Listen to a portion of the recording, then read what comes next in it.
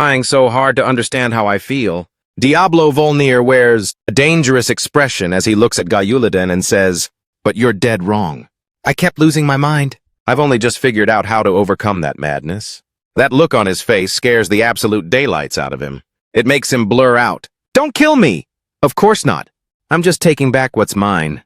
Then he uses crystallization magic to finish him off. His cries for help echo through the space. "No, I want to live!" Looking back at the dark mana that once belonged to Diablo Volnir, the power he left behind over 60,000 years ago. I could absorb all of it right now, but even I don't fully understand it. While he's lost in thought about the mana, he calls out, "Blackie!" It flies right in front of Jamie as if it wants something.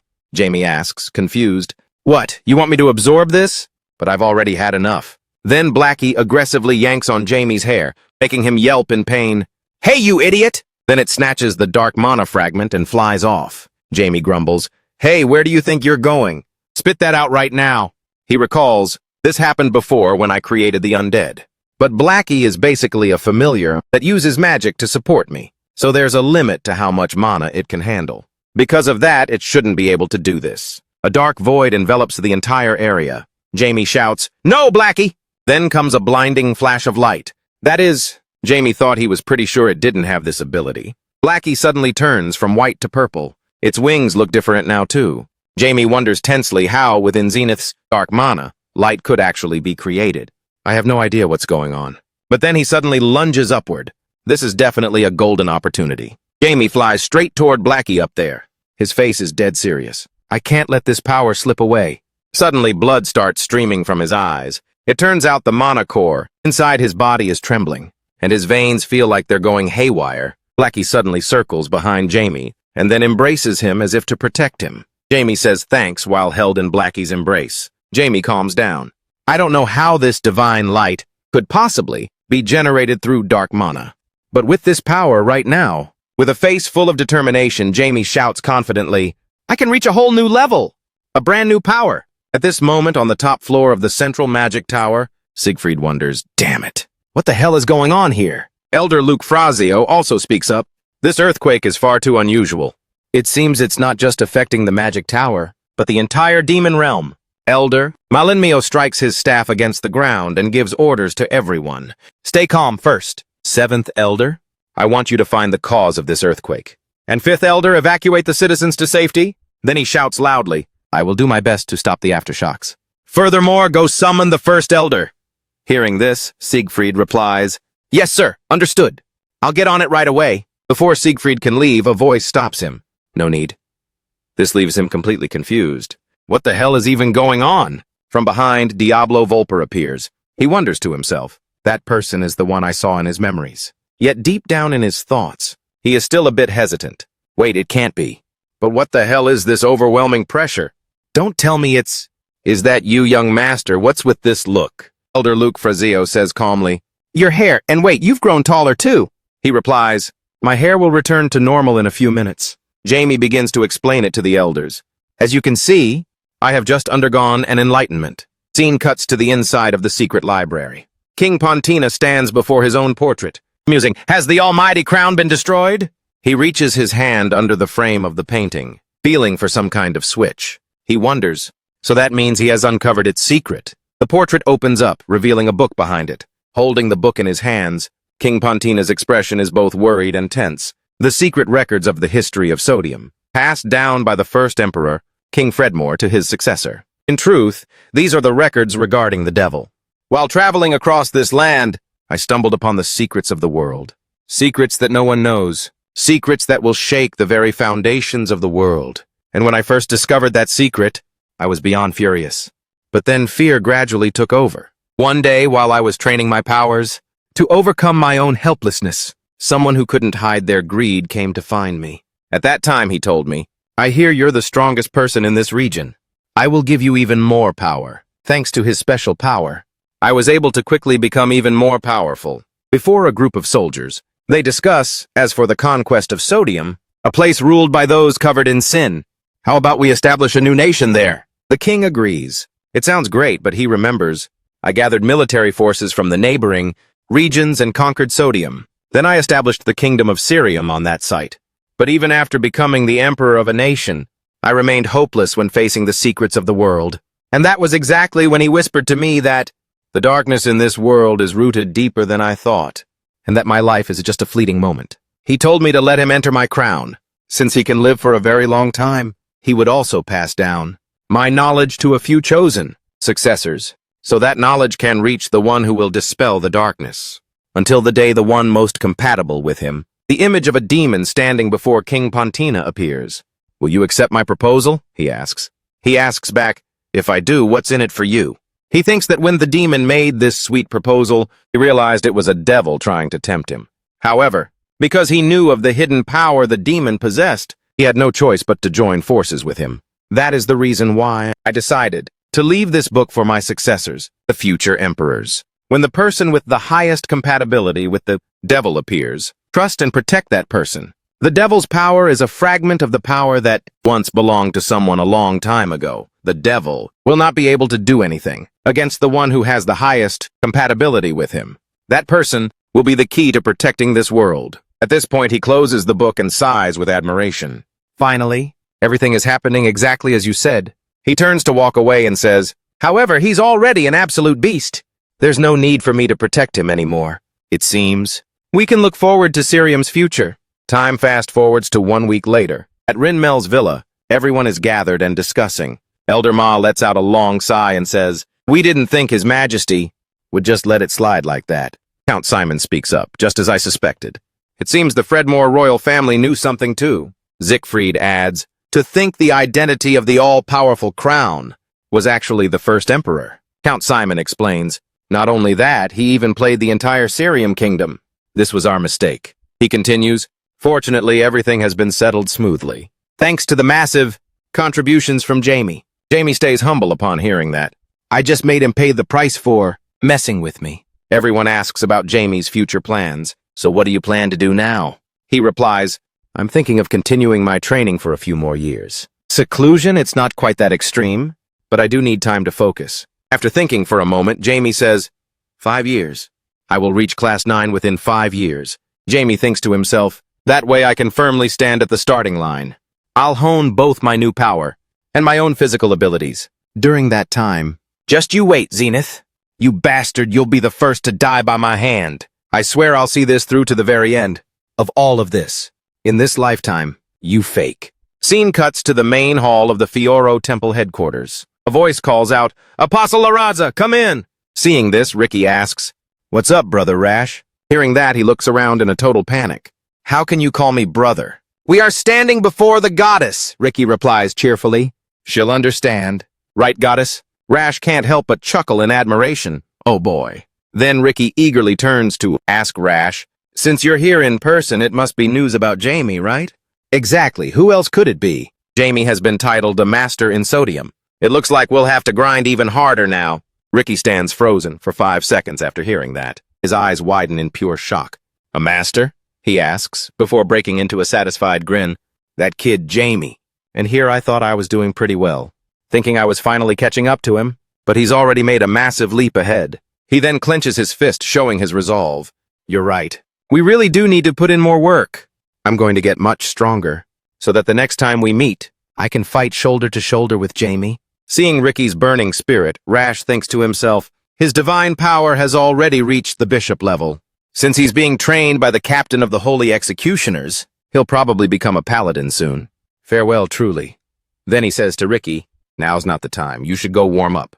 It's almost time for class, isn't it? With that, he also says his goodbyes. I'm heading out then, that Jamie kid. Next time we meet, I'm definitely going to blow his mind. You really are a hard worker. Rash's expression suddenly turns somber. Being diligent is good, but isn't the fate of these children just too cruel? In the Western nations that worship Zenith, conflict is brewing, as they spread lies, claiming that the Epton incident was a conspiracy set up by the Kingdom of Sodium. Because of that, countless skirmishes have broken out on the northern border. The official start of the war is now only a matter of time. Rash closes his eyes and clasps his hands in prayer. Goddess, we beseech you. Please protect these 2 children. And just like that, time flew by. 5 years passed. Special chapter, The Untold Story. Story about 1 month after leaving Xander. Manager Vilmos is currently sitting on Vina's head, leaning down to ask, are you nervous? Vina just gives a bright smile and replies, haha, yeah, just a little bit. Braha also chimed in, it's been 15 years since I last saw one of our own kin, in the vast forest of Ariazad. The conversation continued, but heading there like this without any prep. Are you sure it's gonna be okay? I heard that place is super sketchy. We've lived in the forest forever. What's so dangerous about it anyway? Then a hand reached out and a voice spoke. Well, let's head in then. The other hand took it and replied, yeah. Vina saw the mana, radiating all around her, and asked in surprise, what is this? Braha replied, it's a wind spirit, don't be scared, let's go. Then suddenly the three of them felt like they were falling into a deep abyss. Viamos cried out in pure hype, this is so fun! While Vina screamed in terror, ha! Braha gripped her hand tight to comfort her and said, haha, just enjoy the ride. When they landed, Vina felt lightheaded and dizzy. Leaning against a tree trunk to throw up, Viama spoke up, can't handle it? Braha, feeling guilty, patted her back and said, my bad, I guess I flew a bit too fast. Oh, by the way, what are you eating? Viamos replied while chewing. This? I just picked it up. Try some? Both of them were speechless. Braha said, just forget it. And the conversation resumed. Are you okay? Yeah, I'm fine. Well, let's head in then. Those who are not Van. Kiri must ask the queen for permission first. While talking, they arrived in front of a tunnel. Suddenly, Vina froze in her tracks. Her face showed a mix of nostalgia and anxiety. At that moment, she walked in alone and called back. All right, I'll be right back. While the other two waited outside the entrance, as soon as she entered, Vina's hair began to gradually transform until it finally turned into a vibrant, fiery red. The light radiating from it was incredibly powerful. On her back, 6 layers of spiritual energy appeared, forming what looked like 6 wings. On the other side of the tunnel was the Valkyrie forest. As she stepped into the forest, she saw massive giant trees. On the ground lay a crystal-clear lake. Vina gasped in surprise. This place? A voice echoed, long time no see, followed by words filled with pure joy. She's finally back! Vina stood there dazed, looking all around. Her Highness the Princess has returned. Vina stood before a giant tree. As it began to speak, she exclaimed, this tree.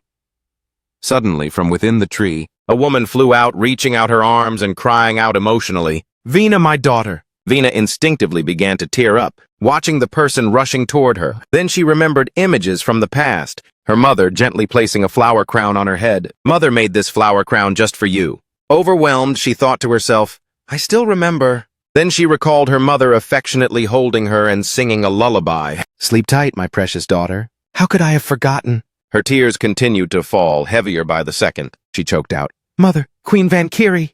Unable to wait a moment longer, she rushed forward to embrace her daughter. Vina, my child. Still unable to process it all, she called out again, Mother, Queen Valkyrie. Gazing at her daughter, she asked with deep concern, Do you have any idea how hard I looked for you? How did you even manage to leave the village? Vina hesitated, stumbling over her words. As she flashed back to that day, I remember it now. That day, I wanted to surprise you, Mother.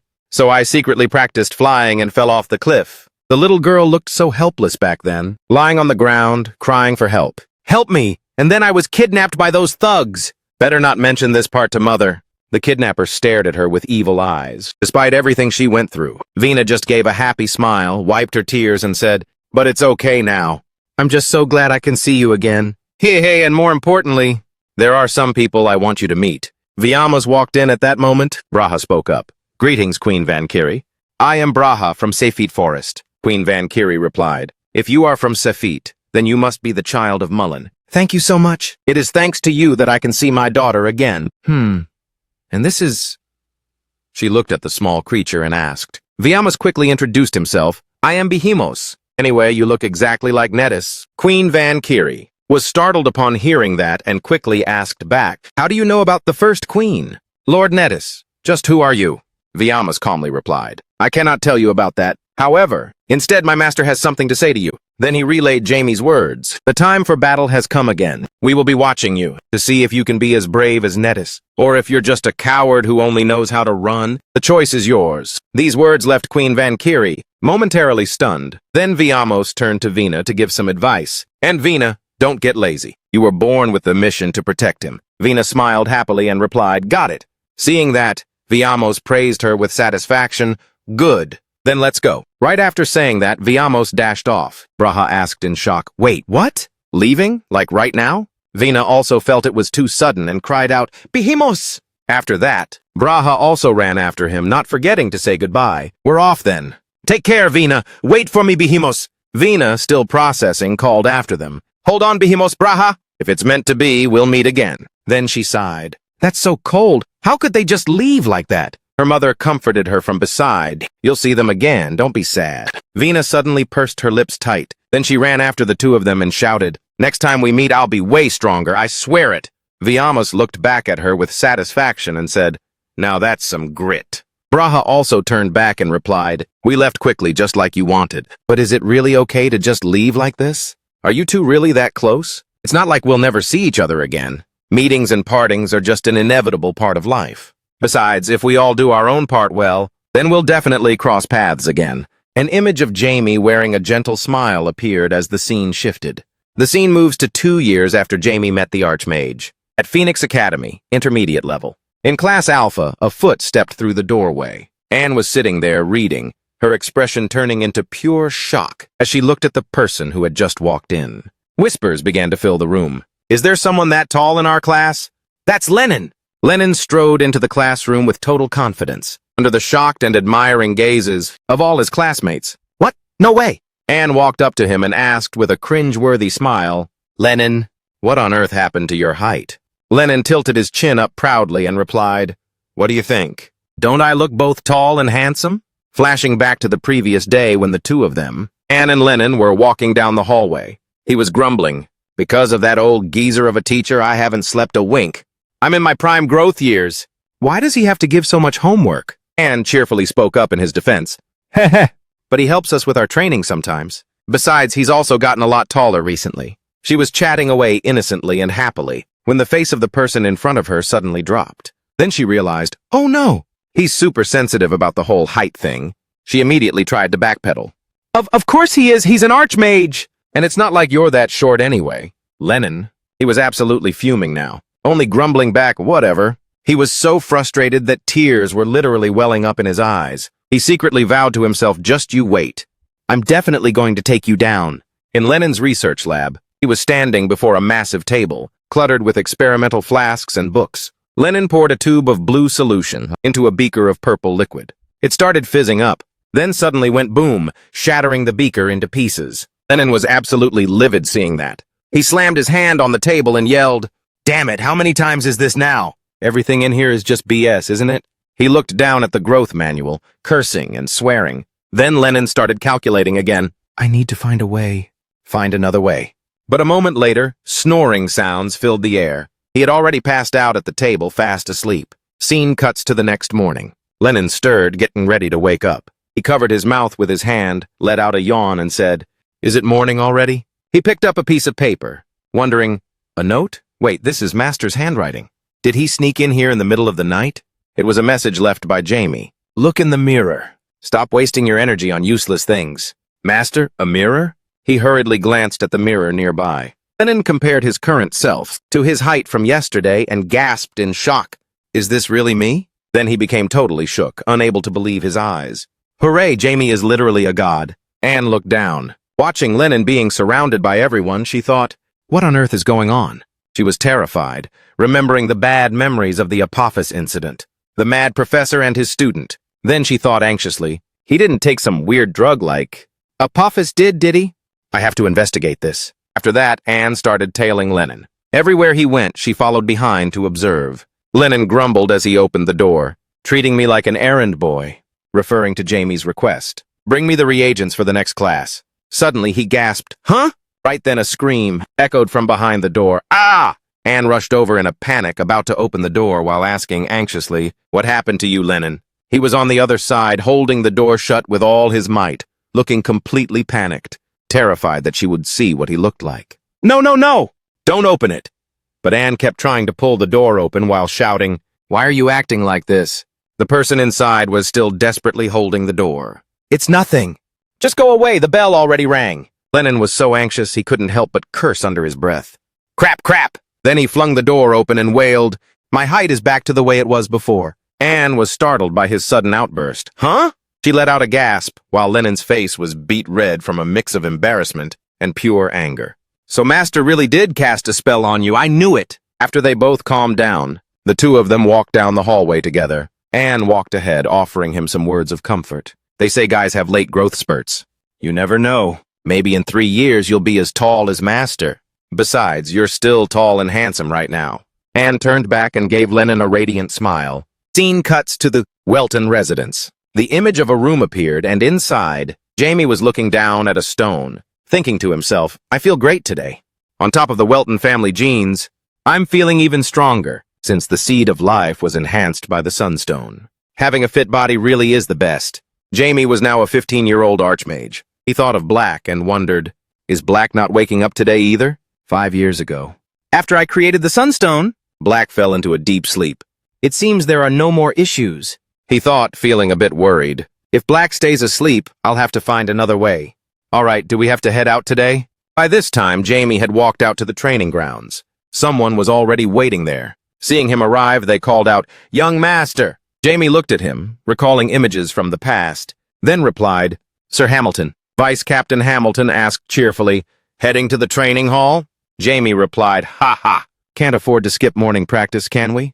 Vice Captain Hamilton, still wearing his signature black shades, said enthusiastically, Now that's what I call determination.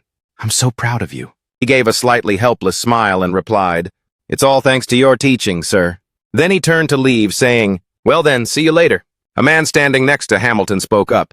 Talk about high energy! The young master is really going places, isn't he? As he watched Jamie's receding figure, he replied proudly, The Count himself will guide him, since all the soldiers under his command have already lost. Now that I think about it, didn't you almost lose to the young— Before the man could finish his sentence, Vice Captain Hamilton irritably cut him off. Jamie was pushing himself hard, drenched in sweat. Suddenly, Aquino appeared, watching him and calling out, You're out running today, too? Jamie was surprised to see his father. His father, Aquino, raised his hand and used spiritual power to draw his sword, saying, I like that positive attitude. He then swung his sword with excitement. Come on, let's break a sweat, Jamie thought in admiration. Controlling a sword with pure spiritual power. Even for a sword master, that's incredibly difficult. He then picked up a training staff and replied, You've never even broken a sweat, father. All right, here I come. With that, he lunged forward through the water droplets. Welton-style 100 Cs. Watching Jamie swing his sword and charge in, Aquino thought, using a mana vortex, to attack me? Impressive. But he raised his sword, preparing to counter. As he parried with a single strike, Jamie's power instantly dissipated. He thought, the mana flow was scattered? Suddenly, the tip of the sword appeared, just inches from his face. You overthink things too much. The strike came with significant force. Jamie jumped back in a panic to avoid it. Re-establishing his stance, Jamie thought, How did he do that to the mana flow? I thought I had control of it. I don't think he even used 100 Cs. Aquino unleashed another powerful wave of sword intent, reminding him, You shouldn't have time to think. Jamie couldn't react in time. Panic-stricken, he watched the incoming strike and conjured a magic shield to block it. He gritted his teeth, thinking, Ugh, not a single opening. Aquino raised his sword again with a serious expression. The blade came crashing down on Jamie once more. As he struggled to parry, he thought, Since I'm not using magic, Father is using the bare minimum mana. Yet he still has this insane amount of power. It seems the rumors about the Sword King's strength, being second only to a swordmaster, are true. With that, he leaped several steps back. Aquino was now pointing his sword at him with total focus. Jamie looked at his father and realized something. Looking at Father's current stance, it seems he was actually going easy on me. But now he's ending this match? I always get stuck here. Welton Sword Art's 7th form final thrust. I'm going to break through this time. Jamie poured all his power into the move and charged. If I can't stop Father— He suddenly leaped into the air, diving down to attack his father. Aquino looked up, following his son's silhouette, and thought, using the sun as a distraction? He then closed his eyes and said calmly, My son, your opponent is right here. He executed a sword technique, at a speed invisible to the naked eye. The two forces collided head-on, creating a blinding burst of light. They dashed past each other in an offensive stance, ending up back-to-back. Jamie's sword had snapped, with a piece embedded in the ground. Still clutching the hilt, he panted heavily. Ha! He really thought he would land a hit today. Aquino returned to his usual cheerful self and said, Ha ha, you've gotten better. But you're still no match for me. Come back and try again in 5 years. Jamie replied with a sigh. I'm getting close, though. He quickly reminded him, Hurry up and get ready for work. Jamie ran off, then turned back to wave and replied, Next time, I'll definitely pull it off. Just you wait, father. But as his hand touched the broken tip of the blade, he thought to himself, the boy almost shattered the whole sword. His swordsmanship is starting to blend with my own techniques. He's going to be a powerhouse soon. He let out a proud smile, even if he hasn't reached the rank of swordmaster yet. Ha ha. Meanwhile, outside the door, as Jamie prepared to leave for work, Sarah waved and called out, "Have a safe trip, brother." He replied, "I told you that you didn't have to see me off." Sarah's father said he had to go to the palace today. Akeno happily replied, "No matter how busy I am, I still have to see my son off, right?" The boy said helplessly, "That's so cringe, father." Sarah scratched her head and asked, "But where is mother?" A tuft of hair was sticking out from behind a tree. Jamie thought helplessly, "Mother, please come out, I can see you." Sears then rushed out and hugged her two children, saying happily, "My handsome son and my lovely daughter." Both siblings called out together, "Mother, mother!" After that, the three of them continued chatting. A moment later, Jamie said, "Well, I'm off then." Akeno said, "Have a good one." Sears clung to him, "I want to have dinner with you. Don't be late." "Yes, mother." "See you later," he replied. Suddenly, Sarah spoke up. Brother, let me come with you next time." "Let me go see the magic world," Jamie replied cheerfully. "Sure, Sarah. When I'm free, let's go together." The little girl was overjoyed and asked again, "For real?" After saying his goodbyes to the family, Jamie created a magic circle beneath his feet. He said, "Well, shall we get going?"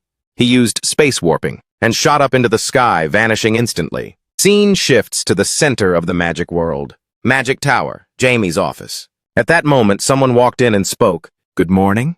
Third Elder. Jamie, sitting at his desk, cheerfully replied, "Good morning, Miss Hera. This woman is Hera Barrero, Class 4, Jamie's private secretary." She continued speaking. "Today's report is about Harmonia Kingdom on the 6th continent. Alicia is requesting aid. They are asking us to dispatch a master." Jamie was stunned upon hearing this name. He couldn't help but mutter internally, Harmonia. Harmonia Kingdom. The rebels have been trying to topple that toxic, incompetent ruler for 5 years now. The authorities are also backing the rebel side. Jamie spoke thoughtfully at this moment. The other masters aren't available. Magic is monitoring the East 6th region of Kararin. So this request was sent to the magic world. Sarah replied, "It seems so." The East 6th region of Karin can be considered the headquarters of the Janus Church. Since the war there has recently died down, most of the sword masters have been deployed there. That is why Father went to the palace, yet Mage Siegfried was also sent there. This will be discussed during the elders' meeting. After listening, Jamie stood up and replied, "Understood."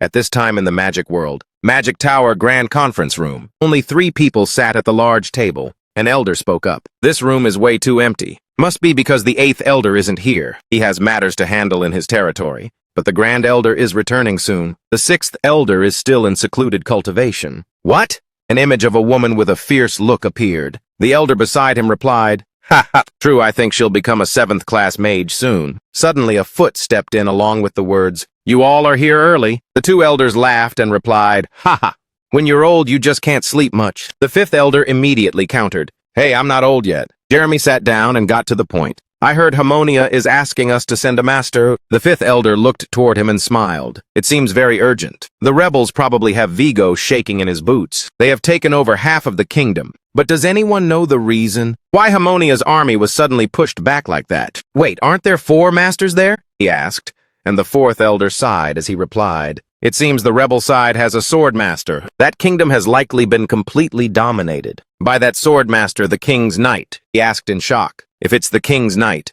then is it Kirio Wen?" Then he thought to himself, "So the ruling faction has joined the war." Jamie felt the gravity of the situation and pressed further. "They don't want their own forces taking hits, so they're asking us for backup." The elder replied, "Correct.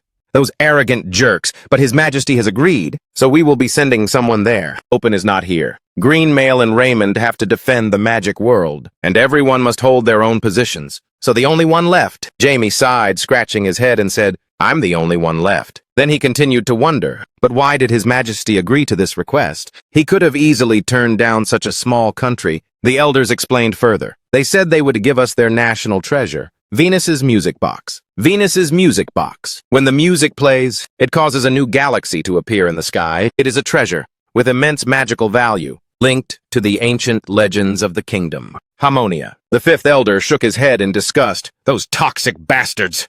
They'll do anything to survive." Jamie sighed helplessly. thinking that toppling Harmonia was the right thing to do, and yet here I am having to help them. The second elder spoke seriously. Harmonia's reward is very tempting, but we won't be controlled by things like that. Assess the situation yourself, and act as you see fit. That is His Majesty's order. He questioned back. So you mean we can just ignore Harmonia? The second elder replied, that's basically double-crossing. But Seldom Kingdom is very powerful, so we can afford to pull that off. Hearing that, Jamie was shocked to realize Seldom wants to cash in on this situation. If they can stabilize things for Harmonia, then those guys will be indebted to Seldom, and if they help the rebels, they'll be helping the newly crowned king. Jamie's gaze turned sharp and dangerous. Interlocking his fingers, he exclaimed, so it's just about flexing our power and then coming back, right? A voice echoed within a palace hall. Hera, please prepare the items on the list. At Jamie's Magic Tower office headquarters, two people were talking. Here is the list of items, sir. The other person replied, since I've been dispatched to Harmonia.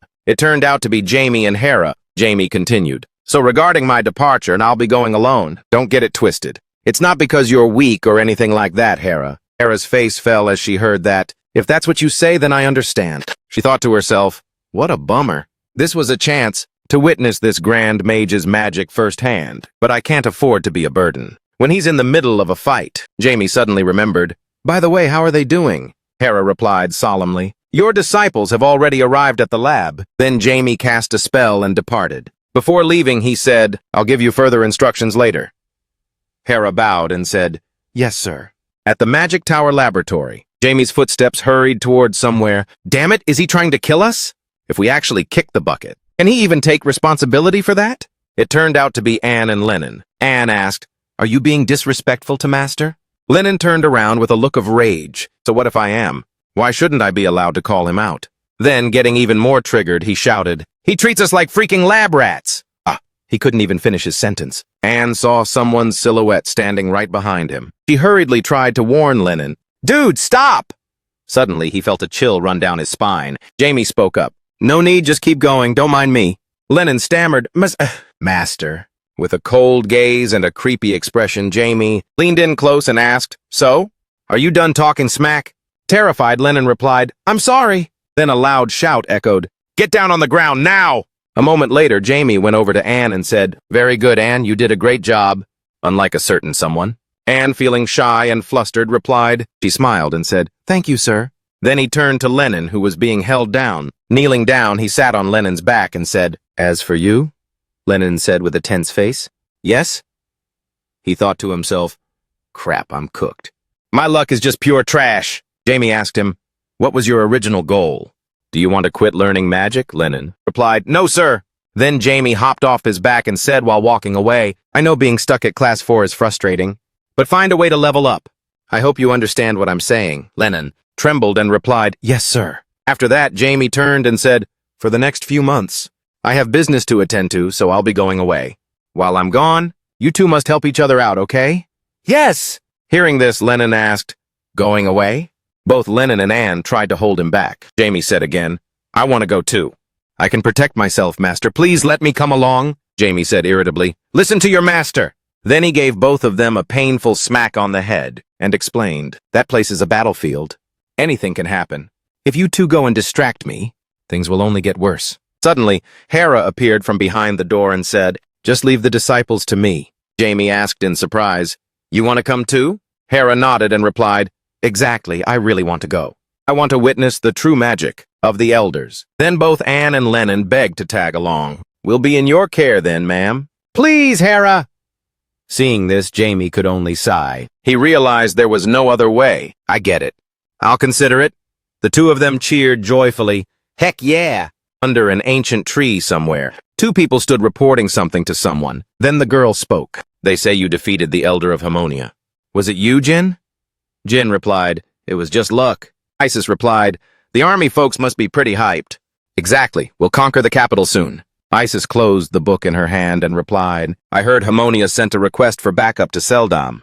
Then she turned to Bailey and asked, who do you think will come? Bailey answered, maybe Jamie will come. Hearing that name, Jin's voice hardened as he questioned, Jamie, what if he interferes and ruins our plans? Isis pondered in silence for a moment, then said, true. Keep an eye on that.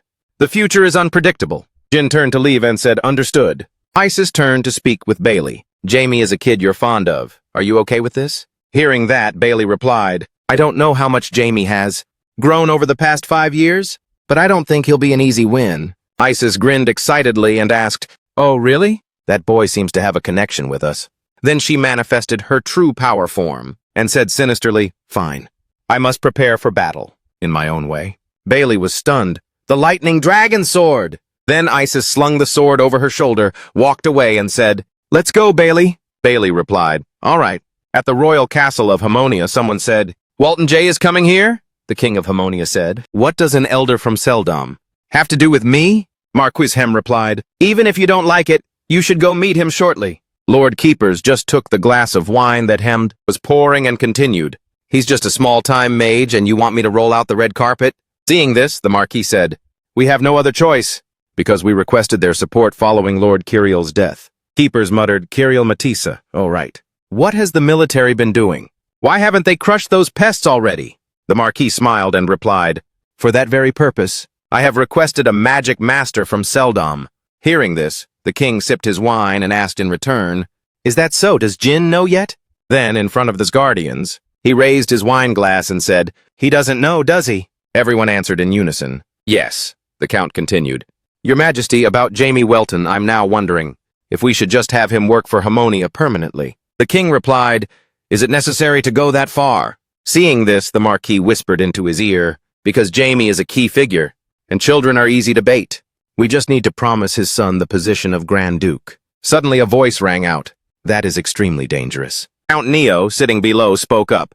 Jamie is a son of the Welton family. There is no way he would agree to stay in Hamonia. Furthermore, if we fail to persuade him, Seldom will not sit idly by once the truth comes out. The Marquis heard this, sneered, and said, Is the Count implying that I'm tripping? Count Fatal spoke up. If anything goes south, everyone here will be toast. The Marquis immediately countered. The only thing that matters is the opinion of His Majesty. Mine and the nobility of this country. Count Neo shouted. Hasn't the country already been trashed by the mindset of people like you? Listen here. The person who handles state affairs is His Majesty, not you. The Count heard this, and while pretending to assist the drunken king, said, Don't sweat it, Your Majesty. I will make Jamie bow down. The king, in his drunken state, replied, Hem is right. That elder should be bowing before me. The Marquis gave a slight sneer and said, Your Majesty needn't stand here. Please leave everything to me. He then helped the king out of the room. As they walked, the king said, I trust you, Marcus. Yes, you just need to keep your faith in me, sire. Count Neo was fuming. He remembered that the reason this country had fallen into this state was all because of that man, Marquis Hem, when the former king passed away. The imperial family began to squeeze every penny out of taxes, extorting and oppressing the people. The nobles framed anyone who resisted, and even wanted to eliminate them all. It was all part of Hem's master plan. Now he was the only one left, like a flickering candle in the wind. At the capital of Hamonia, they finally reached the magic tower. Jamie's group felt completely drained upon arrival. I'm dead tired. Only Hera was still fine. I'm okay. Jamie cast a spell. He wondered, Then why did you guys insist on following me? Suddenly, from behind the doors, the master of the Hamonia magic tower came out to introduce himself. It's a pleasure to meet you. I am the master of the Hamonia magic tower. My name is Rakan. Jamie thought to himself, Their outfits are quite flashy. The tower master was only at the 7th circle. That was the highest rank in Hamonia. He said, I am Jamie. Rakan replied. I didn't expect the famous Lord Welton to visit this place. He continued, And the people behind you are? Jamie said, They are my disciple and my secretary. They mentioned they wanted to go sightseeing in Hamonia. Rakan was secretly livid, but he forced a smile and said, Sightseeing? What did you mean by that? He thought to himself, Sightseeing while this place is a literal war zone? What an arrogant brat. Even though his skills might not even top mine, he then continued to fake a smile and said, His Majesty will be arriving soon, so please get some rest. I'll show you the way. Afterward, he went to talk with his disciples. Now that I've seen him in the flesh, I finally get it. His talent is decent, but he's just on my level. The disciples replied, Exactly. Our tower master is the goat. He stroked his beard and said, His Majesty will be here soon, so get ready. Yes, sir. Leading them into the room, he said, You may use this room. Thanks, Jamie thought to himself. It's nothing but overpriced, pointless decor. The amount of money dumped into this magic tower must be insane. With all this luxury, the Hamonia magic tower is truly pathetic. Now I understand. Why he told me to just do whatever I want. Suddenly, there was a shout. His Majesty has arrived! He thought, let's see just how trashy they really are. Jamie asked, through their secret communication link. Can you guys hear me?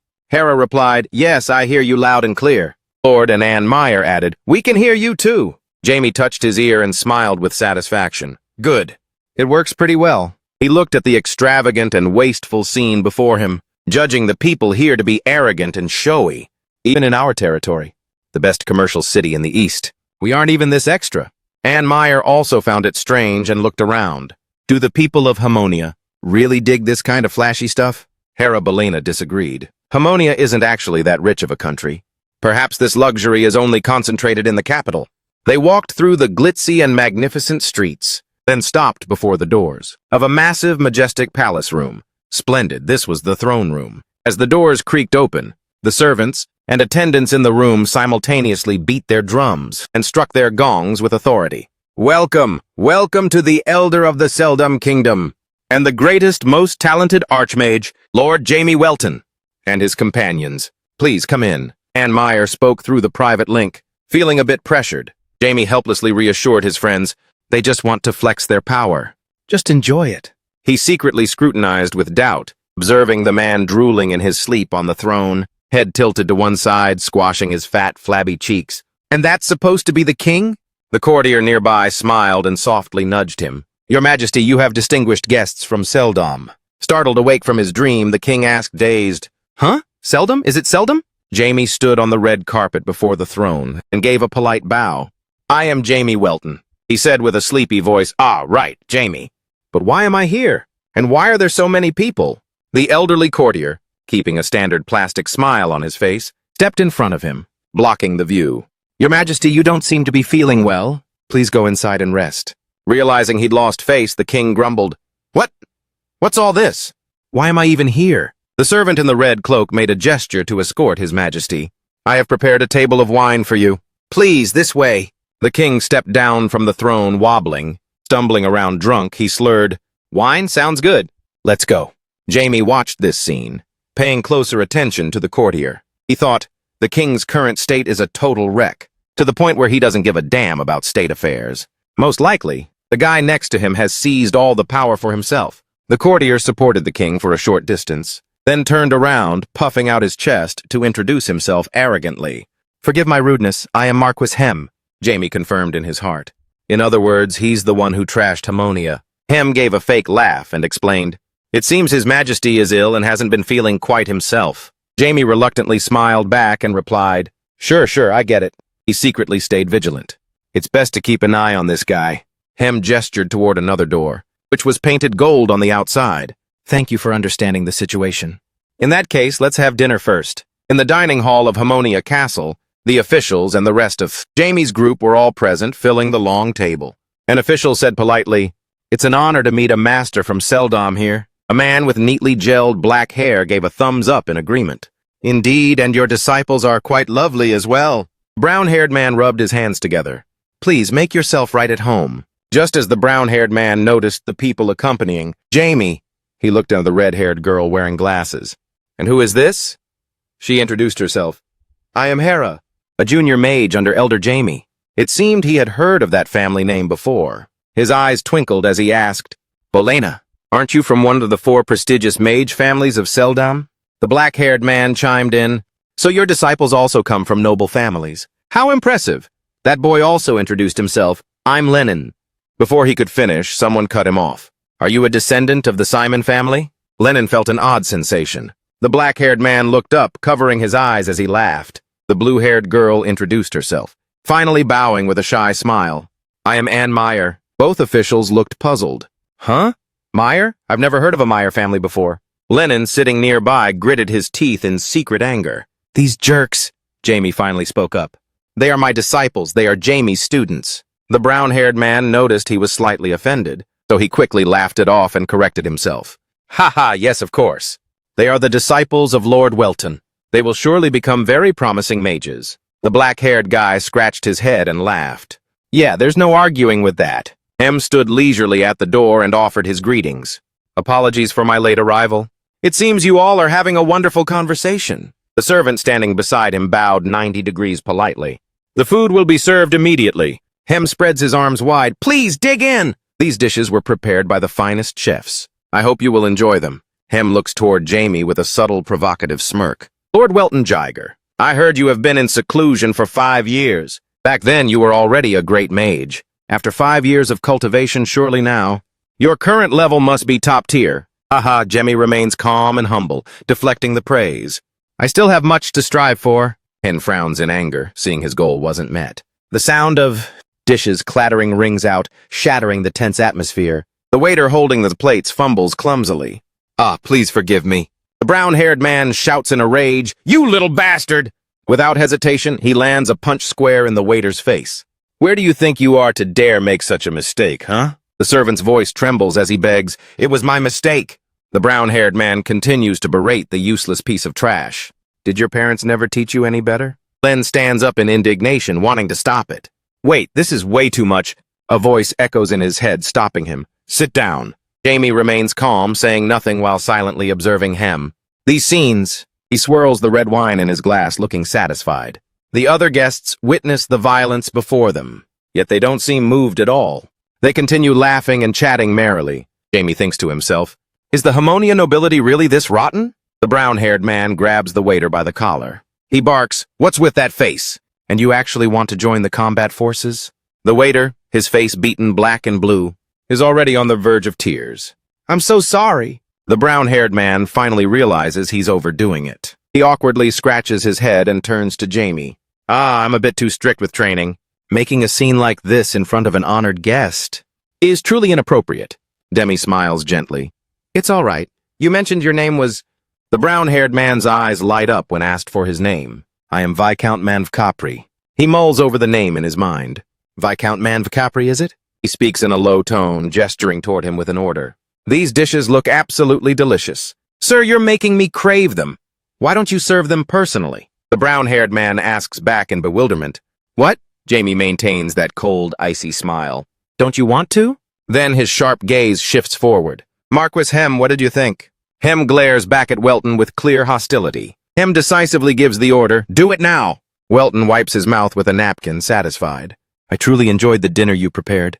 He politely turns to the brown-haired man with a thankful smile. I feel it tastes even better when served by you. Viscount Capri? Capri forces a smile, gritting his teeth as he reluctantly speaks. I am deeply honored. Hen pushes off the table and stands up. I'm sure you're exhausted from your long journey, so please get some rest first.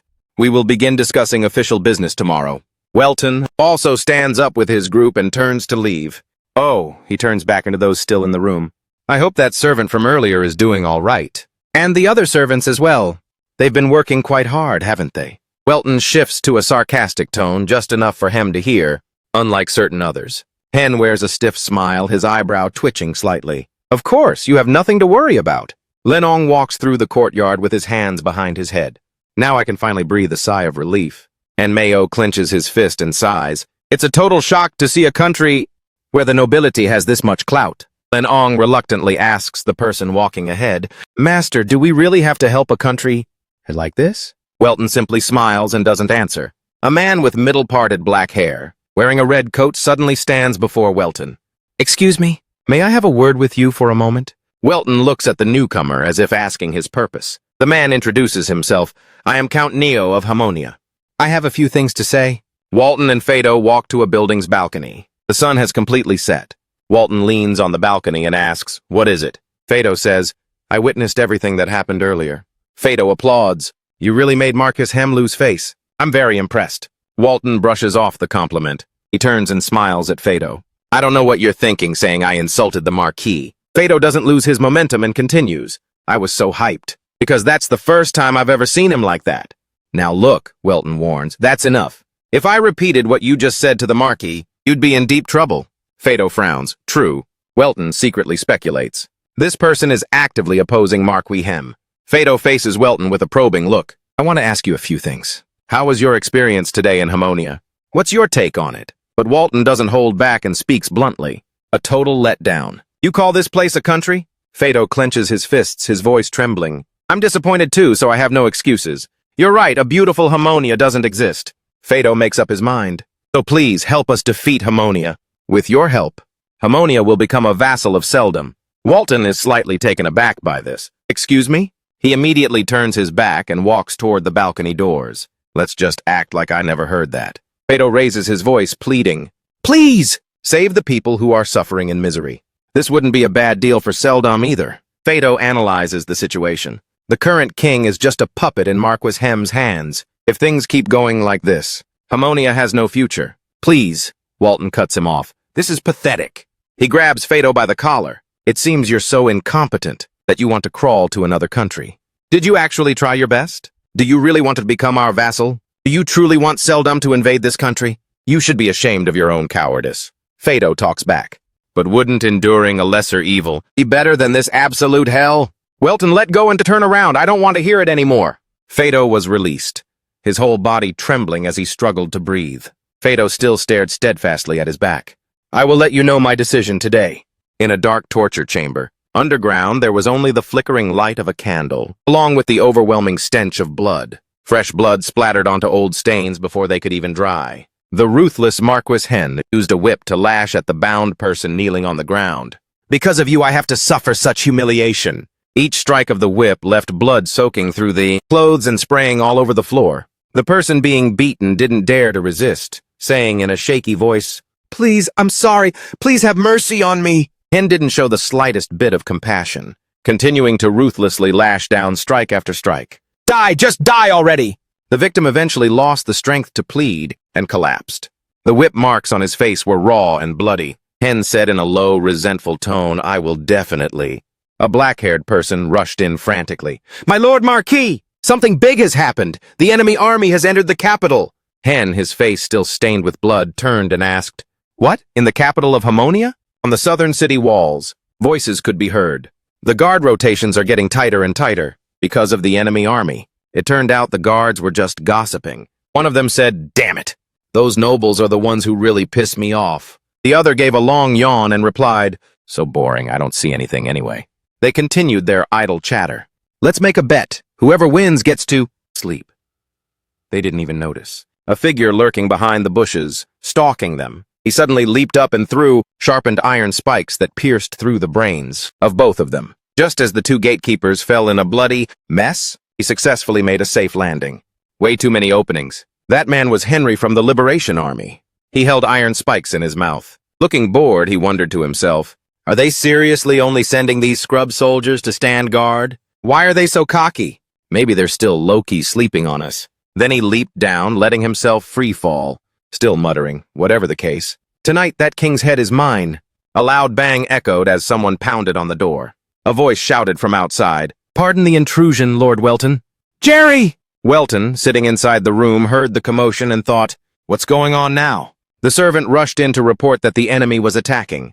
The special forces of the Liberation Army have entered the capital, and they say they're going after the king. General Melbourne requests that Lord Welton head there immediately. That was fast, let's go. He remained incredibly calm. The chance to clash with the Liberation Army came sooner than I expected. And walked while calculating his moves. He would assess the situation of both sides before making a final decision. Even if neither the nobles nor the Liberation Army gave him an answer. Just then, a voice called out from behind. "Master, where are you going?" Hera stepped forward to ask. "Wait, the Liberation Army is pulling a surprise attack?" Welton instructed Hera. "Please look after the children. I'm going solo this time." Simon had just started to speak. "Master, I want to come too!" Before Hera shut him up with a quick flick of her hand. Hera added, "Understood. Safe travels." He ended the conversation. "Right, I'm counting on you then." Harmonia stood on the roof of the manor, sensing the area. Damn it! He's masking his location. Looks like he used a technique to cloak his mana. He activated a tracking spell. "There are reasons why I'll never give up on you. Did you think I wouldn't find you just because you're hiding?" Elemental memory. This was the Khan family's wondrous mental magic. Utilizing the power of the elements, he muttered to himself, "The elements exist in every nook and cranny of this world. Even if you manage to cloak your mana, it's still impossible to hide the physical presence of your body from this existence. Finding you is only a matter of time." Elsewhere, a voice commanded the men dressed in black, "I will reveal the intruder's location. Capture him alive." After finishing the spell, Jia Khan sat down on a wooden crate to rest. He thought to himself, now that Jemmy is in the capital, I don't need to head to the front lines anymore, then sighed. Fighting at night is such a drag. Suddenly a voice rang out. You seem quite relaxed, making Gia-Khan jump in shock.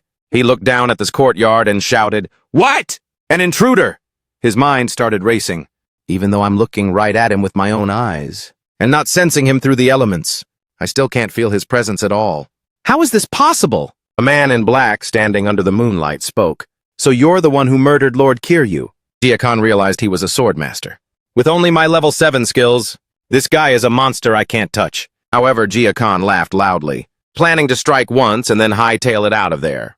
Ha, enough reminiscing. Time to bounce! The man in the black cloak said calmly. Too late, you're out of chances. Gia-Khan was attacked, falling into the courtyard covered in blood. Welton's voice echoed. It's you, isn't it? A master of the Frontier Organization, the one aiding the Liberation Army. He smirked. Your movements were so fast. It made it easy for me to spot you. Your power is closely linked to the moonlight. Meanwhile, the man in black had already lunged forward with his sword. Welton calmly controlled chains to wrap around the blade. However, it was sliced through in an instant. Even though the man in black broke through his defense, he was still incredibly surprised. He actually blocked my attack? And he even knows where my power comes from? Jin's power resonates with the moonlight. It only activates when the moon is up, and it's an invincible force, as long as it's under the moon's glow. But once an opponent figures that out, that power can be countered and weakened. The man in black calculated. However, even if he knows he can't fully defeat it, what he's discovered is only a fraction of moonlight resonance. Anywhere the moonlight reaches. But while he was deep in thought, Welton had already lunged with his sword. This is your range, isn't it? A sword fight broke out. The man in black was forced back. Welton smirked and made an offer. Hey, let's talk this out. Instead of fighting like this, okay? He replied in confusion. Talk? The man in black swung his blade, sending Welton flying. The moment he landed, Welton continued. Let's settle this peacefully. The man's feet dug into the mud for leverage as he quickly rushed in for another attack. Welton activated his magic thinking, I created this mire to stop his movement, but it's useless against a swordmaster. The man raised his sword and said, Look, that magic won't work on me. In Welton's hand, an exotic staff appeared. Avalon, inverse world. An explosion sent earth and stone flying everywhere. The man in black immediately realized he could no longer sense his opponent. Where did he go? He looked up. A plume of black smoke was drifting in the sky. He continued to speculate. There's a shadow in the sky. Did he create that? Inside the black smoke, Welton was calculating. I'll boost my acceleration with the Bach high burst technique. He unleashed a strike that seemed to cleave through space. Welton soared out from the air and brought his blade down on the man in the black cloak. The man marveled inwardly. A perfect close-quarters attack. But no matter how perfect or how close, it's nothing to me. He parried Welton's blade and said coldly, Because I am a master. Unleashing Moonlight Resonance? Moonlight Slash. He explained, Moonlight Resonance is a power that turns moonlight itself into a weapon. Even trying to block it is pointless. The moon is high in the sky, so my power is basically invincible. As he spoke, he delivered a strike that forced Welton to retreat. He calmly advised, Your swordsmanship is better than I expected, but you aren't a master, so you can't beat me. Welton, holding his staff, replied, I know it's tough to take you down with just this sword. His gaze sharpened as he smirked. So check out my main technique. A barrage of slashes rained down. It was his explosive slash technique. The man in black was startled. I'm hurt, so I couldn't sense his magic. Welton gloated. I combined that with the inverse world from before, so even if you're a sword master, counterattacking won't be easy. Another massive explosion occurred, but this time on a much larger scale. Pushed to the edge of the building, the man in black thought, even though I used my moonlight power to block it, my body still can't withstand this. I need to treat my wounds first. Easier said than done. In mid-air, a magical hand appeared, merging 3 types of spells. Erasure Vortex Thunder! It was an 8th-tier incantation, fusing the attributes of wind, lightning, and inversion together. A colossal bolt of lightning struck down. Chasing shadows! A volley of arrows rained down like a storm. Getting hit by that would turn anyone into a pincushion. The man in black had appeared behind him out of nowhere, but it seemed he had already anticipated it. He smirked in praise. Not bad? Walton turned around, his hand touching the man's head. The man in black unleashed Moonlight Resonance. The moonlight erupted, a faint glimmer flashing in his eyes. A massive surge of power crashed down. This time, it straight up leveled an entire plot of land. A huge black crater appeared. Standing in the center was the man in black. He was heavily weakened, thinking to himself, moonlight eruption? It is the technique of driving moonlight to penetrate the opponent's body and burst out in all directions. This is a finishing move reserved only for powerful enemies. However, I can't believe I've been defeated. Walton stepped out unsteadily. You still couldn't beat me. So shall we talk now? At this point, if he didn't play nice, he'd just get clapped again. So the man in black agreed. What do you want to say? Walton retracted his staff. I'm curious why Frontier is helping the Liberation Army. He calmly asked back, if I tell you the reason, will you help us? I want to help this country be free. We are cooperating with them to turn this nation into a place where humans are free. A place where that intrusive church and its gods cannot set foot to cause trouble. But you probably wouldn't understand. So now let's... Walton cut him off. No, I have been granted a great deal of power. The man in black looked somber. If you help the Liberation Army seize this land, then what? There's a catch to that. You came here to take this land for yourself, didn't you? He pointed his sword at Walton's face. The king of Hammonia's head will roll tonight. You no longer have any chance of stopping us. Walton looked at him as if he were an idiot. The Church of Dream has already supported this land. The man in black was shocked. What? He continued. On the way here, I saw many priests worshipping Dream. The god of violence and pillage is approaching. If they help the king, this war will drag on. He was still skeptical. How can I trust you? A black light beam struck down fiercely, taking both of them by surprise. Walton grew tense. That was Ryan's black light. What's going on? The god of violence and pillage, a symbol resembling a crescent moon, embracing the sun, yet looking more like 1,000 spears piercing through. Smothered in mud and the stench of fresh blood, Ryan. In Diablo Volfia, he was the one I had to clash with the most after Zenith. A person tightly bound, kneeling in defeat atop a pillar. Blood overflowed from the pillar's top, making it look like a cascading waterfall. And at the foot of that pillar, dozens of followers were groveling pathetically, bowing their heads low to the ground. Even though among the 12 gods, he has the fewest followers, his cult of violence is the most formidable. Now Jamie recalled that scene and that voice like a scream. Diablo, in the end, only the strong survive. You might be strong, but you're on the losing side. And why is that? Because you're all alone. That psycho laughed out loud. His face was full of excitement, his laughter so annoying it was begging for a punch. He thought to himself, among the 12 gods, he's the one uniquely obsessed with power. But unlike his reputation, his current strength is only low tier, Jamie said seriously. The black light is Ryan's divinity. So do you believe me now? He asked. Jin replied, it doesn't change anything. We just need to behead the king to take Hammonia. Jamie immediately interjected after hearing that. The king is not the most powerful person in this country. You know that too, don't you? Count Pauto also asked for my help. The face of that person suddenly flashed in Jin's mind. That person had told him, if things keep going like this, the nation of Harmonica will have no future. Jin's eyes widened in shock. Neo? He thought to himself as if he were certain now. As I suspected, today's attack was Count Pauto's plan. Jin slightly lowered his head. Even so, Jamie suddenly cut him off. He looked furious. Pointing his finger straight at the man's face, he shouted, don't you want to save the suffering people of Hammonia? Miserable, you call that human freedom? Seriously? Damn it, Jamie growled. Your ultimate goal is still just to grab a piece of this country for yourself. Jin panicked and immediately countered, don't you want to capture me because you're afraid of losing territory to... Seldom, is that it? He placed his hand on his chest and said firmly, Frontier is just an organization. We have nothing to do with wars over territory like that. Jamie said, in that case, there's no problem with us joining forces, right? Jamie smiled playfully and said, he scratched the back of his head and chuckled, heh heh, you won't get dragged into the war. Jean held his face, looking absolutely miserable. He muttered under his breath, damn it. Then he thought, I'm already dragged into this mess, aren't I? Elsewhere, King Keepers of Hammonia had a bright red face. This showed the king was dead drunk and fast asleep. He was completely out of it. Suddenly, a shadow loomed over him.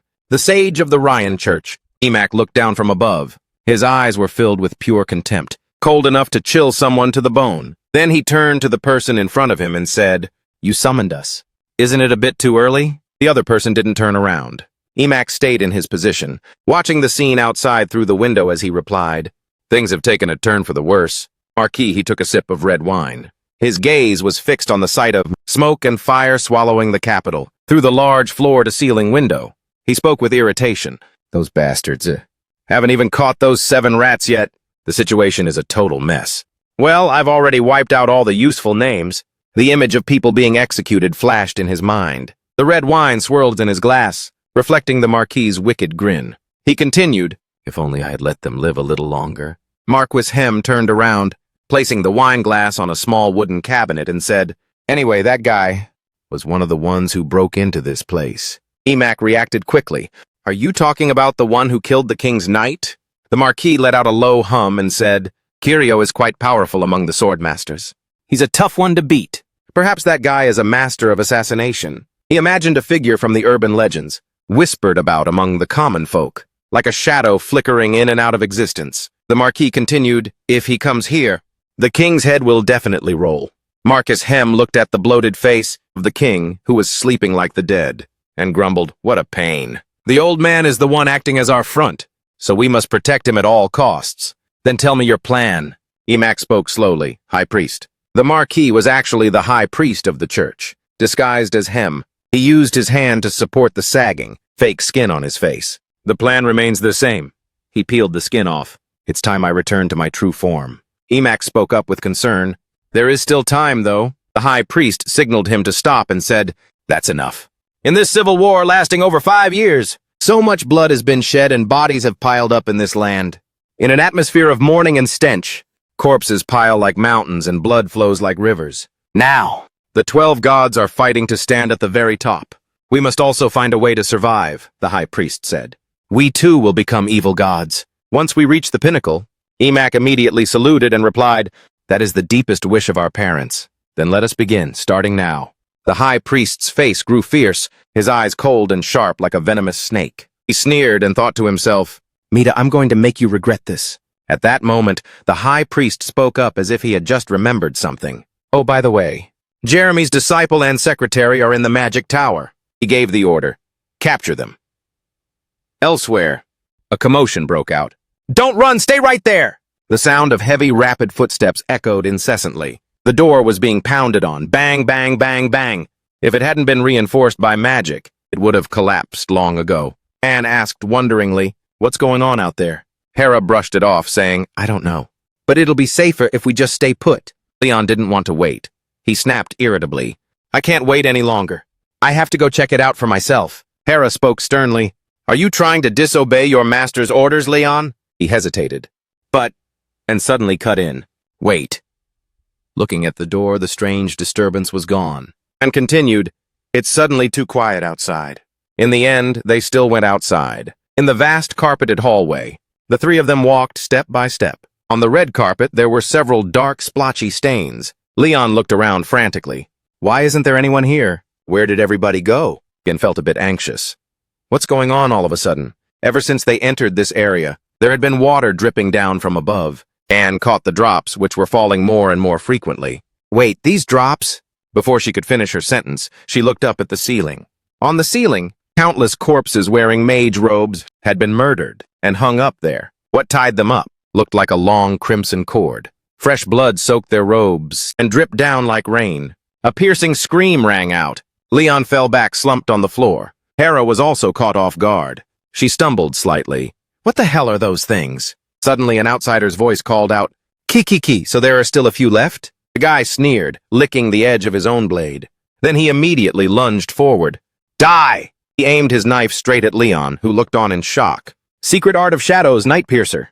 The magic had just manifested. Right beneath the attacker's feet, a spike instantly sprouted and impaled him, summoned by Hera's command. Hera withdrew her magic. Shouts suddenly erupted like the booming of drums. Kill them! Surrender, you weaklings! The rest of the group hiding in the shadows immediately charged. It's not over yet. Hera, thanks. Leon had regained his composure. He pushed himself up and continued. From now on, let's fight using our own tactics. Leon growled, his expression turning serious. Fire magic enveloped him. As long as we analyze them, Anne added earnestly, we will win. In another location, the necklace on Jamie's chest suddenly glowed. He was surprised. The necklace stood out amidst the ruins. Jamie said, it seems my disciples are in trouble. Jin offered, should we go help them then? Jamie declined softly. No need, they're young, but they're my disciples. He recalled their figures and thought to himself, I'm not the only one who has gotten stronger over the last 5 years. Besides, if they're together, there's nothing to worry about. Jamie looked at the divine power in the distance. He snapped his fingers and said, "Now I need to reach the royal castle first." A blue light appeared. They instantly teleported away. Back with the other three, the assassins were being swallowed by a sea of flames. Someone yelled, "Commander! We can't get any closer!" The one called Commander was the head of the armed forces for the Church of Dream, Teru. He struggled to look through the magical sea of fire, thinking, who is this guy to be this strong? Watching Leon unleash his fire magic, Teru's mind was racing. This fire magic is enough to make even a veteran mage run for his life. But there's one more person I need to watch out for even more. That red-haired kid. "It's that blue-haired brat!" Teru roared. And standing behind, directed, "Leon, they're going to strike from the left next." Teru was seething with resentment. She's seeing right through all of our tactics. Glancing in another direction, he grit his teeth in fury. And that woman over there is no pushover either. On the other side, Hera was a one-woman army. She continuously unleashed dozens of dark spikes, hurling them toward the assassins. The man standing behind Teru asked, "What should we do, Commander?" Teru grit his teeth and said, "The Archbishop's orders come first. We cannot fail." Frantic, Anne whirled around. With anxiety written all over her face, she screamed, "Leon, something's wrong back there!" It looks like they're plotting something. They were fighting far fewer enemies than before. Leon summoned a fireball in each hand. He shouted back, "Easier said than done." With those words, he hurled all the fireballs at the forces of the Church of Dream. He explained, "Since this hallway is circular, it's hard to tell what kind of stunt they're pulling." Anne turned her head toward Hera, who was relentlessly firing spikes in attack. Her mind raced through the possibilities. In this situation, we can't wipe them all out. Anne looked back and forth, searching for an exit. Is there any other way? Leon, not knowing her intent, urged her on. "And stop overthinking and help me out." Suddenly, Anne's sharp eyes caught it. "The building structure!" She hurriedly shouted to Hera. "Hera, destroy this wall!" Based on the layout, there must be a room behind it. And slapped the wall hard and continued. "We'll take cover in there." Hera didn't ask questions. She simply said, "Step aside." Immediately, she summoned her secret art. Shadows piercing the night. It struck the wall head-on. Once the wall came crashing down, everyone quickly rushed inside and urged Leon to hurry up. But the armed forces of the Dream Church wouldn't let them go. They screamed out at the same time, "Don't let them escape!" Just a few kids and a woman. And they can even use fire magic? These people looked like they had mutated into monsters. Their eyes were bloodshot red, and their entire bodies were covered in a thick, tangled mess of bulging veins. One guy said, "If we catch them now, I'm going to mess them up real good." Suddenly, a spell was cast. Earth tremor! Boom, rumble, crash! Loud echoes rang out as the room floor immediately fractured. It collapsed, burying those things that were neither human nor demon. Wails of agony rose up. "What the hell, you bastard! I'll never forgive you!" Leon panicked. "And what do we do?" Anne was also anxious, peering down below. She didn't respond. Seeing the scene before her eyes clearly, she thought to herself, "The enemy of my enemy is my friend," through the window frame, and spotted a person who was also being chased by a squad from the Dream Church's armed forces. Anne turned around and said, "Let's go down and join that man who's escaping." Leon was shocked. "Wait, what?" Hera, on the other hand, replied with total composure, "All right, let's move." Raising her hand toward the pursuing troops, Hera summoned a secret art, Shadowbind. They were instantly frozen in their tracks. More cursing broke out. "What is this? Damn it! I can't move, it's that woman," someone realized. But it was already too late. With a single sound of shattering glass, a winged creature immediately bolted out of the building. It soared away, while the shouting still hadn't died down. "Catch him! Kill him! Screw this!" Despite the screams behind him, the man kept running for his life, sighing inwardly. "Where the hell did these bastards come from?" One of them caught up. The man lunged forward with a knife, screaming, "Die!" But before he could even make a move, a fireball instantly appeared above the head of the assassin. His eyes widened in terror. With a boom, a bright red explosion of fire and smoke erupted. The hunted man had no clue what was happening. Holding the hammer in his hand, he looked at the flames with unease. Suddenly, he saw 3 people step out, including Anne, Leon, and Hera with wings on her back. He stammered in shock. 2 kids and her... Who are they? From behind, the other group had also caught up. When they saw Henry standing with the others, they shouted, "He has teammates? Whatever, kill them all!" At that very moment, and Meyer spoke up loudly, "Let's fight together! Everyone follow my lead!" Seeing this, everyone agreed and replied, "All right." Even Henry had no choice but to agree. And Meyer, acting like a captain, called out, "Leon, 3 o'clock! Hera, 8 o'clock! Old man, cover 10 o'clock!" Henry was beyond annoyed to be called old man. "What? Old man?" Hera dashed past Henry and snapped, "Quit complaining! Just do as you're told!" Henry grumbled. Somewhere the Liberation Army had already broken in. Immediately both sides clashed with weapons drawn, charging into the attack. Strikes and parries followed, amidst a thunderous momentum. Suddenly a voice yelled, "Uncle, duck now!" As soon as Henry ducked, Hera swung her sword at the enemy, trying to ambush him. He let out a sharp cry of, "Ah!" And Meyer then asked, "Leon, is your mana ready?" Leon, conjuring a flame, said, "I'm ready." Henry turned to look at everyone, feeling a bit confused. They were fighting exactly according to one person's lead. No, it was more like two people acting as one, and Meyer moved close to Henry. She spoke up and asked, "If this fight drags on for too long, we'll be at a disadvantage. Do you have any teammates?" Hearing that, Henry immediately replied, "There are 7 of us, but we've all lost track of each other." Upon hearing this, and Meyer said, "Then let's find your teammates first." Looking at the massive liberation forces surrounding them, Henry felt helpless. "How are we even going to get out of here?" And Meyer spoke up again, "Leon, are you ready? Let's blow them away, go!" He laughed with burning intensity and said, "I've been ready for a long time." After saying that, he unleashed a fire flower. The flames erupted, engulfing the Liberation Army's forces. Taking the chance, the 4 quickly found a path and ran for it. And Meyer turned her head while saying, "The time has come, let's get out of here." Running behind them, Henry couldn't help but marvel. The skills of these kids are extraordinary. And the same goes for this woman. "Neo, are you sure that guy won't betray us? You said we only had to deal with the Harmonia army. Didn't you?" Neo grit his teeth in rage and barked, "Damn it! That bastard Hem! I never thought he'd bring those Dream Church cultists in here." Looking at the chaotic scene, he hauled ass and fled, thinking to himself, his goal isn't just to seize power in this country. He hadn't run far when a voice rang out from behind him. "Where are you going, Count?" Neo spun around, startled, and gasped, "Marquis! Why are you here?" Hem looked at him with a smirk and said, "You must have realized the Liberation Army's attack has failed, so now you're looking for a plan B, perhaps?" Neo was terrified, breaking into a cold sweat. Realizing the man knew everything, Hem just gave a faint smile and said, "This is your final chance. Swear your loyalty to me. Only then will I spare your life and your family." "Stop, you know he's up to no good." Neo resisted, shouting, "Just kill me! I will never surrender to the likes of you. I'll gladly die for the love of this country." Hem's smile vanished, and he said with displeasure, "Your fighting spirit is admirable, but it's also starting to get on my nerves. The Hell of Dream is an endless swamp of violence." As he spoke, he channeled a sphere of magical energy in his hand. Without another word, Hem fired the sphere and roared, "There you shall suffer for all eternity. This is the punishment for the weak." But at that exact moment, a shield suddenly surrounded and protected Neo. Seeing this, he gasped in astonishment. "This is..." Jamie, using his magic to shield him, spoke up. "Stealing everything you can. Is that kind of garbage really your manifesto? Ah, you really should treat those of your own kind with a bit more equality. The gods aren't going to like your little gift." Hem couldn't believe his eyes when he saw him and screamed, "What on earth? Weren't you on our side?" Jamie looked at him with cold eyes and said, "Aren't there always wild cards in this world? I'll handle him. You, get your teammates out of here." Neo's comrade helped him up and said, "We're counting on you."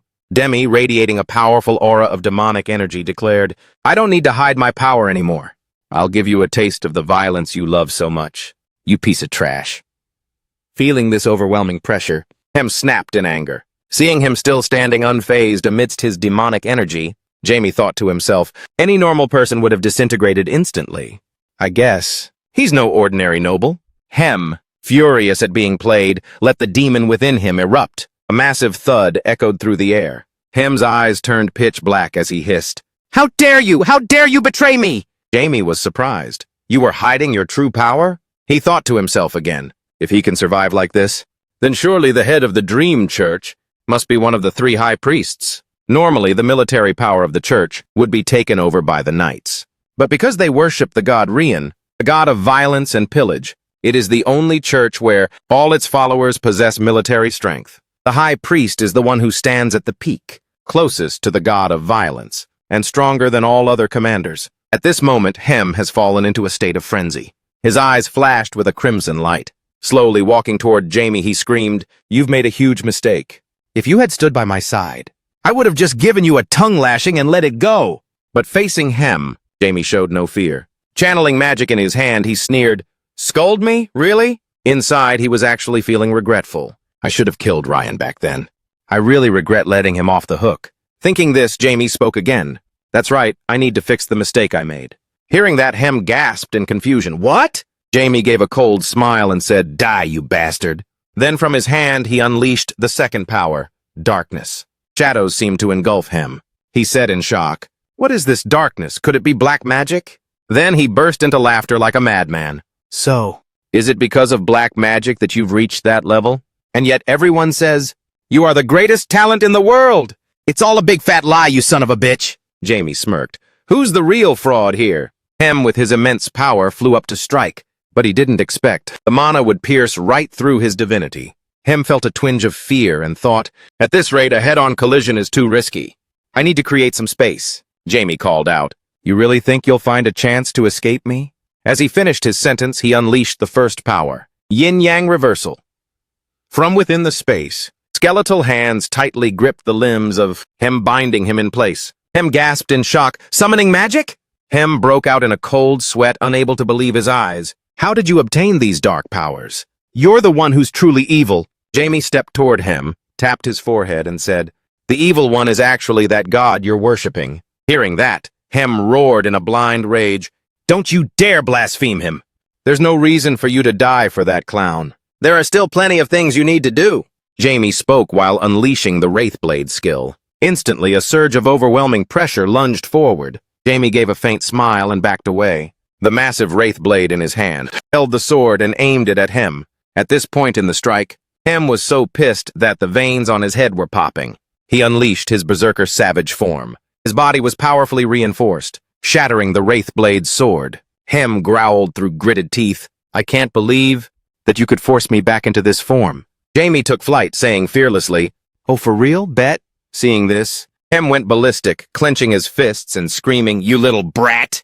I'll rip your mouth off first." Jamie raised his sword high and said, "This much is enough." Immediately after, he unleashed a dark version of the bow-sword combo strike. Not stopping there, he also cast Dark Thunder Condemnation.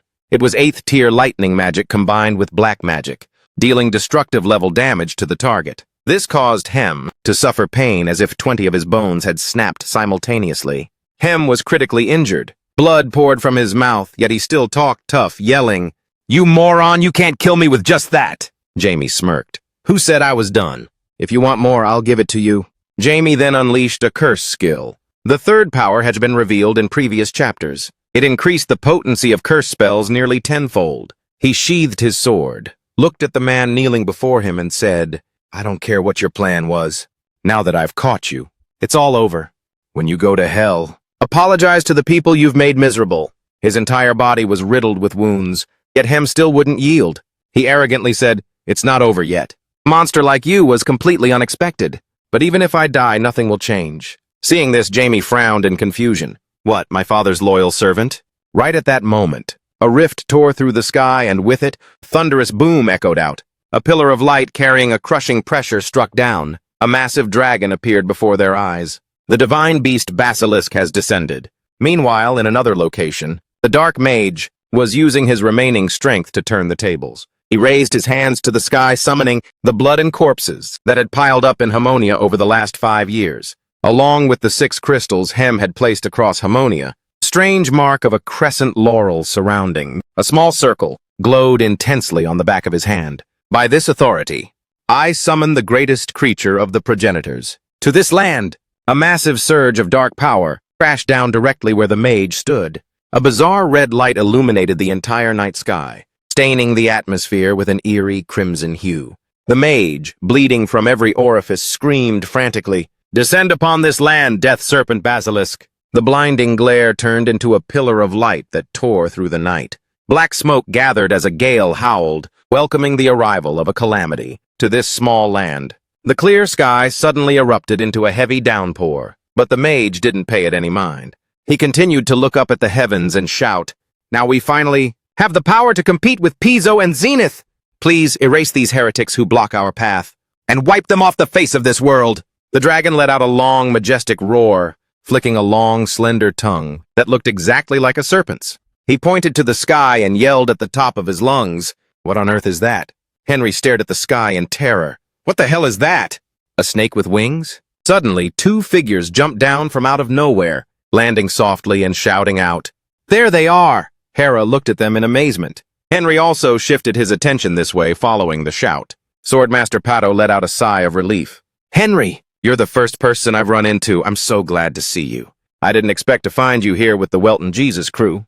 Hera stood at the front, raising her arm in a defensive stance for her two teammates behind her. Pato politely introduced himself. "Allow me to introduce myself. I am the Count of Harmonia," Henry affirmed firmly. "I can personally vouch for this man's identity. He supports the Liberation Army both materially and spiritually." The Swordmaster spoke up, cutting off the introductions. "Save the introductions for later. We have to get out of here now. That monster is practically impossible to beat." Len pointed warily at the Swordmaster. "Wait, who the hell are you? I didn't hear you introduce yourself." The swordsman went silent for a moment before asking, "You're Jamie's disciple, aren't you?" Len, hearing his master's name, was shaken. "You know my master?" And Meyer tentatively asked, "Where is my master right now?" The swordsman replied, "Right where that giant snake is heading." Len raised his voice in anxiety. "What? Then we have to go help him." And Meyer was also uneasy. Even if he is a master, he can't possibly fight that thing alone. Hera rationally stepped in to stop her two teammates. "If we go, we'll just be dead weight to him. It's better to focus on saving our own skins first." The two tried to object in unison. "But—" The swordsman looked at Henry and gave him a mission. "Henry, you take responsibility for protecting them." Henry asked the swordmaster anxiously, "What are you going to do?" The swordsman recalled the evenly matched battle between himself and Jamie. Gripping the dao on his back, the swordsman replied, "I'm going to do what needs to be done." The swordsman turned to leave. "Gather the others and run, as far away from the capital as possible." Pato asked worriedly, "Jin, will you be okay?" Jin didn't answer, but gave Pato a final word as he prepared to go. "The only thing you need to do is survive. Only then can we carry the burden." The future of this country. Pato watched the trail of green smoke, whispering with gratitude, "Thank you so much." Thrown over Henry's shoulder, Pato called out in discomfort, "Hey, Henry!" Henry kept a firm grip on Pato as he urged them forward. "There's no time to talk. Cut the sappy stuff. Everyone follow me." The death serpent basilisk loomed majestically over the night sky. Jamie Wilton hovered high above in a blurred spectral form. He mused, 60,000 years ago. It was so massive that the eye couldn't even take it all in. Now it's barely the size of a rat's tail. Wilton steadied himself and moved forward. "But even if it's weakened, it's not an opponent that I can afford to take lightly." The death serpent bared its maw, revealing rows of razor-sharp teeth. A deadly orb of black energy began to condense between its jaws. With a breath, the orb transformed into black and white flames, descending upon the world below. Welton gathered his strength. A purple aura of mana turned into streaks of light enveloping him. "There's no other choice. I'll have to push myself a little too hard." A strange seal gradually appeared on his forehead. The mana radiating from him was so massive it caught the basilisk's attention. "What is this? This unusual energy?" Wilton had tapped into his ultimate mana form. Maximum output. The realm of the Supreme M. Titan is superhuman, the Theriso. A trickle of blood escaped the corner of his mouth. Intense black lightning crackled all around him. The basilisk thought in disbelief, "How can a mere insect possibly—" In that moment of distraction, the death serpent was caught off guard by Welton's magic attack. It let out a long, pained shriek. The magic restricted the death serpent's movements. Small golden orbs swarmed toward Welton. Welton gripped his sword tightly. Slowly, he drew forth a small spark of lightning. As the sword flashed out, that strange symbol had completely covered his hand. Welton continued his assault. The Walton family's 10th form, lightning strike. The blue light shattered the small golden orbs, making them burst like bubbles of smoke. The smoke seemed to sear the death serpent's entire body. Red flames erupted across its pitch-black form. It moaned in agony. Wilton still stood his ground. He showed no signs of gassing out yet. He crossed his sword and staff into an X shape. "If this is the best you've got, I'm a bit let down." He poured all his strength into creating a purple orb. The moment the purple orb collided with the serpent's scales, it made the creature shriek in pain. The defeated serpent slumped to the ground, motionless. From within the skeletal skin that was about to turn to ash, there appeared two blood-red hands. Sharp black claws gripped the skin, struggling to crawl out. It was the serpent's humanoid form, long white hair, and a powerful physique. Gasping for air, it thought to itself, the divine protection covering my entire body has been shattered. Does the human world still possess someone this cracked? Wilton held his sword and staff, looking as if he had been waiting for a long time. Not dead yet? Basilisk couldn't stand being looked down upon. It transformed the appendages on its back into snakes, baring their fangs threateningly. No matter how strong you are, you're just a human. Now die! As the words left its mouth, the small snakes suddenly grew massive, lunging at Wilton all at once. One by one, the snakes lunged at Wilton, but he easily sliced them into pieces with his sword. Basilisk looked at its snakes, now reduced to mere stumps. The severed edges glowed with a purple light. It hissed through gritted teeth. What? Wilton pointed his staff at Basilisk. A purple flame ignited at the tip of the staff. Stop barking. A thin shield formed a sphere around Wilton, protecting him from the destructive force of the explosion. Basilisk saw the tide turning and thought about bouncing. Damn it! I need to dip for now. Wilton seemed to have anticipated its move. With a snap of his fingers, he cast spatial magic, dimensional barrier. This was ninth circle spatial magic, capable of creating an alternate dimension, completely severed from the outside world. Just as Basilisk tried to flee, it was ensnared by black smoke that acted like a cage. It tried to leap away to escape, but only slammed into a solid wall. Basilisk jumped back to the ground, furiously screaming the human's name. How dare you turn me into a damn ball like this? Walton didn't say a word. He raised his hand for silence and cast light magic. A blinding beam of light transformed into a massive orb and surged straight at Basilisk. Light magic is a 9th-tier spell, capable of unleashing ultimate holy light. Basilisk shrieked in agony. Ah! Walton looked down at the charred remains. I even held back my power on that one. From now on, you'd better watch your mouth. Basilisk thought with bitter resentment, no matter what level you've reached. How can a mere human possibly reduce me to this state? Walton scoffed at its intentions. It would be the same even if you regained your original size. Did you really descend upon this land with only that pathetic amount of power? Basilisk screamed manically. Don't you dare look down on me, human! Walton mocked it in a low, cold tone. So what's your rank among the divine beasts anyway? Haven't you already died? By my hand over 300 times now? But Basilisk still refused to accept it. This was sheer madness. Weren't you supposed to be sealed away? Diablo Volfia, have you actually broken free? He didn't deny it. That's right. Walton looked down at the pathetic thing at his feet. I'm actually glad you didn't die from just one hit. Since you're an associate of the 12 gods, you must know a lot of secrets. Basilisk remained stubborn. I won't tell you anything.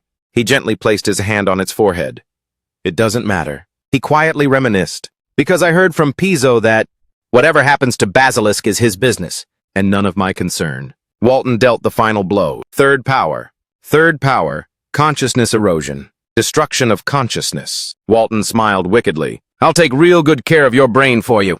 With that, Jamie cast the spell. A purple magic circle took shape, like an eye staring into the sun. That thing is known as the enhanced third power, the consciousness destruction technique. Right as he finished, a purple light flew out from it, flowing like a soft cloth, yet filled with a horrific, murderous intent. That purple snake still talked big, unafraid of death. It's useless, kiddo. He screamed within the purple light, that his hand was channeling onto his forehead. Jemmy, standing there, thought to himself, to control Basilisk's mind, there is no other way. I have to use level 9 power. What a drag. Jamie gritted his teeth until blood started flowing from his mouth and eyes. He pushed his magic to the absolute max. A massive surge of energy. Jack's mind was racing frantically. Crap, I'm gonna end up totally wrecked. Then blood slowly poured from Jamie's mouth like rain. He screamed, no! Boom! A horrific explosion sent rocks and dirt flying everywhere. He smiled and said, spill it! Then slowly held out his hand, channeling mana before him. Basilisk let out a grunt and collapsed to the ground. Demi was reminiscing about the past, and the end of Diablo Vonberg, and the historical secrets that were never recorded 10,000 years ago. Hearing Demi's question, he spoke slowly with the sense of dread and unease. Yes, after sealing Diablo Vonfir, he said, as blue blood slowly trickled from his nose and mouth. Basilisk let out a loud, pained groan. Blood erupted from his mouth like rain. It was totally gross. He was in agony as a large, sharp needle pierced through his throat, making the pain even more unbearable. He looked up at the sky, writhing in pain. Demi stood by his side, sighing in frustration, rubbing his tired, blurry eyes. To think I'd have to use forbidden arts to this extent. Finding the answer really isn't easy at all.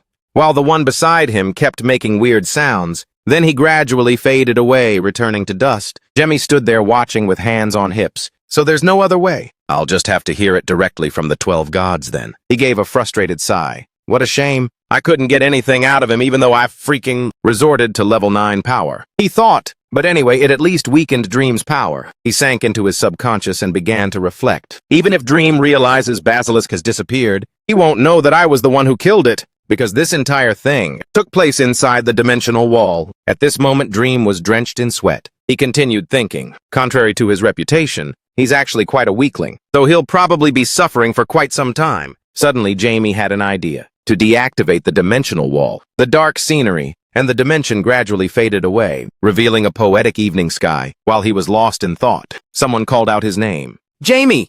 Making him look back with a startled, huh? Jin. Nguyet Kwang rushed toward him at insane speed, asking, what happened? Jin spoke while shaking Jamie violently, making him feel dizzy. Jin asked, what was that black sphere that just vanished? Where did that snake go? You'd better tell me right now! Being shaken so hard by Jin, Jamie muttered, I'm a bit wiped out right now. Let's talk about it later. Jin still tried to push him. Hey, just tell me already. Just as Jin said that, Jamie collapsed, and Jin managed to catch him just in time. Jamie sighed and closed his eyes. Jin wondered, is he asleep? The scene shifts to a magnificent mansion near Harmonia Castle. Under the fading evening light, blood suddenly splattered everywhere within the mansion. A cry rang out. The connection to Basilisk has been severed. It was Emac covering his mouth with his hand. He wondered, what the hell just happened? With that, he looked out the window. Could it be because of that unidentified light from earlier? Even though it was incredibly powerful, it shouldn't have been enough to summon Basilisk, right? Damn it, I have no idea what the hell happened. I need to get back to headquarters ASAP. He crouched down as if searching for something, muttering under his breath. Suddenly, a voice rang out from behind him. So this is where you were hiding? He turned around in shock and asked, are you Jin Nguyet Kwang? Jin folded his arms and stared at him silently. How do you know who I am? The man slowly stood up, the blood on his mouth still unwiped. He spoke calmly. How could I not know? The one who's always sticking his nose in and ruining our plans. You're the master swordsman of Frontier, the knight of the Rio family. Jin Nguyet Kwang inwardly admired the man's memory. He said, indeed one shouldn't underestimate. The information network of the church. Reen, huh? With eyes full of confusion, he asked tentatively, in the Rio family. A master swordsman is called a top-tier expert, right? So what brings you to this remote land? While talking, he secretly channeled magic behind his back. With one goal in mind, he had to find a way to escape from Jin no matter what. Jin Nguyet Kwang looked at him coldly. That is none of your business. The man said, fine then suddenly used the magic he'd prepared and lunged rapidly at Jin Nguyet Kwang, shouting loudly, what a pity for you. Jin also slowly drew his sword and said, then let me show you how the swordsman in Rio. Before the man could even make a move, Jin Nguyet Kwang had already flashed behind him, and from there his neck met the sharp blade. The magic in his hands vanished instantly. Jin finished the sentence he started earlier. You're called Supreme Masters for a reason. Jin coldly swung his sword once more, his voice deep and low. Get your act together before you go to hell, so you don't get lost, okay? The sky has brightened. Light filters through the door's cracks where Jamie is sleeping. The light is so blinding that he lets out a soft grunt. Now Jamie slowly opens his six-faceted blue eyes, tinted with a hint of sky blue, and asks, is this my bedroom? How long have I been out? Then, Demi sits himself up and thinks to himself, level 9 magic carries way too many risks. If combined with holy light, the risks become even greater. He clutches his chest in agony. He's impressed by its power, but after a few uses, I might not be able to take it anymore. A giant snake breathing fire, with a long tongue. Good thing. The snake was weak this time, no better than a worm. He is replaying the battle scene, thanks to the holy light created from the black mana of the death god. I managed to neutralize its power. Jamie's eyes look sad as he continues to think. Now it's confirmed that holy light is effective against divinity.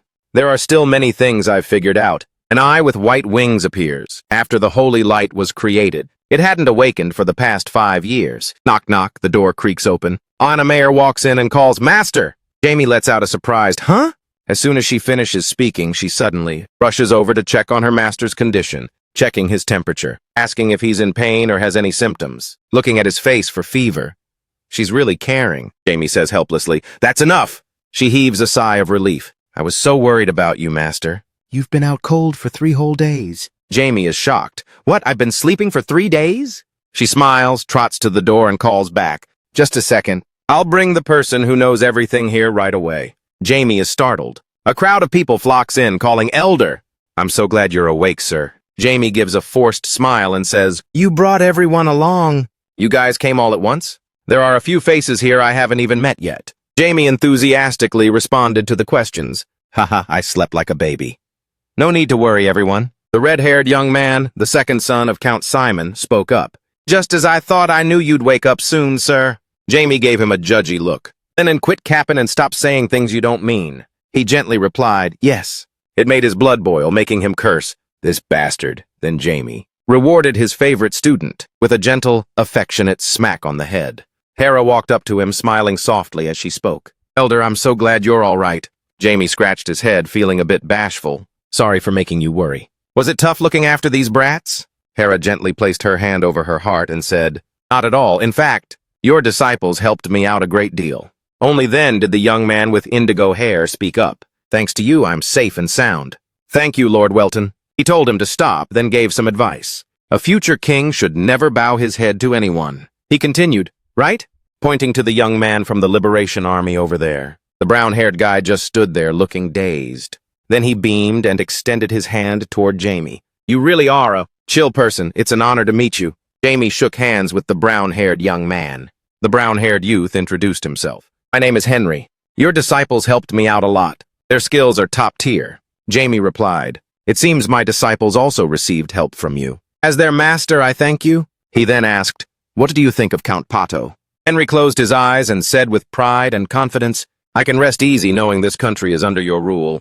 Because, Count, you are the only one in this nation who truly cares about the people. Jamie was satisfied with that answer. Exactly. Meanwhile, Count Pato's face turned bright red. Hey, you two, stop teasing me.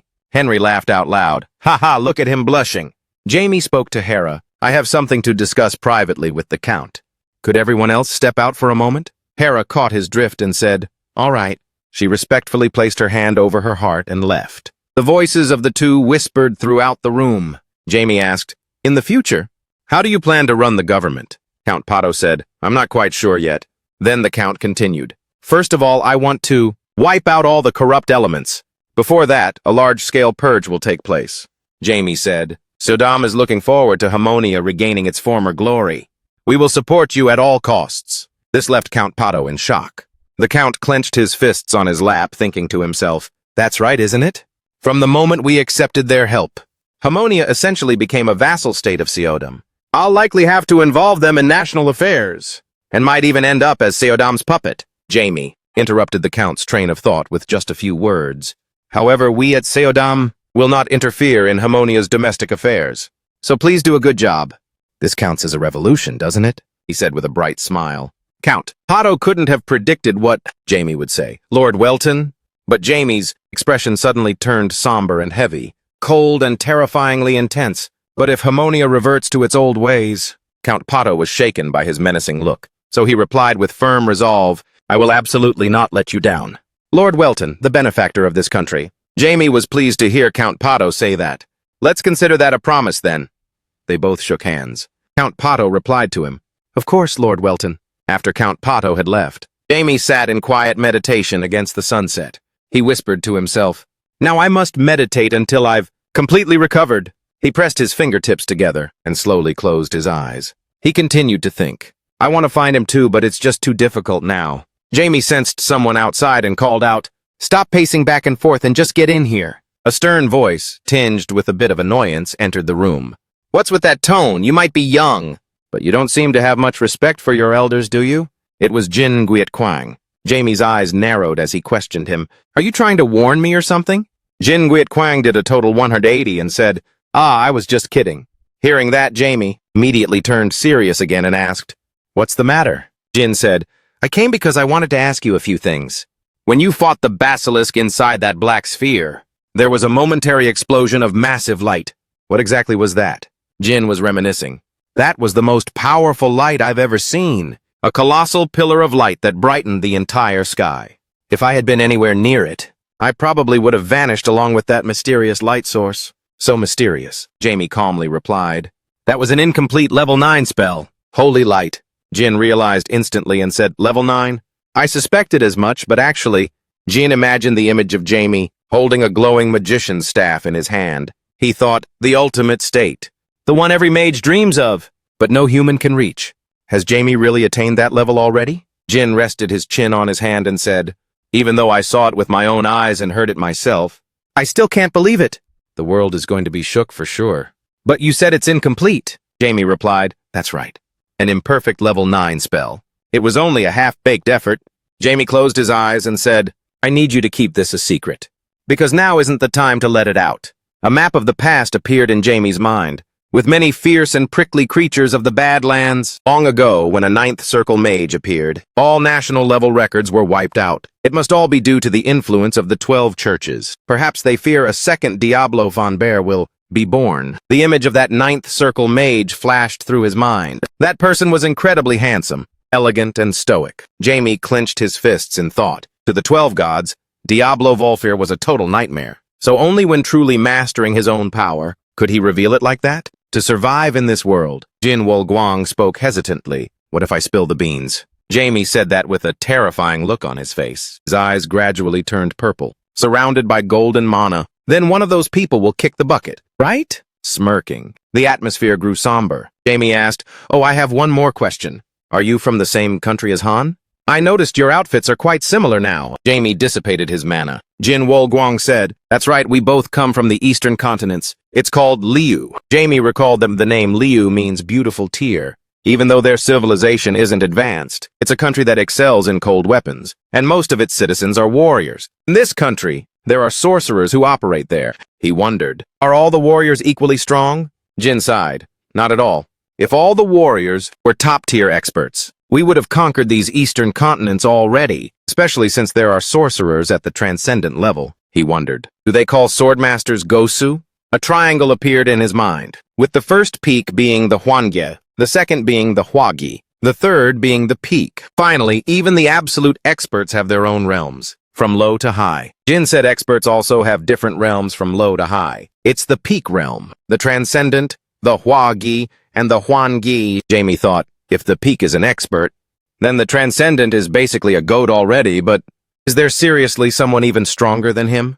Jamie smirked wickedly and said, If that's true, then the power of Liu is absolutely insane. A scene replayed in his mind. The one capable of defeating Isis can only be an expert at the highest realm. Jamie continued to grin and said, So archmages and transcendents are all the top-tier levels from Liu. Jin closed his eyes, gave a slight nod, and said, Exactly. Jamie speculated to himself. Suddenly, that person's image popped into his head. I still can't recall the name, but in the past, he was stronger than anyone when it came to swordsmanship. A blurry shadow appeared in his mind, mentioning that those who reach the Hwagi or above. Jamie asked, Has any swordsman in Liu reached the Hwagi realm yet? Jin replied, Not currently. People say that the last person to reach the Hwagi lived 100 years ago. Jin recounted, According to records, he was the first master to reach the 6 regions of Dong. Only his surname was revealed. He was a Bik. Upon hearing that surname, that blurry shadow gradually became clear. A dashing young man, with stoic eyes pointing his sword at Jamie. That person said, Let's duel. My surname is Beck. Jamie's expression shifted. A name surfaced in his mind. His name is Jun Gyeong, I remember now. Jamie thought further. Even if he only used a sword against me, Diablo von Berg. I'm no pushover to be easily defeated. Jamie stared straight at the sword. The things he said while I was practicing my sword skills really helped me out a lot. But I wonder if the Becks are still around. Is the Bake surname common? Jin said, Though it is rare, it still exists. There are some people with that surname. Since there aren't many different surnames in Liu, I guess both of them share the same surname. Maybe it's just a coincidence, Jamie said. Thanks, that's some really useful info. If I get the chance, I'd like to visit Liu once, Jin Wolguang said. When things settle down, I'll show you around, so... And would you like to come to the Frontier headquarters with me? Jamie said, If you want me to work for Frontier, I've already turned that down before. Jin said, It's not about working. I just think it would be great if you met Isis, our archmage. A moment of silence followed. Jin continued to persuade, I'll be leaving in about a week, so I hope you'll give me an answer as soon as possible. Jamie said, I'll sleep on it. The silence continued. After Jin left, Jamie turned to look out the window, muttering the name Frontier Headquarters. The weather changed the next day. News arrived that the war in Harmonia was a victory. All corrupt officials have been dealt with. The Reaper will send people to further investigate. The king has been exiled, and Count Neo is temporarily running the government. King Sedan of Freedom said that is, in a clan with a long-standing legend. He's a perfect fit to lead a country. King Sedan of Freedom continued asking, "What about the Dream Church?" The white-haired, brown-faced subordinate replied, "There's still no word yet. I suspect the other churches will soon start breathing down our necks. The 12 churches have influence indirectly over the nations where they reside. There's an unwritten rule that the church and the government must stay out of each other's business. The brutality of the church. Dream has shattered this balance. The 12 churches will definitely punish the people of the 6 regions."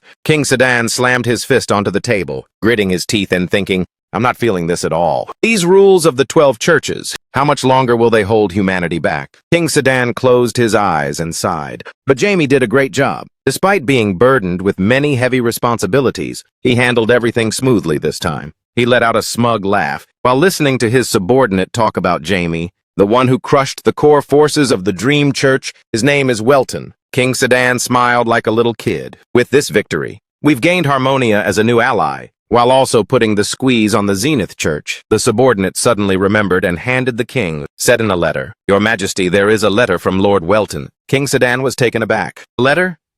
He slowly opened it up, reading every word that Jamie had sent. "Dear Your Majesty, Jamie will be traveling the world to broaden his horizons." At the bottom of the letter was a drawing of Jamie winking and pointing his index finger at him. King Sedan's face gradually turned pale. Filled with unreadable emotions, his lips quivered. "He's going on another trip already? Is that all there is to this letter?" The subordinate beside him was also at a loss. "I'm sorry, Your Majesty. That is everything he sent." Then the king noticed at the very bottom corner of the letter, there was a PS note. "If there's an emergency, please contact me through this creature." The sound of an animal echoed. A cute blue bird appeared. "Speak into here. Speak into here." The king and his subordinate could only look up, staring in amazement at the creature Jamie had sent. The country of Harmonia quickly stabilized. During the purge, rotten elements and corrupt nobles were arrested and their assets seized. The government's funds were used to provide relief to the citizens. The image of Count Pato reached out his hand to a citizen in desperate need, leaving that person in shock. The starving citizens are regaining their lives. The laborers who were treated no better than slaves have finally returned home. Although some minor issues still remain, the lives of the people in the 6 regions have changed rapidly. Lenin marveled at the prosperity and the laughter echoing all over these streets. "It's like a whole different country now." Anna Mayer felt the same way. "And it's only been a week." Suddenly, Lenin let out an exclamation while talking about Pato. "I heard he barely sleeps, but has been working non-stop these past few days." Count Pato was buried under a mountain of paperwork, his head spinning from all the text. Anna Mayer empathized. "Because there's so much to handle right now." Then Hera spoke up. "Still, he must be happy, because the country is finally bouncing back from all that corruption." Anna Mayer agreed. "You're right." A powerful voice boomed from a distance. "Hey there, kids!" Hera and Anna Mayer gasped in surprise. "Uncle Henry?" Henry looked sharp with his neatly trimmed hair, wearing a sturdy set of armor that highlighted his strength. As he walked toward them, Anna Mayer beamed. "I heard you were appointed as the commander of the Capitol Guard for your great contribution to the resistance this time." Hera bowed politely while Lenin jumped in to tease him. "Are you used to that divine beast yet?" Henry scratched his head. "I'm still not quite used to it." Lenin asked, "How's it doing lately?" Henry gave a forced smile and replied, "I'm not really sure, because I've been so busy." As Henry was speaking, someone called out from afar, "Commander!" Hearing the call, Henry waved goodbye to everyone. "I've got to go now. Catch you all later. Stay safe." Behind him, everyone waved and cheered. "Uncle Henry, make sure to take care of yourself." Suddenly, Jamie appeared out of nowhere behind them and asked, "What are you guys doing here?" Lenin jumped out of his skin, his face turning pale like a scared cat. "Whoa, you scared me," Hera said softly. "We were just taking a stroll and checking out the streets." Jamie looked around his surroundings. So many things had changed in just 1 week. Hera asked curiously. "Shouldn't you be resting back at the Royal Palace? Why did you come all the way here?" Jamie smiled and said, "I have something to tell you. I've decided on my next destination. I'm heading back to Frontier Headquarters with Jin." Hearing Jamie's words, everyone looked bewildered. They all let out a collective, "Huh?" Anna Mayer asked frantically, "Can I go with you?" Lenin chipped in, "Me too. Please let me tag along." Both of them desperately grabbed their master's sleeves, but Jamie coldly replied, "No way. Finding his two disciples begging too annoying, Jamie used his magic power to push them both away, making them cry out. Ouch! Both sat slumped on the ground, looking miserable. Lennon called out, Master! And Anna Mayer joined in. Please, let us go with you! Since his disciples were being way too loud, Jamie trapped them inside a magic cube. Then Jamie walked over to Hera, entrusting her with them. Please look after the kids. Seeing that, Hera asked, How long will you be gone? Jamie replied warmly, I think at least a month, or maybe even a year. Hera looked dejected. But right now, the gap in skill between you and your disciples is massive. Jamie said cheerfully, That's right, Hera, so please train them in my stead. Hera waved her hands in refusal. No, I'm not skilled enough for that.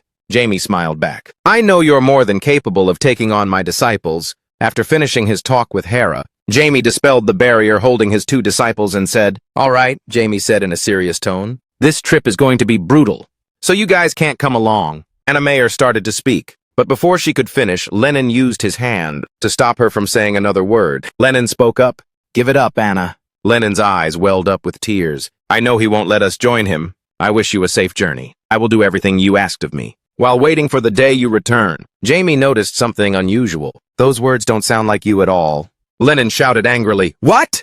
You never believe me when I'm being serious. Jamie was only teasing Lennon a bit. I trust that you guys will do great. Then he patted Lennon's head. Anna Mayer said the same. I wish you a safe trip, Master. Lennon kicked a pebble away shyly. Don't forget to buy some souvenirs when you get back. After that, Jamie said goodbye to everyone. The scene shifts to the Harmonia border. The sun had set over the kingdom of Harmonia. Jin and Jamie were leaving Harmonia. Jin turned back and asked, Did you finish saying goodbye to everyone, Jamie? So where exactly is the frontier headquarters? Jin replied, It's in Abrasus, one of the 6 forbidden lands. That is the 6th forbidden land, Abrasus. A white temple came into view, deep within the Aryazat forest. It was a massive temple located in the far north of the country. An armored monster, like blue flames, along with a purple-eyed mammoth, stood guard. No human had been allowed to set foot there for a long time, because of the poisonous flora and monsters, where danger was always lurking. Everywhere, a snake was coiled around a toxic flower, with its mouth wide open. Jamie asked, Is Isis there? Jin informed him, Not at the moment.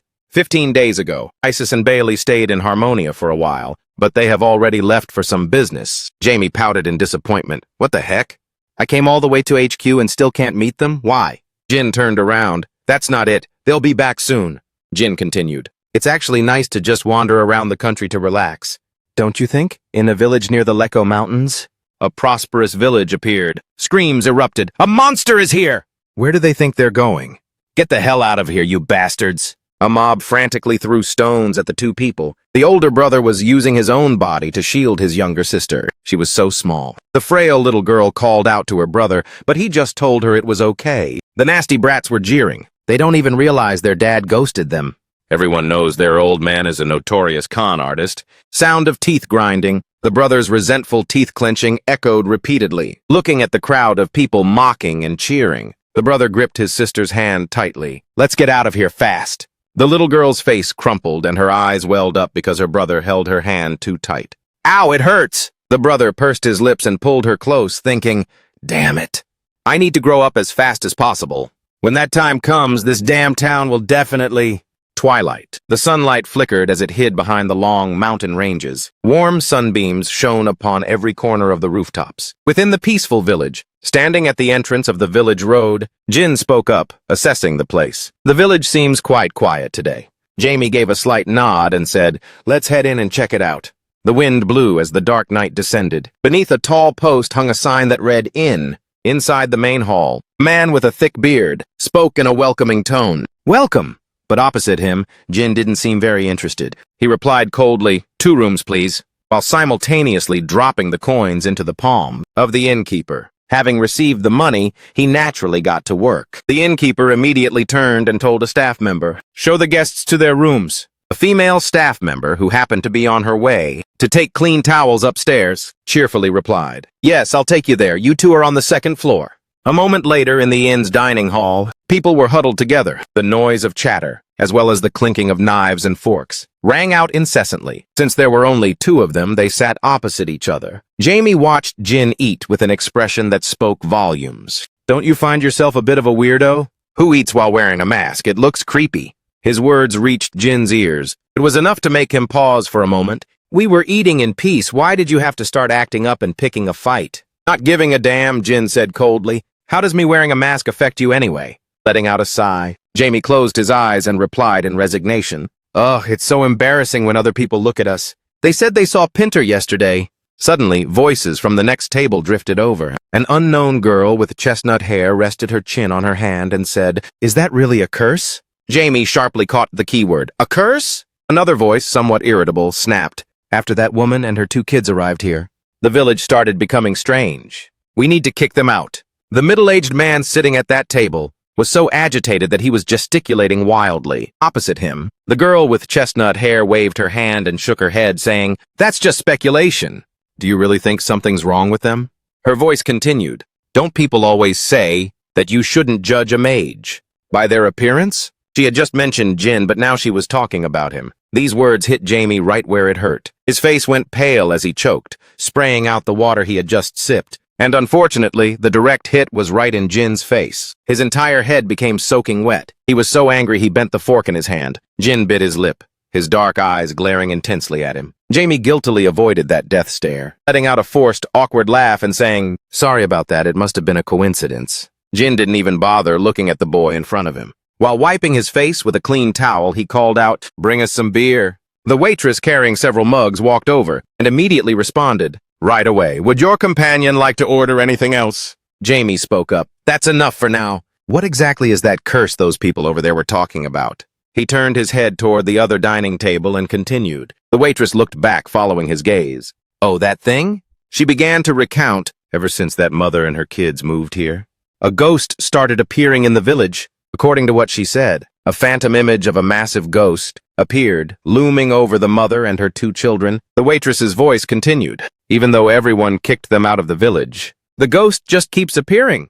The waitress looked at him and added one last thing. Everyone is gossiping that the village has been cursed, so tourists don't stay here anymore. Jin listened and nodded, assessing the situation. Something weird is definitely going on here. Jamie looked around thoughtfully. Seeing that she had finished helping the guest, the waitress set down the beer, turned to leave, and said, Anyway, you shouldn't stay in this village for long, because there's no telling what might happen next. Jamie's gaze deepened. Resting his chin on his hand and biting his lip, he thought, A ghost and a cursed family, huh? Time passed quickly. Jamie sat on the bed in his room, legs crossed, looking out the window. He whispered, Where should I start my investigation? Then he closed his eyes. The entire village appeared in his mind, like a simulated map made of outlines. If there really is a ghost, I'll find it in no time, Jamie thought. Scanning through the ancient architecture of the houses, suddenly a strange purple aura appeared floating along the village path. Jamie smiled in surprise. Is it over there? Without a second thought, Jamie headed there immediately. On the road, he felt an unnervingly icy chill. Noting how the dense, dark energy covered the area, Jamie muttered, I'll pull back the curtain on this mystery. But he couldn't help being taken aback, thinking, this amount of dark energy far exceeds that of a normal cemetery. Only when demons or ghosts appear. Does the dark energy get this powerful? A terrifying demon head emerged, as he imagined it. Jamie concluded, if it's an evil spirit, it will harm people. Suddenly, Jamie seemed to sense something. A faint sound escaped his lips. But I don't feel any malice at all. What an abnormal phenomenon. He furrowed his brows, staring at the black energy seeping out from behind the wooden wall, and spoke aloud. The dark energy there is extremely heavy. Jamie ran deep into the darkness, to the very spot where the dense dark energy was escaping. A thought occurred to him. This is definitely the work of a necromancer. A demonic soul overflowing with deathly energy appeared before his eyes. Its limbs were blurred, swirling like a cyclone, shifting like the wind without a concrete form. Jamie thought to himself, Found you. Now take me to your master. As he spoke, Jamie's eyes seemed to transform, tinted with a mysterious purple hue, just like the magic he was unleashing from his hands. A wave of deathly energy surged forward, but it appeared to be blocked. The demonic soul's face distorted. It opened its mouth and let out a sonic scream that shattered his attack. Surprised, he thought, it can actually resist my power? A spark of interest flickered in Jamie's eyes. He smirked while pulling back his hand, thinking, and here I thought necromancers these days were all just total trash. No matter how strong a power is, it will eventually be consumed by an even greater one. As soon as he finished speaking, Jamie immediately raised his hand to cast his first ability. Reversal! He summoned a magic array, Countless circles of various sizes appeared all at once. Appearing behind his back, a barrage of chains lunged out, so fast they whipped up a gust of wind, causing Jamie's overcoat to flutter wildly. He commanded, "Into my hands!" Instantly, the iron chains obeyed as if they were sentient. Jamie. They charged forward with rattling sounds, binding the demonic soul with overwhelming force. The demon struggled, letting out a hoarse scream. "You are strong, I'll give you that. But I also possess the power of necromancy." "How could you possibly be stronger than me?" Jamie said. With his hand enveloped in magical flames for control, the chains tightened their grip, forcing the demonic soul to collapse at his feet. Jamie thought to himself, "This way, I can use a submission spell on it to track down that necromancer." Suddenly, Jamie's eyes widened in shock. His pupils reflected the scene unfolding before him. The submission spell was cancelled right in front of Jamie. Now only the tangled chains remained. The ghost spirit that had been bound just moments ago had escaped. Jamie pondered. That spirit had just been reverse summoned by its master and vanished instantly. "How?" Jamie snapped his fingers. His face showed clear intrigue as he ended his reversal power. An indescribable wave of excitement rose within him. He made a quick judgment. For this to happen, its loyalty must be absolute. Jamie turned and walked away, sighing softly. "This is getting interesting. I'll tell Jin we're staying here a few more days." The next day, under the village's clear blue sky, Pibyon was running in a frantic rush. The boy kept glancing over his shoulder, looking around nervously. Pibyon ran into a shop and called out, "Mister!" The shopkeeper replied to him, "Pibyon, 2 portions today as usual?" He flashed a bright smile and answered, "Make it 3 portions today, please." After saying that, he placed a few coins on the counter. The owner turned to get the items, smiling back at him. "Sure thing, I'll have it ready in a sec." Looking at the 3 silver coins neatly placed on the table, Pibyon calculated in his head. That should be enough to scrape by for a week. Suddenly a voice rang out, scaring Pibyon half to death. "Are you that little brat, Pibyon?" He spun around to see 2 shady-looking young men walking in. One of them said irritably, "Do you have any idea that because of you I can't even go out at night? It's so annoying," the other one added smugly. "Why should good guys like us have to suffer? Just because your family is cursed? The consequences are ours to bear?" Pibyon shouted back angrily. "My family isn't cursed." The grumpy-faced guy immediately lunged forward and threw a punch, square in his face, barking. "Who do you think you're raising your voice at?" Pibyon collapsed in pain, only to be hauled up by his collar by the grumpy guy. The jerk laughed, tossed his hat aside, and said, "Let's see. Will killing this brat actually break the curse?" His accomplice, standing back to enjoy the show, burst out laughing. He chimed in, "Exactly." Pibyon grabbed the man's hand that was clutching his collar. The cheek where he'd been struck was already burning red. Pibyon squeezed his eyes shut and screamed, "Please, somebody help me!" Seeing the boy's expression, the thug's smirk widened from ear to ear. He clenched his fist and said, "Who would waste their time helping a ghost-haunted brat like you?" "Just go to hell!" he barked. Pibyon shut his eyes even tighter in fear. His eyes were already welling up with tears. Suddenly, a familiar figure appeared. In an instant, Jamie crushed the thug's fist in his grip. He narrowed his eyes and said coldly, "This child has done nothing wrong." Jamie increased the pressure of his grip, the force digging deep into the man's knuckles. It made the thug scream like a stuck pig. "Ah!" Then, with a flick of his wrist, he tossed the man toward his partner. The 2 collided and went flying, slamming into the shop's door. Jamie closed his eyes, dusted off his hands, and said, "I was wondering why it was so loud this early in the morning. Turns out it was you guys." Looking at the 2 useless lowlifes who contributed nothing to society, now trembling against the wall, Jamie said indifferently, "No matter the excuse, hitting a child warrants punishment." Jamie gave a sly smile. He raised his hand toward them and said cheerfully, "Painful exchange." In an instant, his palm emitted a sickly green aura.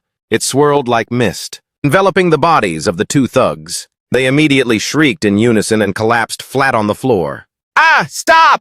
Jamie watched the scene, feeling like he might have overdone it a bit. Suddenly, a weak voice called out, Sir?" Jamie turned his head and met Pibyon's teary-eyed gaze. The boy's cheeks were scratched and flushed red from the hit. His body was shaking, looking utterly pitiful. Pibyon said with a trembling voice, "Thank you for saving me, Jamie." It was only then that he remembered. This child was the son of that family, the ones from those rumors about being cursed. How did he end up here? He spoke up suddenly. "Let me check your face for a second." Then he reached out his hand toward Pibyon's cheek. A golden light suddenly flashed. Pibyon gasped in amazement. "Oh, the wound, it's gone." Jamie flashed a warm, radiant smile. He said, I am a priest sent by the church. Helping those in danger is simply what I should do. It seems your family is dealing with some misunderstandings, huh? Without anyone noticing when he had picked it up, Jamie leaned down slightly. Keeping that smile on his face, he handed the small hat back to Pibyeon. Would you like me to help? He asked. Pibyeon looked up at him blankly. For a moment, the sky turned a deep, dark blue. Amidst a leafless forest of bare branches, Pibyeon walked ahead, clutching the bag of bread to his chest. Jamie followed close behind. He glanced around, quietly noting that the dark energy here was quite heavy. The wind howled across the barren fields. The scarecrows standing in the middle of the fields had wooden frames that had long since rotted and snapped. Jamie thought, they actually live in a place like this? When they reached an old, dilapidated house, Pibyeon hurried to open the door and said politely, Sir, this is my home. Please come in. Jamie replied, Sure. As soon as he stepped inside, the boy quickly set the bag of bread on the table and rushed up the stairs calling out, Mom, it's me. It's Pibyeon. Jamie walked in and took a look around. In the bedroom, a woman with a gentle beauty was sitting on the bed. She smiled. Is that you, Pibyeon? Beside her was a bright-faced little girl, hugging the woman, while happily welcoming Pibyeon home. These were his mother, Irina, and his younger sister, Fiona. Pibyeon said excitedly to his mother, Mom, we have a guest. This priest can drive away the evil spirits in the village. Only then did Irina notice someone following behind. She couldn't see his face clearly yet and replied, Wait, really? Jamie gave a slight smile and said, It's a pleasure to meet you. I'm from the Piso Church. He smiled, raised his hand in a greeting, and introduced himself. My name is Ricky. But a symbol began to glow in the palm of his hand. It projected a completely different face. Irina felt a bit anxious. Why would a young lady like you come to such a filthy place? But Pibyeon was extremely hyped. Clenching both fists, he insisted, It's true, Mom. Look, Mom, Pibyeon said. A few hours ago I was beaten and injured by some people. He was the one who healed my wounds. With that, he showed his face, excitedly showing off to his mother. Irina reached out to cup her son's face, her eyes widening in shock. Covering her mouth, she gasped, Wow! The wound is actually completely healed. Irina immediately stood up and bowed to him. Thank you so much. Treating such an injury would normally cost a fortune, and I wouldn't have known where to find that kind of money. Jamie reached out to pat his head and chuckled. Haha, it's no big deal. Meanwhile, Fiona smiled brightly and clung to her big brother. I'm only following the goddess's will. He might have said that, but deep down, Jamie's face had already turned beet red. He clenched his fists and gritted his teeth, thinking, Damn it, that's so cringe. Ugh. It's because of this, he said. I've heard that your family is the reason. Ghosts are appearing in this village. Jamie opened his palm. The golden light in his hand was blindingly bright. He continued addressing her. May I check if those rumors are true? Irina fell silent for a moment, then turned to her children. Fiona, Pibyeon, leave us for a moment. This is adult business. Pibyeon didn't really understand, but he obeyed and replied, Yes, I understand. Once the wooden door was tightly shut, Irina walked over to the bed. She leaned down and pulled out a box with both hands. Staying in a low crouch, Irina said, Since moving to this village, I've met a priest before, and was gifted this rosary. Then she opened the box. Inside was a silver crucifix. Irina's voice remained steady. A priest said it would protect our family from evil spirits. Jamie sat there deep in thought. I can feel the holy power within that rosary, but I have no idea who it belongs to. Jamie replied flatly, So that's how it is. Irina's face darkened as she confirmed, Yes. The village rumors are true. Jamie asked her, Why are these ghosts haunting your family? Irina answered sadly, I'm not exactly sure myself.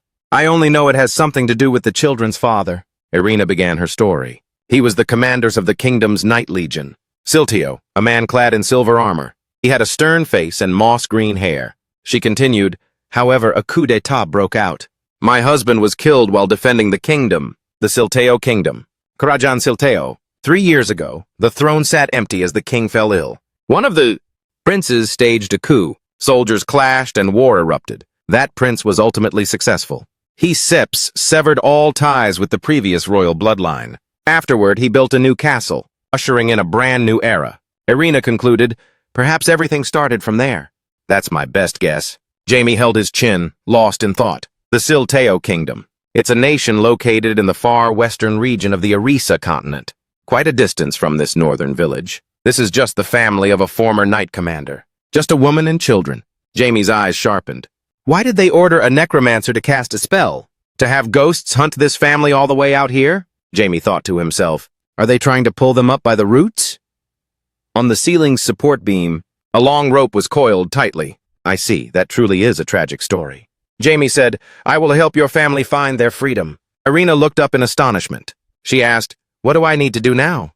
I want you to be the bait. Jamie turned away. He gave a mysterious smile and finished his sentence, to lure the ghosts out. Time passed by. The sky began to brighten. Under the clear morning sky in front of the old house, the mother and her 2 children stood. Irina bowed to Jamie. She said, I hope you can help my family. Jamie accepted the request. Of course, he replied. You have nothing to worry about. Pibyan stood closest to him. The boy placed his hand over his heart and said sincerely, Thank you for healing me, and for helping my family catch the ghosts. Jamie patted the boy's head. All right then. Since you're the man of the house, you need to look after it. And today, no matter what happens, do not go outside. Jamie gave a solemn warning.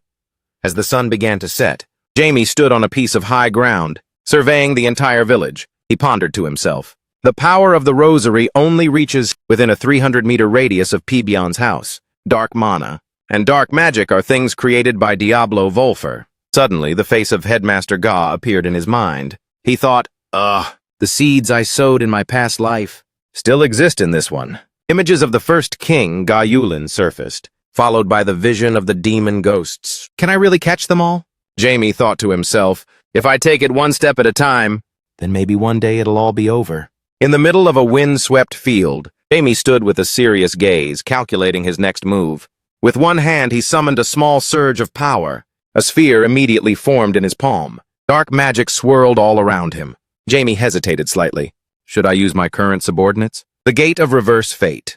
Under the thick shadows of the trees, a massive gate with a large eye in the center appeared. Tangled chains pulled at it, pinning the frame in place. It descended from the air, slamming straight into the ground. Rocks shattered instantly, and every blade of grass was sent flying. The sheer pressure it emitted caused everything to swirl and recoil upward.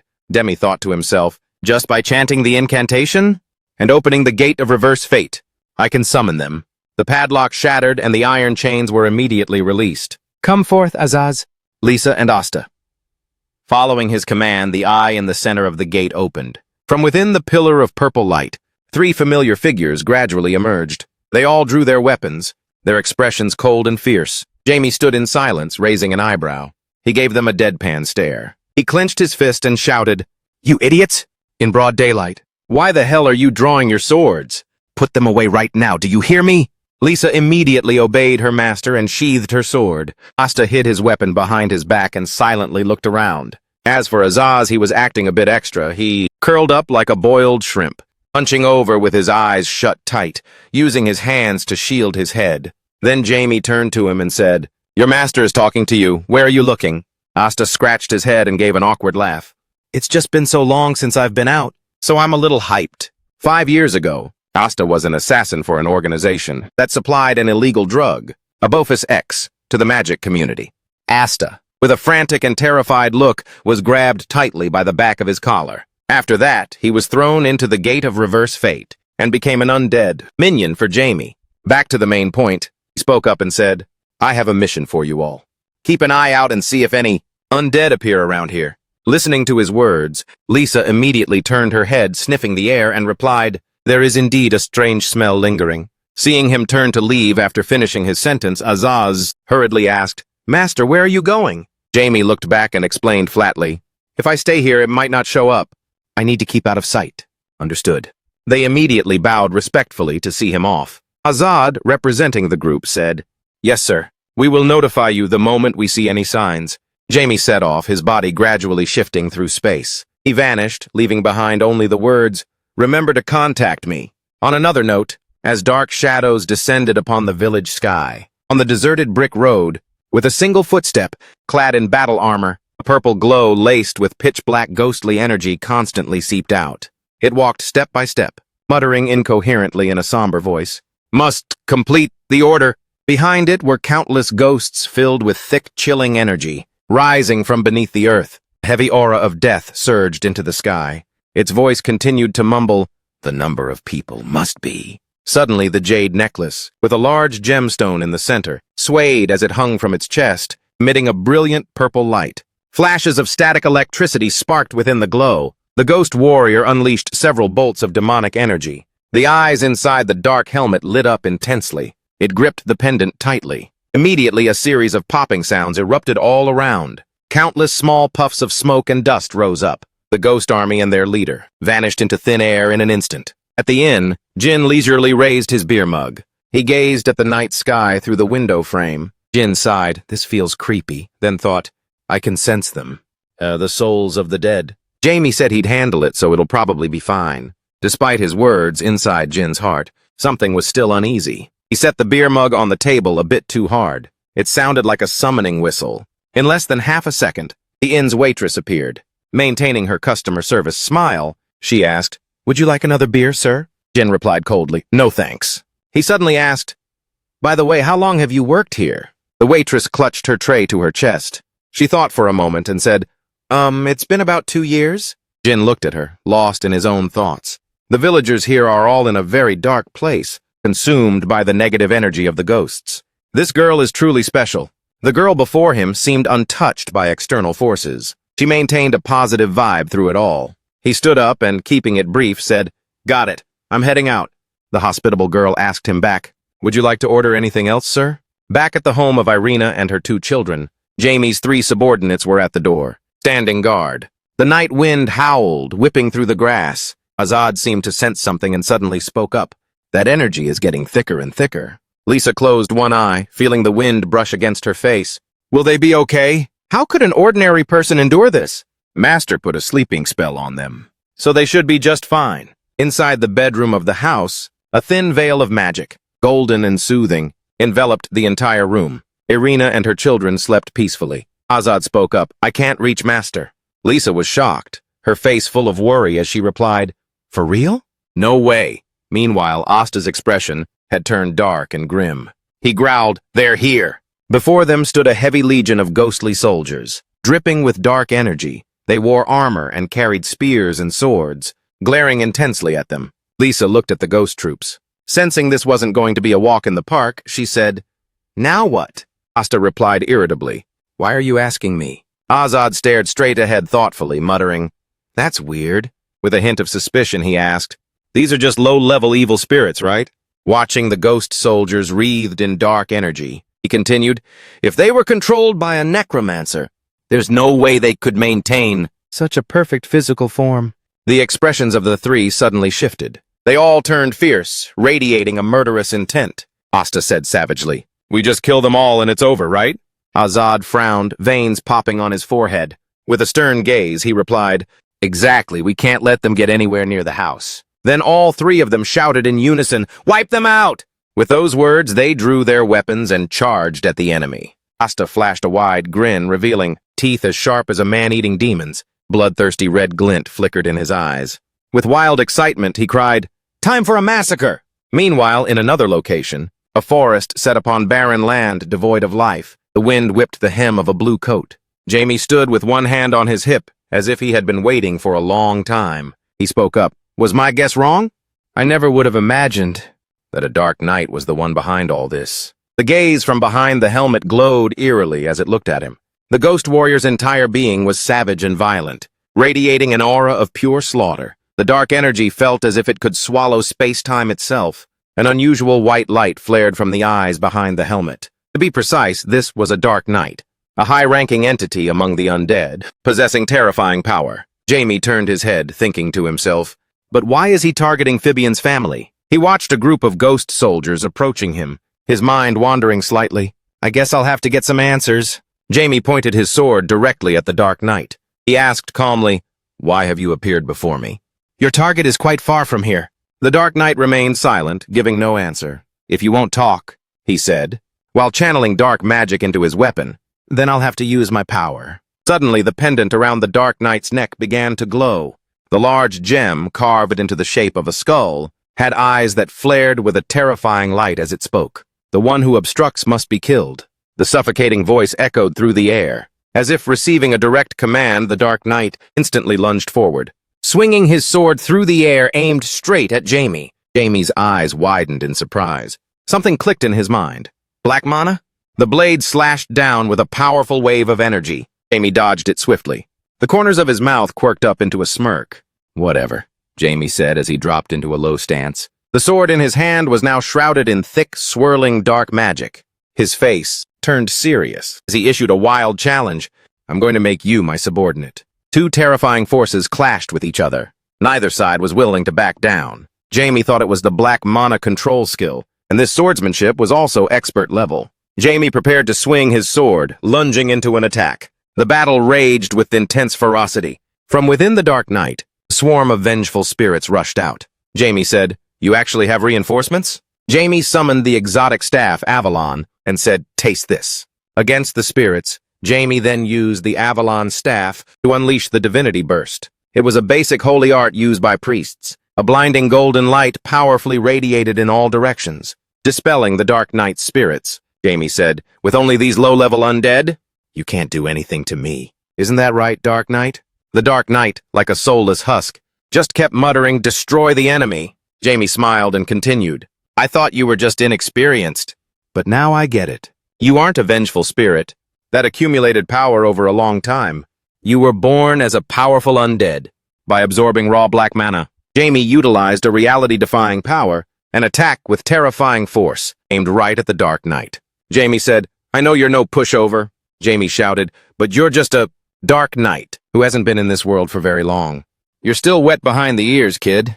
Then, Jamie appeared above the Dark Knight's head, preparing to strike down with his sword. Jamie's sword slammed into the ground, causing a large section of the earth to shatter and crack. The Dark Knight managed to dodge it. After evading Jamie's move, the Dark Knight launched a counterattack. But Jamie just said calmly, without a hint of fear, "Not a bad attack." But Jamie countered by using the exotic staff, Avalon, Inverted World. The tide of the battle turned instantly, and the Dark Knight was absolutely overwhelmed by Jamie. The Dark Knight was left in total shock. Jamie said, "If you want to take on a battle mage, you still have a lot to learn." Jamie's sword pierced right through the Dark Knight. The Dark Knight let out a cry of pure agony. Jamie flashed a smirk, part victory, part pure flex. Jamie then unleashed the Thunderbird technique as one final fatal blow. The Dark Knight's outer armor began to crack. The armor shattered and fell away, revealing the person hidden inside. It was a blonde-haired girl. Caught off guard, Jamie thought. A girl? The weakened Dark Knight slumped to the ground, but she stubbornly insisted, "Don't stop me. I must complete the mission." Jamie thought, if she's a Dark Knight, a high-ranking undead, she should have been fully awakened by now. But why does she look like a vengeful spirit that was just recently formed? Is it because of my power? Jamie sheathed his sword and continued to wonder. Well, I'll need to train her anyway. Jamie looked down from above and spoke to the Dark Knight. "Stop wandering around and terrorizing the living. Become my subordinate." Jamie's hand, covered in black mana, reached toward the Dark Knight's head. The weakened Dark Knight closed her eyes, muttering to herself. Suddenly, out of nowhere, the area around the Dark Knight exploded with massive power once again. The Dark Knight screamed, "I must complete the mission!" Sinti Royal Castle. The scene was absolutely tragic and blood-soaked. Bloody corpses of soldiers were scattered all over the room, but there were still those fighting on. Someone shouted, "Over there! Kill them all! Don't let a single one escape!" A soldier in iron armor reported, "Commander, the enemy has breached our lines!" Another man was gasping for air. Because the battle was so fierce, and they were so heavily outnumbered, the commander told them, "We have to hold them back no matter what." The commander of the Sinta Kingdom's Night Legion, Von Venus Green, was holding the Crown Prince's son in his arms, wrapped in swaddling clothes. He shouted, "At any cost! We must get the Crown Prince's son out of here!" An old man in armor appeared, leading a group of other soldiers. This man was the vice commander of the Sinti Kingdom's Knights, Leviton Payon. Leviton Payon said, "Stop dreaming. The fourth prince has already beheaded the Crown Prince. The coup has succeeded." Leviton Payon told Von Venus Green, "If you hand over the Crown Prince's son, I'll spare your life." Von Venus Green maintained a resolute expression and said, "Vice Commander, do you really intend to murder a newborn child?" Von Venus Green looked at the Crown Prince's son, who was oblivious to the chaos in the world. As he watched the baby sleeping peacefully, he thought, if the Crown Prince is dead, then his son is the sole legitimate heir. I must save this child to preserve the royal bloodline. With a sharp gaze, Von Venus Green called out to Bianca. A female knight appeared and replied, Yes, Commander.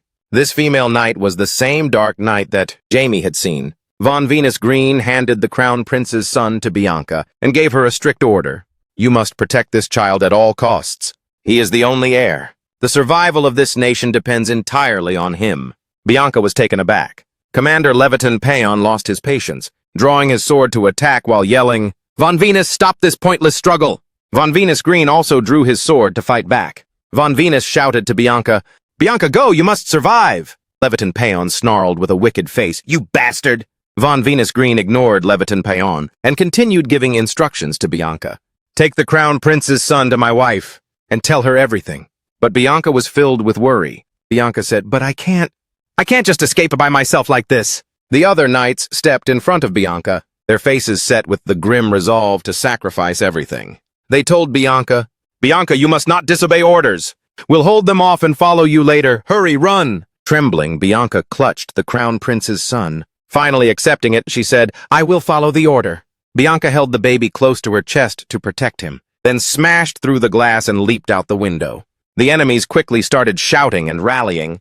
Catch her! Don't let her get away! Bianca ran with all her might, holding the prince's son. She didn't dare stop for a second, even though she was gasping for breath. Determined, she thought, I have to reach the green residence and tell them everything. What Bianca didn't realize was that someone was already standing on a rocky ledge. Drawing a bow and aiming at the fleeing Bianca, an arrow whistled through the air, piercing through her armor and deep into Bianca's body. Bianca froze in shock. Bianca collapsed onto the ground. The Crown Prince's son was thrown aside and woke up with a start. As he wailed, Bianca struggled to get up. Another arrow was fired. Bianca could only watch in despair as the Crown Prince's son, still just an infant, was shot dead. Blood sprayed everywhere as Bianca screamed in agony, No! The infant was hit by 3 arrows, fired by those cruel, heartless monsters. Bianca, trembling uncontrollably, crawled toward the baby, her mind still fixated on one thought. I can't fail. I have to complete the mission. Bianca remembered how Commander Von Venus Green and her comrade stayed behind to fight so she could escape. Bianca whispered, I can't die here. Her vision blurred and then faded to black. A surge of power shot up from the castle, and that energy rushed into Bianca's body. That was how the Dark Knight was created. The same energy also wrapped around the Crown Prince's son, and he was pulled into a circular pendant. The Dark Knight clutched the necklace and said, I must complete the mission. After reading Bianca's memories, Jamie finally realized, So it wasn't you who wanted to kill Fibion's family, Jamie thought. Bianca's despair must have awakened the dark mana.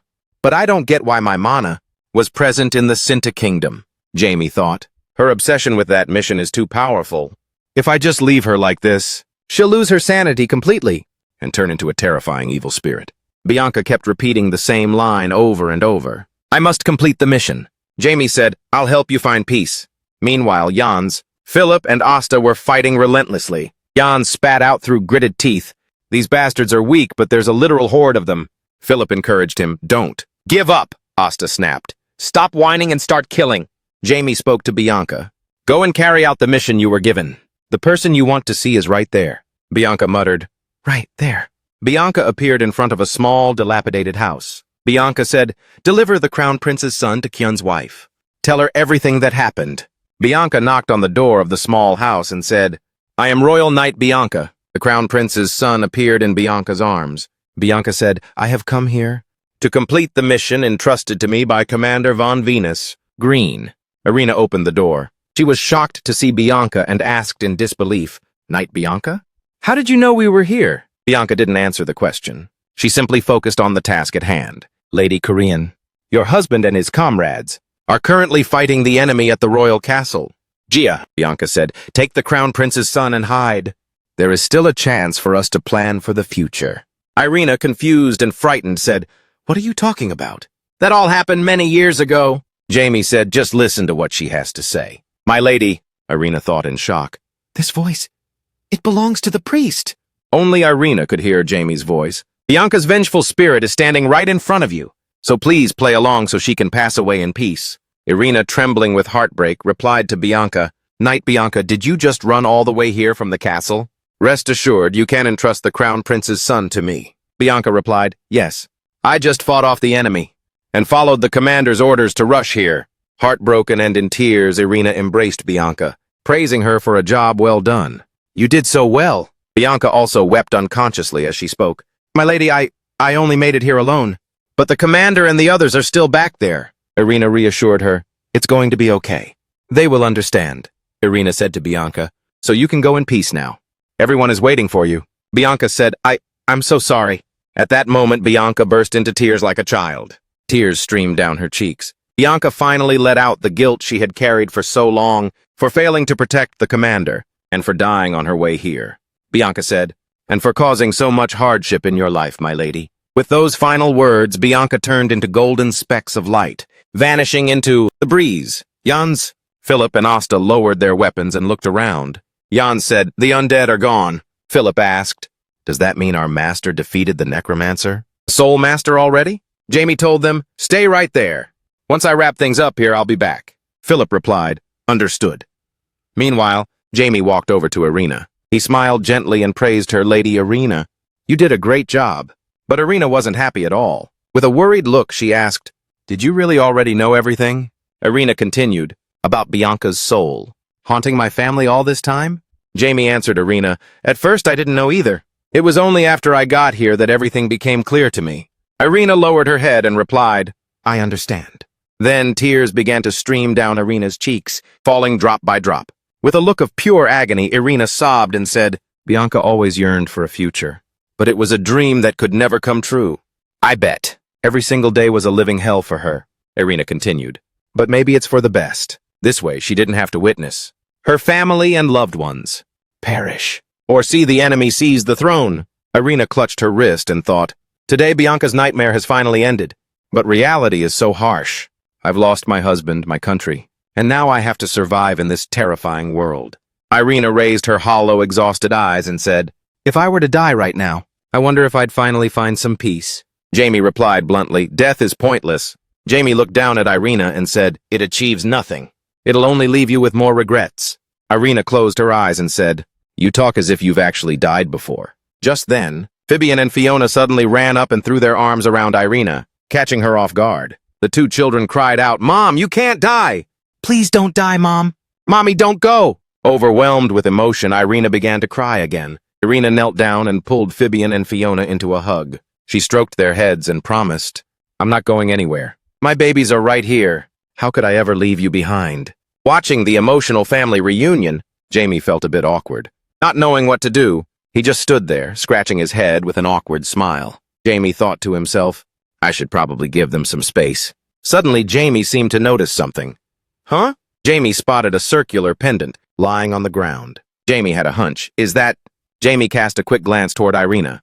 Irina and her two children were still embracing, completely unaware of anything else. A moment later, Jamie returned to regroup with Jans, Philip, and Asta. Seeing Jamie's return, Philip called out, Master? Jans asked. So everything's settled, right? Jamie calmly replied, yeah. It's a pretty heartbreaking story. Jamie snapped his fingers and a teleportation portal appeared. Jamie said to Philip and the others, you guys did great. We can head out now. The three of them replied in unison, understood. Then they vanished through the portal. Once everyone else was gone, Jamie finally pulled out the necklace he found earlier and said, I thought you had already moved on to the afterlife. Following his words, the pendant began to glow, emitting a dark purple light. Bianca emerged from within that stream of light. Jamie looked up at Bianca and asked, why are you still in the land of the living? Weren't your final wishes fulfilled? Bianca descended to the ground and replied to Jamie, because I still have business to attend to. If I leave now, I won't be able to look my comrades in the eye in the underworld. Then, Bianca clenched her fist and said with fierce determination, those bastards are still running wild at Keltio Castle. I'm going to show them what a real nightmare looks like. Jamie watched the scene before him, surprise flickering in his eyes at this power. Bianca's entire body was radiating a surging, menacing energy. Jamie thought to himself, she's strong enough to spark a whole war. But he spoke coldly. That's incredibly childish thinking. Jamie continued rationally, an undead can't just roam free in this world. If the 12 gods discover your existence, you'll be taken down by the holy knights before you even set foot in that castle. Bianca refused to back down. She shouted, I don't care! I have to plunge this sword through their hearts. Unexpectedly, Jamie said, then come with me. Jamie's words made Bianca jump in surprise. Jamie continued, I'll help you get your revenge. Bianca gasped in utter disbelief. What on earth is this? Bianca thought. I can sense an incredibly powerful aura, and it seems virtually limitless. Jamie, standing across from her, was shrouded in a power that was absolutely terrifying. Bianca thought she couldn't possibly team up with someone using such malevolent energy. Jamie, like some kind of goat who knew everything, read Bianca's mind. Jamie gave a smirk and said, I'm not the dark mage. You think I am, Bianca? Confused, Bianca asked him back, What do you mean by that? Jamie showed his palm, which bore a sigil, glowing with a golden light for Bianca to see. Then Jamie asked Bianca, I'm sure you recognize this symbol, right? Bianca was stunned. It was the symbol of Pizzo. Bianca recalled, thinking back, when I first discovered him, he was wielding a divine power. A light? So blindingly radiant, like the light of the Buddhas from the 10 directions, that I couldn't bear it, and had to turn my face away. Jamie said, I am the saint of Pizzo. After allowing Bianca to confirm it, Jamie lowered his hand. Only then could Bianca look back at Jamie and say, Dark mages are the enemies of humanity. It's true that you look more like a divine being than one of them. Jeremy laughed and said, That's because the power I used is a bit different from everyone else's. That power belongs to my former body. Suddenly, Bianca felt something strange within her own body. She thought in shock, Is the dark mana inside me resonating with him? Jamie, with a serious expression, asked once more, Now make your choice. Do you want to come with me or not? Bianca weighed her options. This might be my last chance to avenge my fallen comrades. I guess I'll have to make a deal with the devil. Bianca decided to take the gamble and said, I will form a covenant with you. Jamie gave a satisfied smile and said, Let the covenant begin. A dark light flashed. Bianca transformed into her dark knight form, kneeling on one knee before Jamie to show her submission. As she spoke, I, Knight Bianca, swear my loyalty to you as your subordinate. Jamie also drew his sword from its scabbard and said, Bianca. Jamie continued, I shall recognize you as my knight. Bianca replied, I vow to sacrifice everything for you, my master. Jamie thought, I've brought Bianca to the gate. Riza will lead her inside. As Jamie walked away, he wondered, the Fabian family must have gotten their act together by now, right? Inside a tiny house, old and dilapidated, a voice spoke out. Mommy will try her absolute best again. The family of 3, including Irina, were sitting together around a round table. In the heartwarming scene, Irina said with a smile, I will work hard so that my dear children can eat and wear whatever you like. Fabian took Irina's hand and said filially, I'll also do my best to help you, Mom. Fiona jumped around happily and added, Me too, me too. Jamie stood outside the door, overhearing the conversation of the 3. Irina's voice echoed again, Come here. My children are the absolute best. Jamie thought, so? She's decided to keep going and be the rock for those kids. Thinking of his own family, Jamie smiled and thought, I've experienced the warmth of a family myself, so I want them to have that too. I'm really not used to these kinds of emotions. At all. Jamie knocked on the door and called out, Irina, it's me. Irina opened the door and was a bit surprised to see Jamie. She asked, Oh, Father Priest, where have you been? I wanted to thank you, but you had disappeared. Jamie gave a light smile and replied, I had some business to attend to, so I stepped out for a bit. Irina handed Jamie a necklace, featuring a large red diamond-like gemstone. It looked very precious. Irina said, This isn't worth much. But it's the necklace my husband gave me. I've received a great favor from you, so I want to give you something as a token of my gratitude. Jeremy quickly waved his hands to decline, saying with an awkward face, Don't tell me you're asking me to take such a meaningful item. Please keep it, and in the future, pass it on to your children. Jamie added, Instead, could you let me see that rosary from earlier one last time? Irina was surprised that Jamie would pay attention to something so ordinary. Irina said, If you need it, please keep it. Jamie took the cross necklace and said, Thank you.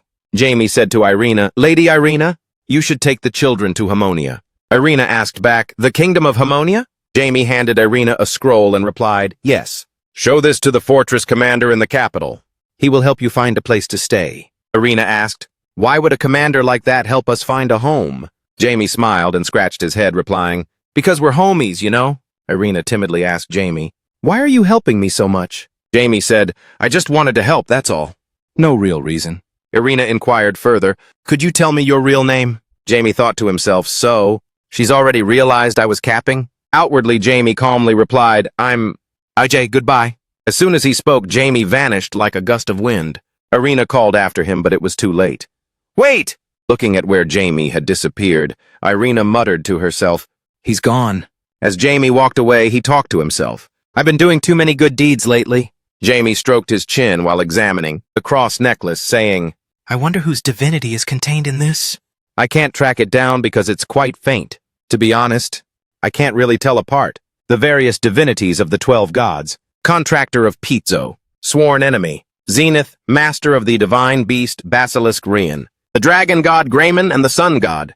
It turns out those are the only deities whose divinity I recognize. Jamie thought that besides them, he hadn't had the chance to interact much with other gods. But if I analyze it, I'll probably figure it out. After analyzing the cross necklace, Jamie frowned, looking at the energy in his hand. This is... Jamie let out a sigh and pondered. If I hadn't known better, I would have accidentally leaked black mana. From the palm of his hand, something began to spread out into the surroundings. A surge of incredibly immense power. He looked at it and wondered, what exactly is this? Then he thought further. It doesn't belong to any of the 12 gods. In his hand was a small object like a pendant, radiating a terrifying amount of power. He speculated and thought to himself, could there be a 13th god that I'm unaware of? At this thought, Jamie's expression became slightly anxious. He quickly tried to reassure himself that he needed to calm down and search his memory thoroughly. Which god does this divinity belong to? Later, Jamie's mind linked it to the symbols of the ancient gods. He thought to himself, the first image that popped into my head was an ancient god. But as far as I know, no ancient gods are still alive. The 12 gods had reigned and wiped them all out. Immediately, he hesitantly formed a judgment based on his own thoughts. Then it's possible that a new god has appeared. At that moment, Jamie immediately thought of the goddess Pizzo. He looked at the symbol in his palm and wavered. Musing, should I ask Pizzo? Suddenly, Jamie clenched his hand shut over the symbol, discarding that line of thought. He said, no, that's way too risky. Then Jamie thought of Isis.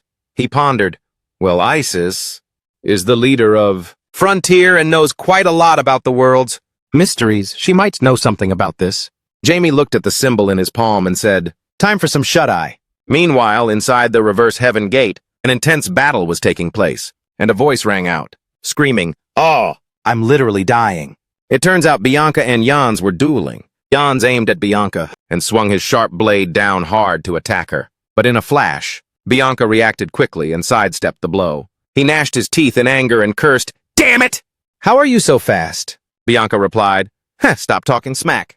Riser stood watching the match between the two, shaking his head in disappointment. Riser said, even though he lost, his skills are actually pretty decent. Meanwhile, Asada had just been defeated by Bianca, leaving him unable to stand up, lying in a heap on the ground. Jans tried his best to thrust his sword straight at Bianca, but whether it was the power gap or Bianca's insane speed, she dodged every single move he made. Finally, Bianca counterattacked, landing a direct punch to Jans's stomach, sending him flying, with an expression of intense pain. Afterward, Bianca dusted off her hands, glancing at Jans, who was clutching his stomach in agony, collapsed face down on the ground and said disdainfully, as for you, you couldn't even manage to scratch my collar. After defeating Jans, Bianca pointed her weapon at Riser and said, do you want to go around with me too? Riser raised his hands and declined. The result would just be me getting clapped like them. Why waste time fighting? Bianca replied, you're smarter than those other guys. At that moment, Jamie, standing in mid-air, had witnessed everything. He thought, I just came to take a peek. But I didn't expect that Jans and Asada would be no match for her. Then Jamie landed on the ground and said, even Riser is feeling embarrassed now? Both were very surprised by Jamie's sudden appearance. They immediately turned around and greeted him. Greetings, Master. You've arrived, Jamie continued. Has everyone introduced themselves and gotten acquainted yet? Riser breathed a sigh of relief, scratched his head awkwardly, and said, we haven't even had the time for that. Jeremy glanced at Jans and Asata, gave a smirk, and asked, was it because of those two warmongers? Riser replied with a helpless expression, yeah. Then Jeremy pointed toward Riser and said, all right, let's do introductions. This is Riser, commander of the Andre Legion. Next, Jamie pointed to Bianca and continued, this is a Dark Knight, our newest member, named Bianca. Hearing this, Riser leaned in and whispered sassily into Jamie's ear. Wait, didn't she already kick the bucket? Jamie smiled helplessly and replied, yeah, but she still has some unfinished business. Now you two shake hands and say hello? Then Riser and Bianca stepped forward, shook hands, and politely introduced themselves. Bianca said, Bianca. Riser said, Riser, nice to meet you. Once that was done, Jamie narrowed his eyes at the skeletons rushing about, and said, "This area is still unstable. This isn't an ideal place to easily bolster our numbers." Then Jamie turned to Riser and Bianca and immediately assigned them a task. "So you two have an important mission. You must manage the undead soldiers here." Riser replied, "Don't you worry, sir." Bianca said, "Understood. We will do our best." At this point, Jamie suddenly remembered Nebro and asked Riser, "Where is Nebro?" Riser replied, "I don't know, ever since that day.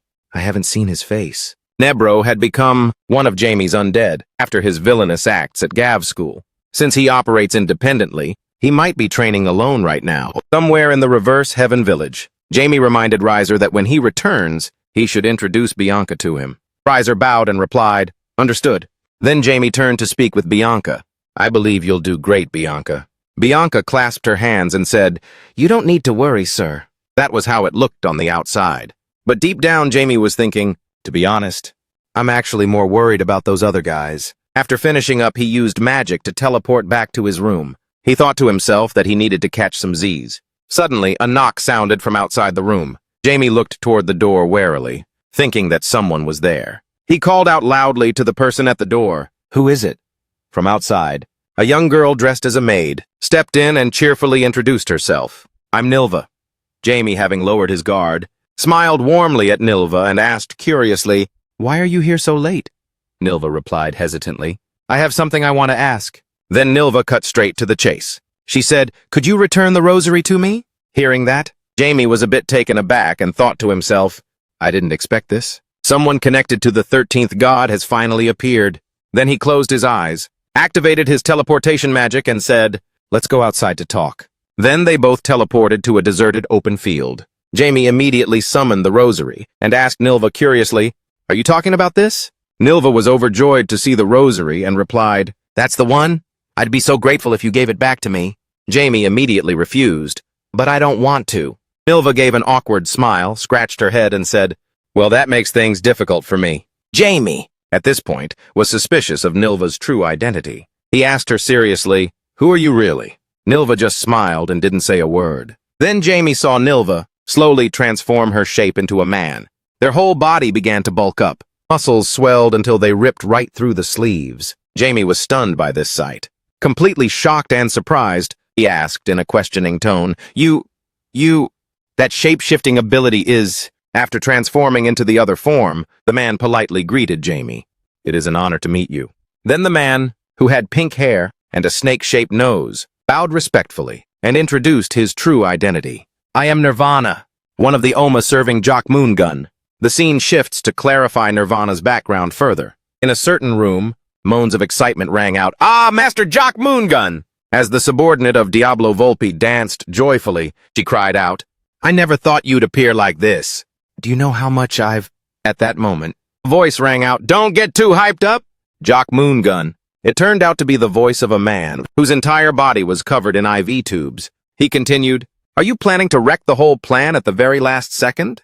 Hearing that, Jock Moongun bit her lip, her body trembling as she spoke.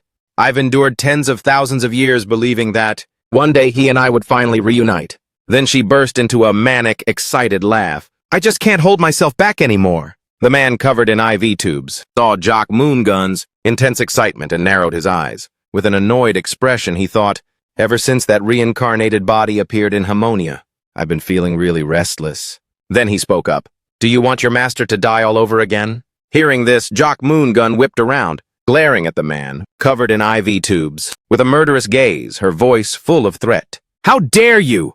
The man covered in IV tubes calmly replied, "The reason you've been avoiding the eyes of the 12 gods, isn't it to protect your master, Diablo von Berg?" Hearing that, she was left speechless, not knowing what to say. "That?" The man covered in IV tubes continued, "There are still a few years left. Please be patient for just a little longer." Jock Moongun showed a gloomy attitude, clenching her hands so hard that blood started to flow, and regretfully muttered, "Master." The scene shifts back to the present. At this moment, Jamie asked Nirvana curiously, "You are an Oma?" Nirvana replied, "Yes, Oma. That is the name given to Jock Moongun's subordinates. It means snake." Jamie thought deeply. He isn't lying. The defined form he's using was likely granted by Jock Moongun. It seems she favors him quite a bit. Defined form. is the ability to shift from a cellular state into another form. That power allows him to exist in any shape or form within this world. Jamie continued to wonder, so how is Jock Moongun doing now? Jamie asked Nirvana, where is Jock Moongun right now? Suddenly, Nirvana pulled out a sharp knife and replied, I can't tell you the exact location. If you two get in touch, our side's plan will fall through. After saying that, Nirvana gave a smirk, held the sharp knife against his own neck, and said to Jamie, instead I'll offer you my head. As an apology to you, Jamie said with a mix of anger and helplessness. Stop messing around. Nirvana laughed loudly and replied, oh, all right. Then Jamie held out the rosary and asked curiously, so was this created by her? Nirvana replied, yes, that's right. Jamie continued to question, do you know what kind of divinity is inside this? Nirvana gave a strained smile and answered, well, that's... Before Nirvana could finish, Jamie unleashed his power, putting on a terrifying face to threaten Nirvana. If you don't answer, I'll pick your brain to see your memories for myself. Hearing that, Nirvana held his hands up, smiled awkwardly, and said, whoa, don't be so serious. I really am a loyal subordinate of Jock Moongun. After that, Nirvana pointed to the rosary in Jamie's hand and said, that divinity, Nirvana continued, belongs to Diablo von Berg. It was created from dark mana. Hearing that, Jamie's expression turned puzzled. He blurted out, what? And thought to himself, it's true that a holy light can be born from the peak of a dark mana flow. It's not entirely impossible. However, Nirvana went on, allow me to explain further. The fragments of power belonging to Diablo von Berg are currently scattered across the 6 continents. He continued, we have been collecting those fragments and then infusing them into divine power. Jamie was slightly taken aback and asked, you guys actually created divinity like that? Nirvana closed his eyes and continued his explanation. The third magical beast, Blackie, has the ability to create light from dark mana. Therefore, divine power can absolutely be manufactured. Jamie grew suspicious and asked, how do you know that? Nirvana clasped his hands and answered Jamie gently, the moment Blackie created that divine light, a resonance occurred within us. He gestured toward Jamie and added, perhaps it's because they share the same origin as we do. Jamie looked extremely puzzled upon hearing this. He scratched his chin and thought, is it because they were all made from my dark mana? Then let me ask one more thing. Did Jock Moongun create a religion for herself? Jamie pondered. Divine power can only exist through faith and loyalty. Even if it can't compare to the 12 gods, she would still need a massive number of followers to maintain divine power at this level. Hearing this, Nirvana gave a cold laugh and answered Jamie, I can't tell you about that. Jock Moongun will tell you herself later. Then Jamie snapped his fingers and said, here. Instantly, the rosary in Jamie's hand appeared in Nirvana's hand. Jamie said, tell Jock Moongun that I want to see her soon. After receiving the rosary, Nirvana bowed respectfully, thanked Jamie, and said, I'll see you later, sir. Then he slowly vanished. At this moment, Jamie was left standing alone in the middle of the vast field. He looked up at the vast universe and said, Jock Moongun, whether in the previous life or this one, I never know what you're plotting. Jamie lowered his head, his face somber as he thought, maybe being obsessed with destroying the 12 gods made me forget to care about the feelings of my subordinates. Jamie continued thinking, in this world everything comes once and then slips away. Perhaps I should show them more care. Early the next morning, Jin curiously asked Jamie, looks like everything's been settled, right? Jamie replied with a proud look, it's all done and dusted. After that, the two of them set off. Just then, a voice calling out to them came from a distance. Big brother! It turned out to be Firian's voice. Jamie was surprised to see him and asked Firian, why are you running all the way here so early, kiddo? But Firian was doubled over, panting heavily from exhaustion. He said shakily, thank goodness, I'm not too late. Firian then immediately pulled out a bag of money, his old worn-out coins, and said to Jamie, please take this. The boy bowed sincerely, offering the bag with both hands as he continued, these are my savings from the past few years. Thank you for saving my family. Jamie was completely taken aback by this. He froze for a moment, then started teasing Firian. My hard work has to be paid in gold, you know. Firian was shocked to hear that. Caught off guard, he stammered, but I don't have that much right now. Jamie gently patted Firian's head and said, forget about the money. And from now on, work hard to help your family. I'll come back for the payment when you're all grown up. Firian started tearing up, deeply moved. He sniffled, unable to find the words. After everything was settled, Jamie turned to leave and waved goodbye to Firian. I'm off. Seeing this, Jin teased Jamie. You sure like trying to act all cool in front of little kids, don't you? Jamie proudly replied, I'm always cool. Furion suddenly shouted, Brother Ricky! The boy yelled at the top of his lungs so Jamie could hear him. You have to promise to come back and visit us. I'll also show you how badass I've become. Jamie smiled happily and replied, Deal. The scene shifts to the north of Arisa, the 6th continent, the Yelko mountain range. Kenjin is currently being chased by a group of people from behind. The crowd shouted, Stop! Don't let him get away! Kenjin ran while panting heavily in exhaustion. He thought to himself, Damn it! Why is this happening? I really don't have the strength to run anymore. The people chasing Kenjin shouted, Surround him! Kenjin closed both eyes in despair. Inside Kenjin's mind, he was thinking of the innocent children, back at the orphanage. Right now, Kenjin is being relentlessly pursued by that crowd. Move it! Hurry up! Suddenly, Kenjin lost all his strength and came to a halt. Kenjin's body began to slowly transform. He muttered, I can't give up. Finally, Kenjin transformed completely. The alias Killer Kenjin. The pursuers were terrified when they saw Kenjin's new form. They were absolutely petrified. They stopped chasing and stood there, trembling in fear. Kenjin's face looked monstrous. His eyes were blood red. He slowly turned back toward them and said, Huh? After that, he lunged his blade at them and screamed, I must survive. At the same time, at Bevo's Peak in the Yelko Mountains, Jamie and Jin stopped to build a fire and rest. Jamie curiously asked Jin, Why do we have to cross this mountain range? Wouldn't it be easier to go through the kingdom of Yvonne? Jin replied, We can't cross the kingdom, because we don't have any identification. Jamie pondered. Thinking about it, compared to Han, Jin's appearance and behavior seemed much more intimidating.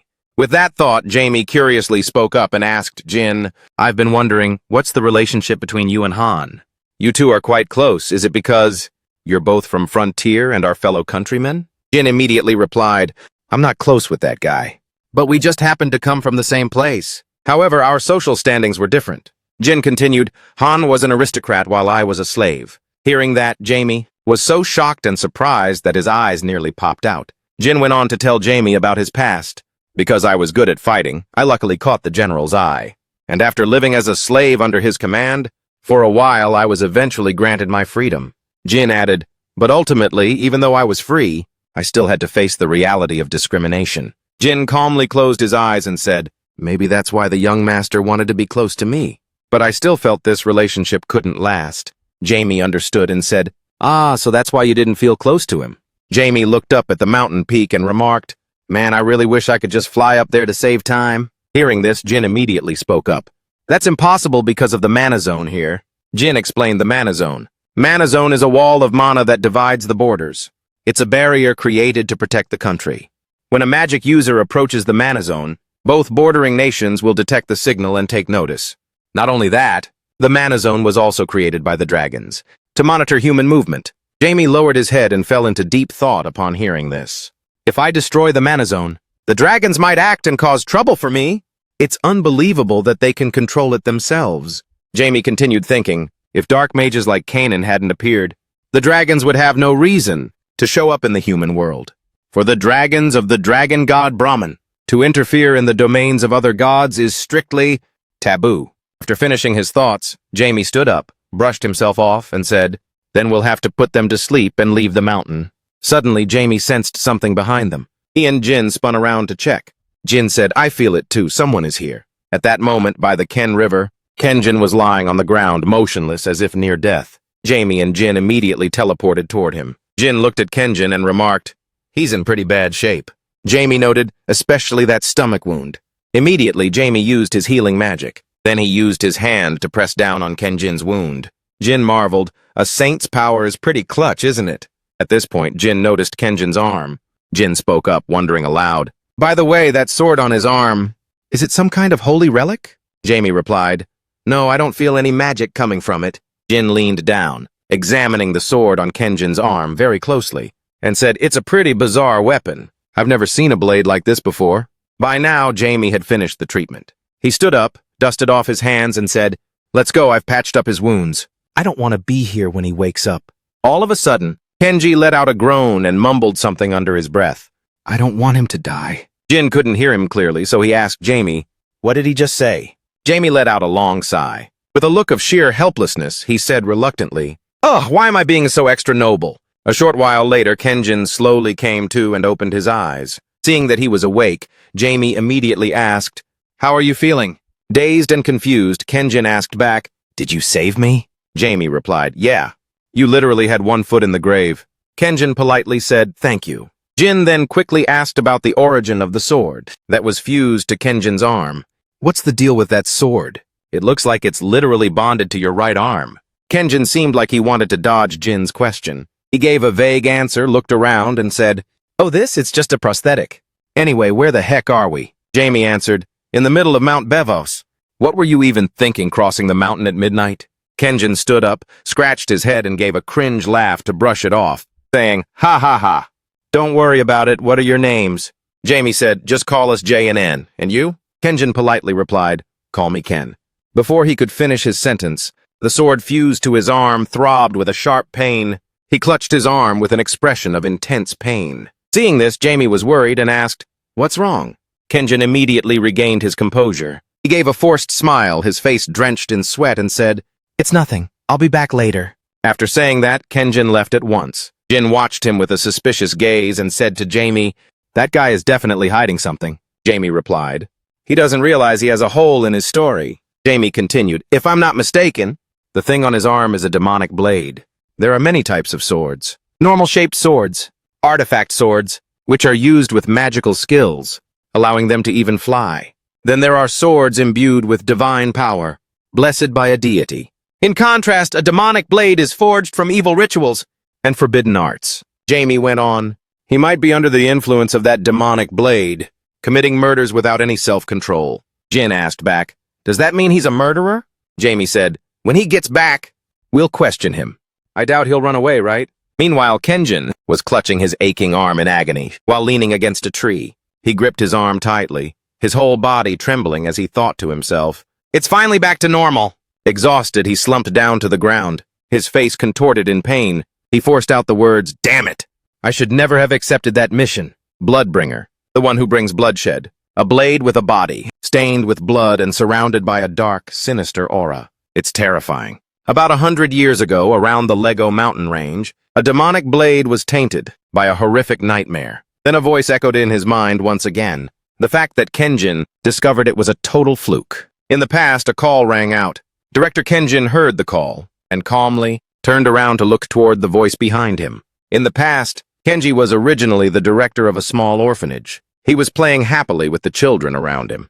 Kenji was a benevolent man. He cared for the abandoned children, as if they were his own flesh and blood. Soon after, to get the money to keep the orphanage running, he voluntarily took on a dangerous mission.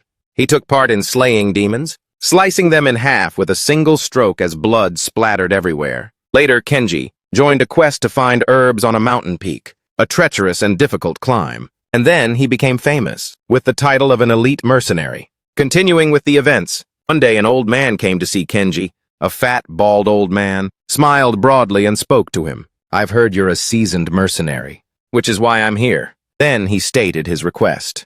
"There's a commission I need you to take on." Kenji headed into a desolate forest. He walked along, mumbling his thoughts. That medicine only grows in this forest range. He further assessed the situation. "But the forest is so massive, it'll be hard to find. If I'm late getting back, the kids will worry." After searching for a while, Kenji spotted a source of dark energy ahead and looked up toward it. He spoke with pure curiosity. "What's that?" In front of Kenji was the sword blood bringer thrust into the ground, radiating a sinister aura all around.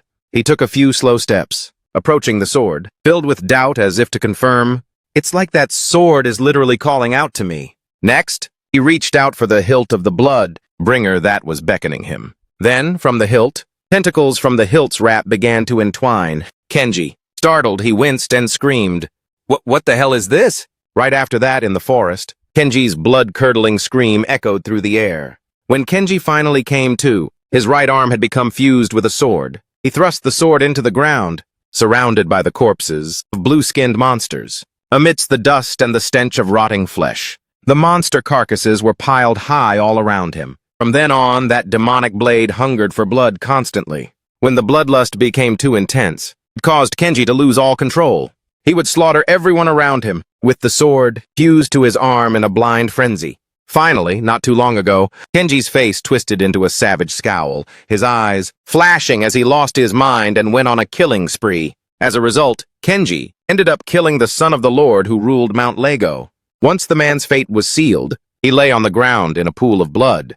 Kenji, meanwhile, was shaking uncontrollably, kneeling beside him with the sword still fused to his arm. He screamed through his tremors, "Damn it, this is messed up." Suddenly a thought flashed through his mind, urging him. Maybe if I just died, everything would be better. But memories started flooding back into his mind. Kenji saw a child from the orphanage holding up a photo of him surrounded by the kids. The child called out excitedly, "Director, look! I drew this with dye!" Back then, Kenji had warmly praised the little girl. "That's a beautiful house. Did you really draw this all by yourself?" The children, thrilled by the praise, wouldn't stop, cheering, their faces filled with immense hope. Aaron, standing nearby, spoke up. "When we grow up, we're going to buy the director a huge house, just like this." Remembering the smiles of those little ones, Kenji couldn't help but pull himself together. He screamed out in his mind while trembling, "No, I can't let myself fall apart here." He gripped the upper arm where the sword was tightly fused, still shaking, but full of resolve. He made a firm vow in his heart. "At the very least, I have to survive, until the children can stand on their own 2 feet. I can't afford to be killed or captured now." Finally, he managed to stand up. Dragging his body, he leaned against a nearby tree trunk. Hunched over and weak, he muttered to himself, "I haven't even said thank you to the person who saved my life, but I need to stay away from them so I don't bring them any trouble." He added further, "And there's no tellin' when the Lord's hunting party will track me down."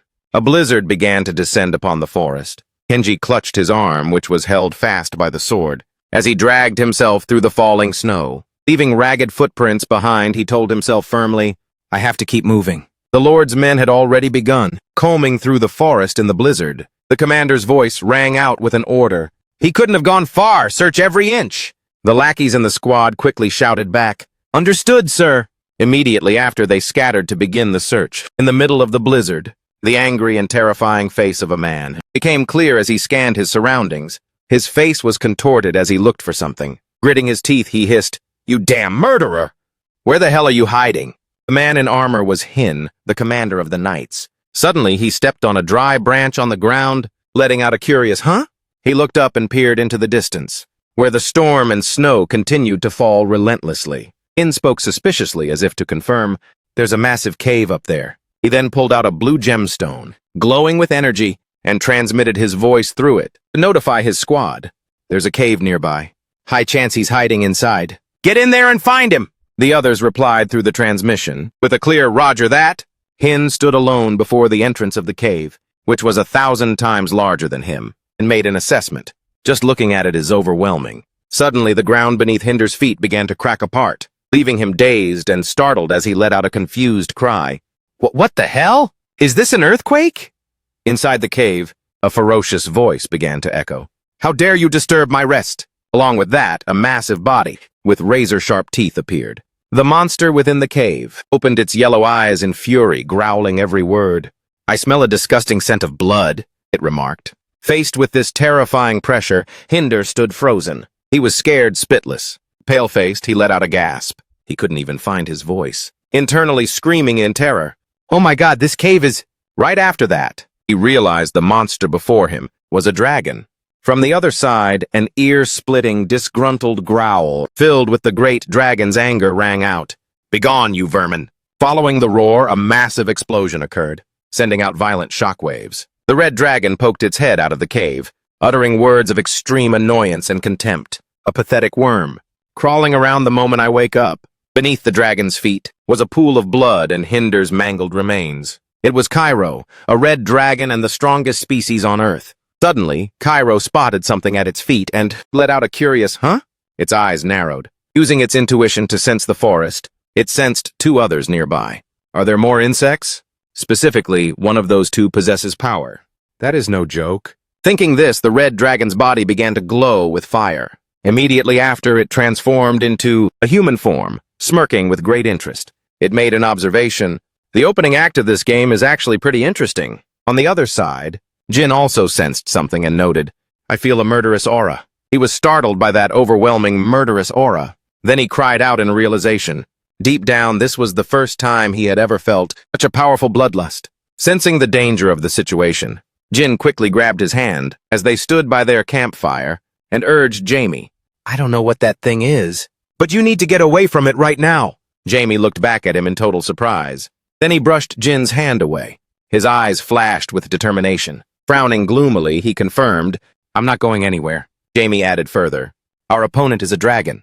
Faced with this sudden revelation, Jin was left trembling in shock. His eyes widened in disbelief as he asked to confirm, "A dragon? Why hasn't anyone spotted it yet?"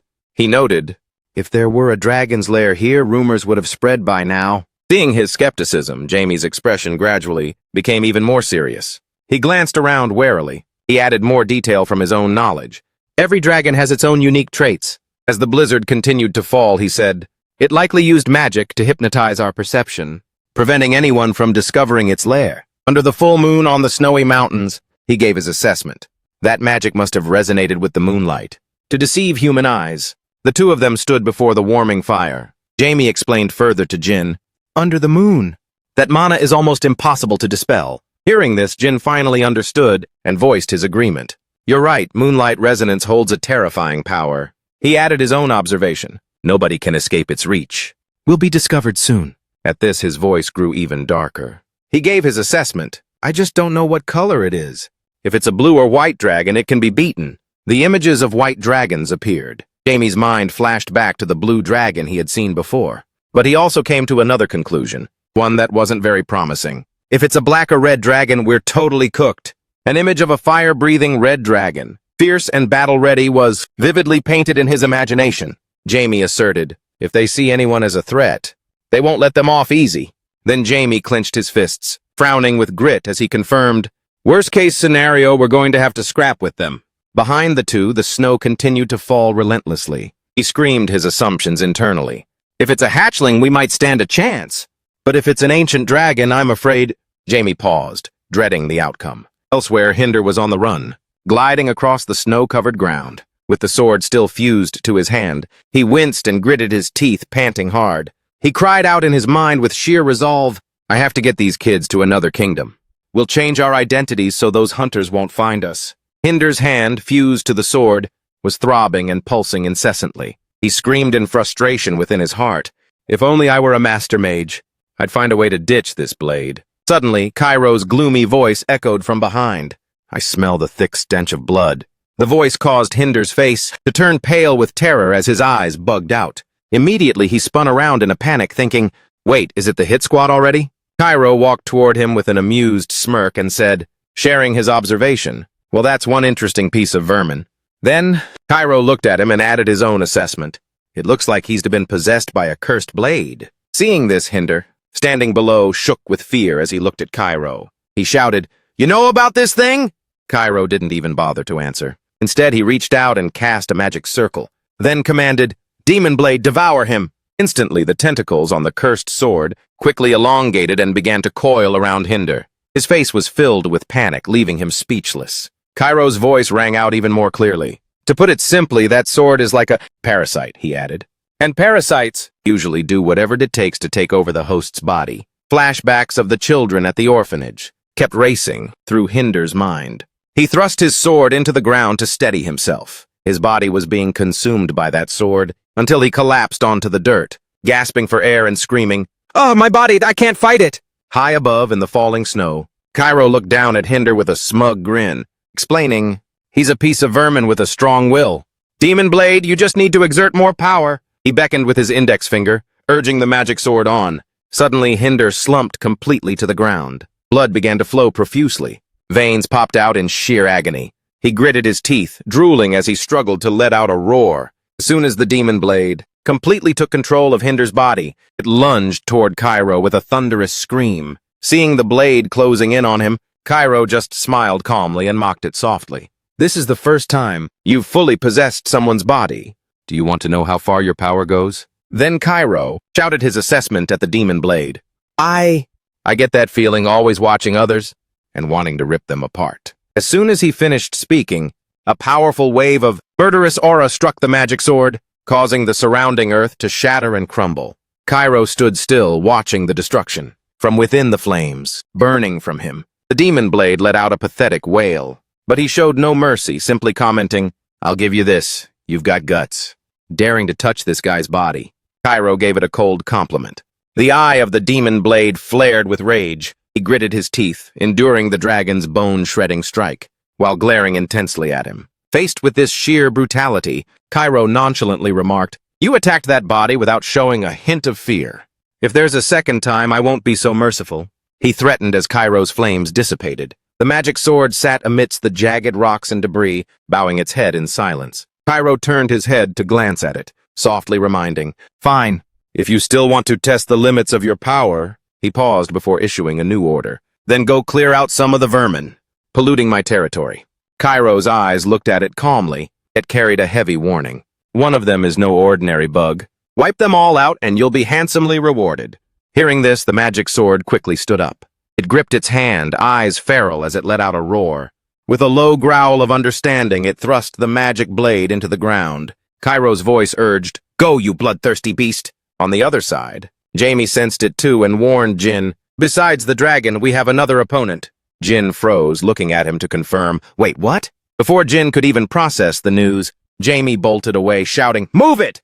Jin could only watch him go, completely stunned. Then he called out to him, "Follow me!" One of the pursuing cavalrymen gritted his teeth, trembling as he looked at the sight before him and whimpered. Standing in front of him was Hinder, now fully consumed by the magic sword and on a killing spree. He was as frenzied as a wild animal.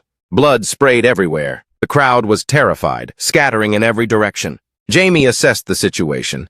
"Looks like he wants to thank the dragon with a little revenge." Hinder, completely swallowed by the magic sword, swung his blade, slashing a member of the cavalry pursuing him. The man let out a cry of pure agony. Blood sprayed violently from his back. Right after Jamie, suddenly teleported right behind him. He stated his suspicion. "I've had my doubts from the very beginning. But now you have truly committed a horrific crime." Hearing his voice, the demon blade stiffened slightly. Next, he spoke up to rebuke it. "You repay kindness with this?" But as if sensing something, he looked around with a vigilant expression, thinking to himself, The dragon is nearby." Jin also quickly appeared before him, walking toward the demon blade, as he declared, "Let me kill him, for we are the ones who saved his life. So we must take his life, to appease the fallen souls." The demon blade remained still among the bloody corpses on the snowy ground. Hearing Jin's words, he turned and nodded to him, confirming back. "Then I will go see if anyone is still alive." Seeing Jin approach, the demon blade turned its face, using its crimson eyes to ask, "Are you one of those who are not insects?" Ignoring its words, he drew the sword from his waist and firmly asserted, "I have no idea what you're yapping about, but I will send you off painlessly. That is my final grace." As soon as he finished, Jin quickly charged with his sword in hand. His eyes burned with intense murderous intent, and with the radiance of his legendary blade, he shouted the name of his technique, "Moonlight Resonance Moon Shadow." With one swing at the demon blade's neck, a dazzling line of light appeared. Next, blood quickly spurted from its neck. The speed was so incredible that it stared in pure shock. Blood continued to spray and gush out, and Jin's voice rang out alongside it.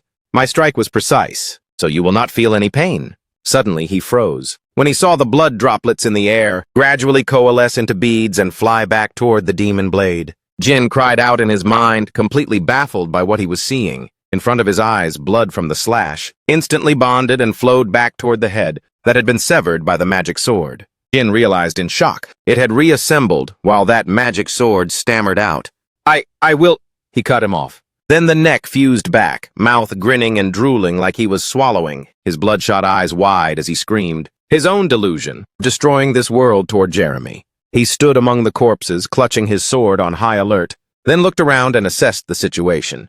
They're all dead. But then a sense of confusion hit him, as he asked himself, "I felt a life force just now, but where did he go?" "Speak of the devil." Cairo's voice rang out with pure arrogance. "You look pretty chill, huh?"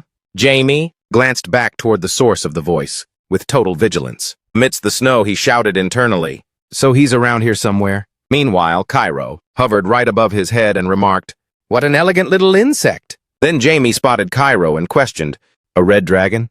The dragon's eyes flashed with battle readiness. Next, he smirked at him and asked, "Did you know I was close by?" Then he casually noted, "Not that surprising, I guess." Right after realizing he'd been spotted, Cairo quickly descended, while he turned to face him and explained, with caution, "Because your kind is a race that leaks intense emotions." Hearing the assessment of himself, Cairo shrugged and laughed provocatively, looking down on Jamie, saying, "An extraordinary little insect." He looked at him, unable to hide his curiosity, and asked, "You just entered the adult stage, didn't you?" Seeing him guess so accurately, Cairo spread his arms and laughed with pure joy. "Ha ha ha ha ha," before exclaiming in total disbelief. "For real? What kind of humans can actually gauge a dragon's level?" "You're quite interesting." Seeing him act so condescending, he spoke up again to test Cairo. "But I do know. You're nearly 3,000 years old, right?" Hearing that, his eyes narrowed with pure rage. Veins began to pop on his forehead. A thunderous voice rang out. "Kneel!" Cairo screamed, the name of the technique, thrusting his hand toward Jamie to cast it. A pillar of overwhelming aura crashed down upon Jamie. The ground beneath his feet buckled and shook violently from the impact. Under the intense pressure, Jamie's eyes began to bleed. Still, Jamie forced himself to look up and shouted in surprise. Within his mind, "Dragon tongue? One of the two ultimate weapons of dragons." It's a form of linguistic incantation, the strongest type of manipulation magic. Exclusive only to the dragon race. Thinking of this, he spoke up to further provoke Cairo. "At this rate, you're actually around 2,700 years old, aren't you?" Hearing this made him even more furious. Grimacing at him, he hissed through gritted teeth, "What did you say?" Seeing he was playing dumb, Jamie had to explain his reasoning. Dragon tongue's power grows over time. But since it's only this strong, your age is clearly just that. Under the crushing weight of the dragon tongue, he still grimaced and smirked at him, then extended his resisting bracelet and yelled, "Activate Perfect Cell!" A purple magical light erupted around Jamie's wrist. Immediately after, Perfect Cell was activated. This is an artifact of absolute immunity, one of the 3 greatest artifacts of Diablo. A bracelet glowing with purple mana. When it's active, the user becomes immune to all forms of disease, plagues, and curses. Right after activation, Jamie quickly raised his arm high. Energy from the resisting bracelet began to flare out violently. Seeing the bracelet's power, Cairo grew even more enraged, gnashing his teeth and glaring as his body was blown back. He screamed in rage, "You bastard!" Suddenly his voice rang out, urging him on. "Fight me!" With blood trickling from his mouth and eyes, his gaze remained resolute. Jamie pointed his hand at Cairo and declared, "Either I die," his eyes sharpening even further as he added, "or you do." Immediately after, he shouted his technique's name again. Ramiya activated right by Jin's side. The sharp, claw-like tentacles of the magic sword lunged out. He skated across the ice, dodged the relentless barrage of attacks from the magic sword, which was hovering in the air with those tentacles, constantly charging straight at him. He silently analyzed the situation. He can manipulate blood. An evil power has been awakened. Jin kept evading by dashing away with extreme speed, yet those tentacles continued their relentless pursuit, attacking in heavy waves. The enemy's face was full of smugness as he mocked him. Jin struggled as he realized in his head, if he controls the opponent's blood, then I'm at a major disadvantage. Suddenly, Jin's feet skidded to a halt in the snow. He assessed the situation once more. This has turned into a battle of speed. Next, he summoned his sword, gripping the hilt in his hand and whispering the name of the skill, Immobile. Along with his disappearance, the half-moon slice technique was unleashed. Jin appeared from behind, striking from the moonlight toward the monster. The monster couldn't react in time and was sliced in half, revealing the core inside its body, which was glowing a bright orange. Then the body began to crumble away. The tentacles quickly slithered back, surrounding the brilliant orange core. Seeing this, Jin immediately questioned, "A core? Should I just destroy it?" Acting on impulse, he quickly charged forward, but the swarm of tentacles had already wrapped around the core, along with the blood from the magic sword's physical form, which was gradually reassembling. He raised his hand to shield himself from the tremors, stammering, That's... Right after that, a grotesque, deformed monster formed by tentacles appeared. Its eyes and nose were crooked, and its twisted mouth wore a bone-chilling grin. Jin couldn't hold back his fury and shouted, "What kind of bastard created this abomination?" Then he reached his hand forward, gathering energy within his palm, and yelled out the technique's name, Moonlight Stamp. Moonlight Stamp! A blinding flash of light erupted in the dead of night, carrying a massive surge of power. However, the beast's body began to shift below. It took the hit head-on, but remained completely unscathed. It glanced up at Jin. Seeing it, he screamed in frustration, "Damn it! That form is..." Its eyes looked up at him, with that twisted, hideous, not quite human shape. That wretched thing lunged toward Jin. He shouted in pure indignation, "It's copying me!" Then, as it growled, Jin raised his arms to block while darting away. He thought to himself, if only Jamie were here. Then, as if remembering something, Jin froze and muttered, huh? Could he have run into the dragon? Why hasn't he come back yet? Over on Jamie's side, Cairo stared at the maze walls in front of him and asked suspiciously, what is this? He realized with bewilderment. It looks like I've been pulled into another dimension. He created a pocket space in an instant. Right after, Cairo looked at the man standing opposite him holding a sword, seeking confirmation. Do you really want to fight me? On the other side, Jamie didn't hesitate to taunt him.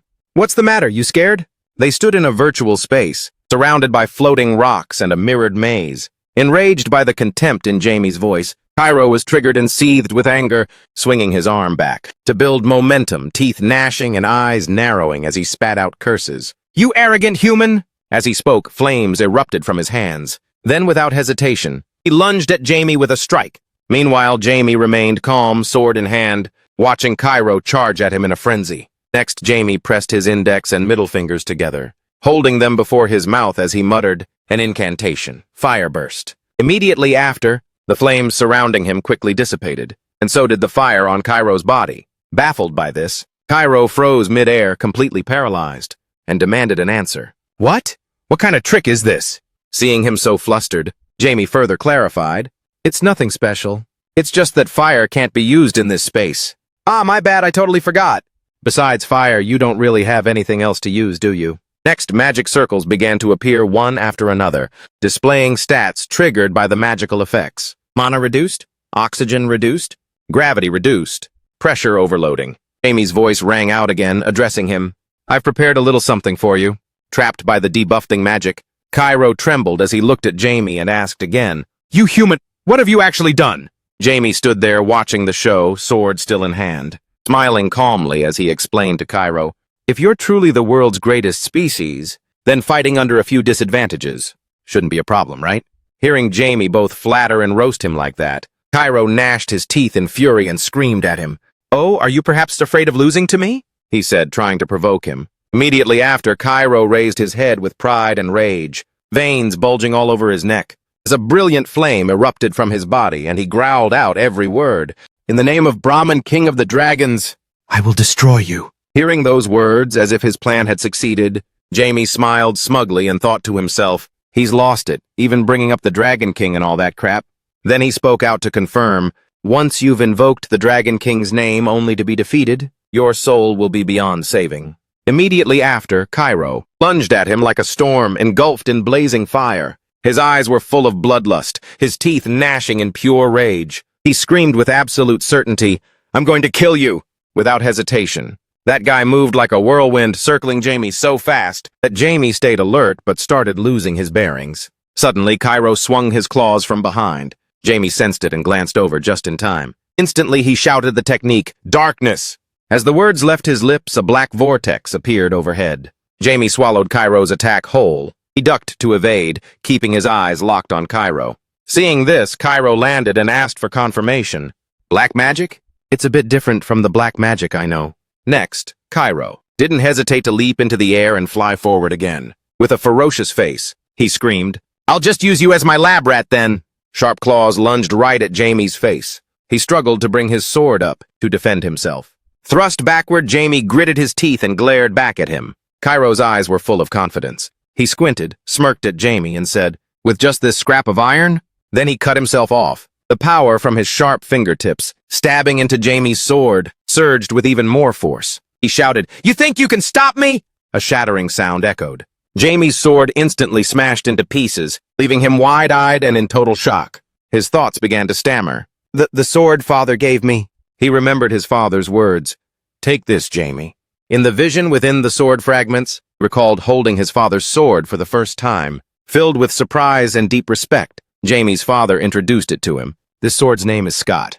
He smiled and gave Jamie a reminder, full of love. Come back home safe, Jamie. It's okay to feel pain, but make sure that you grow stronger.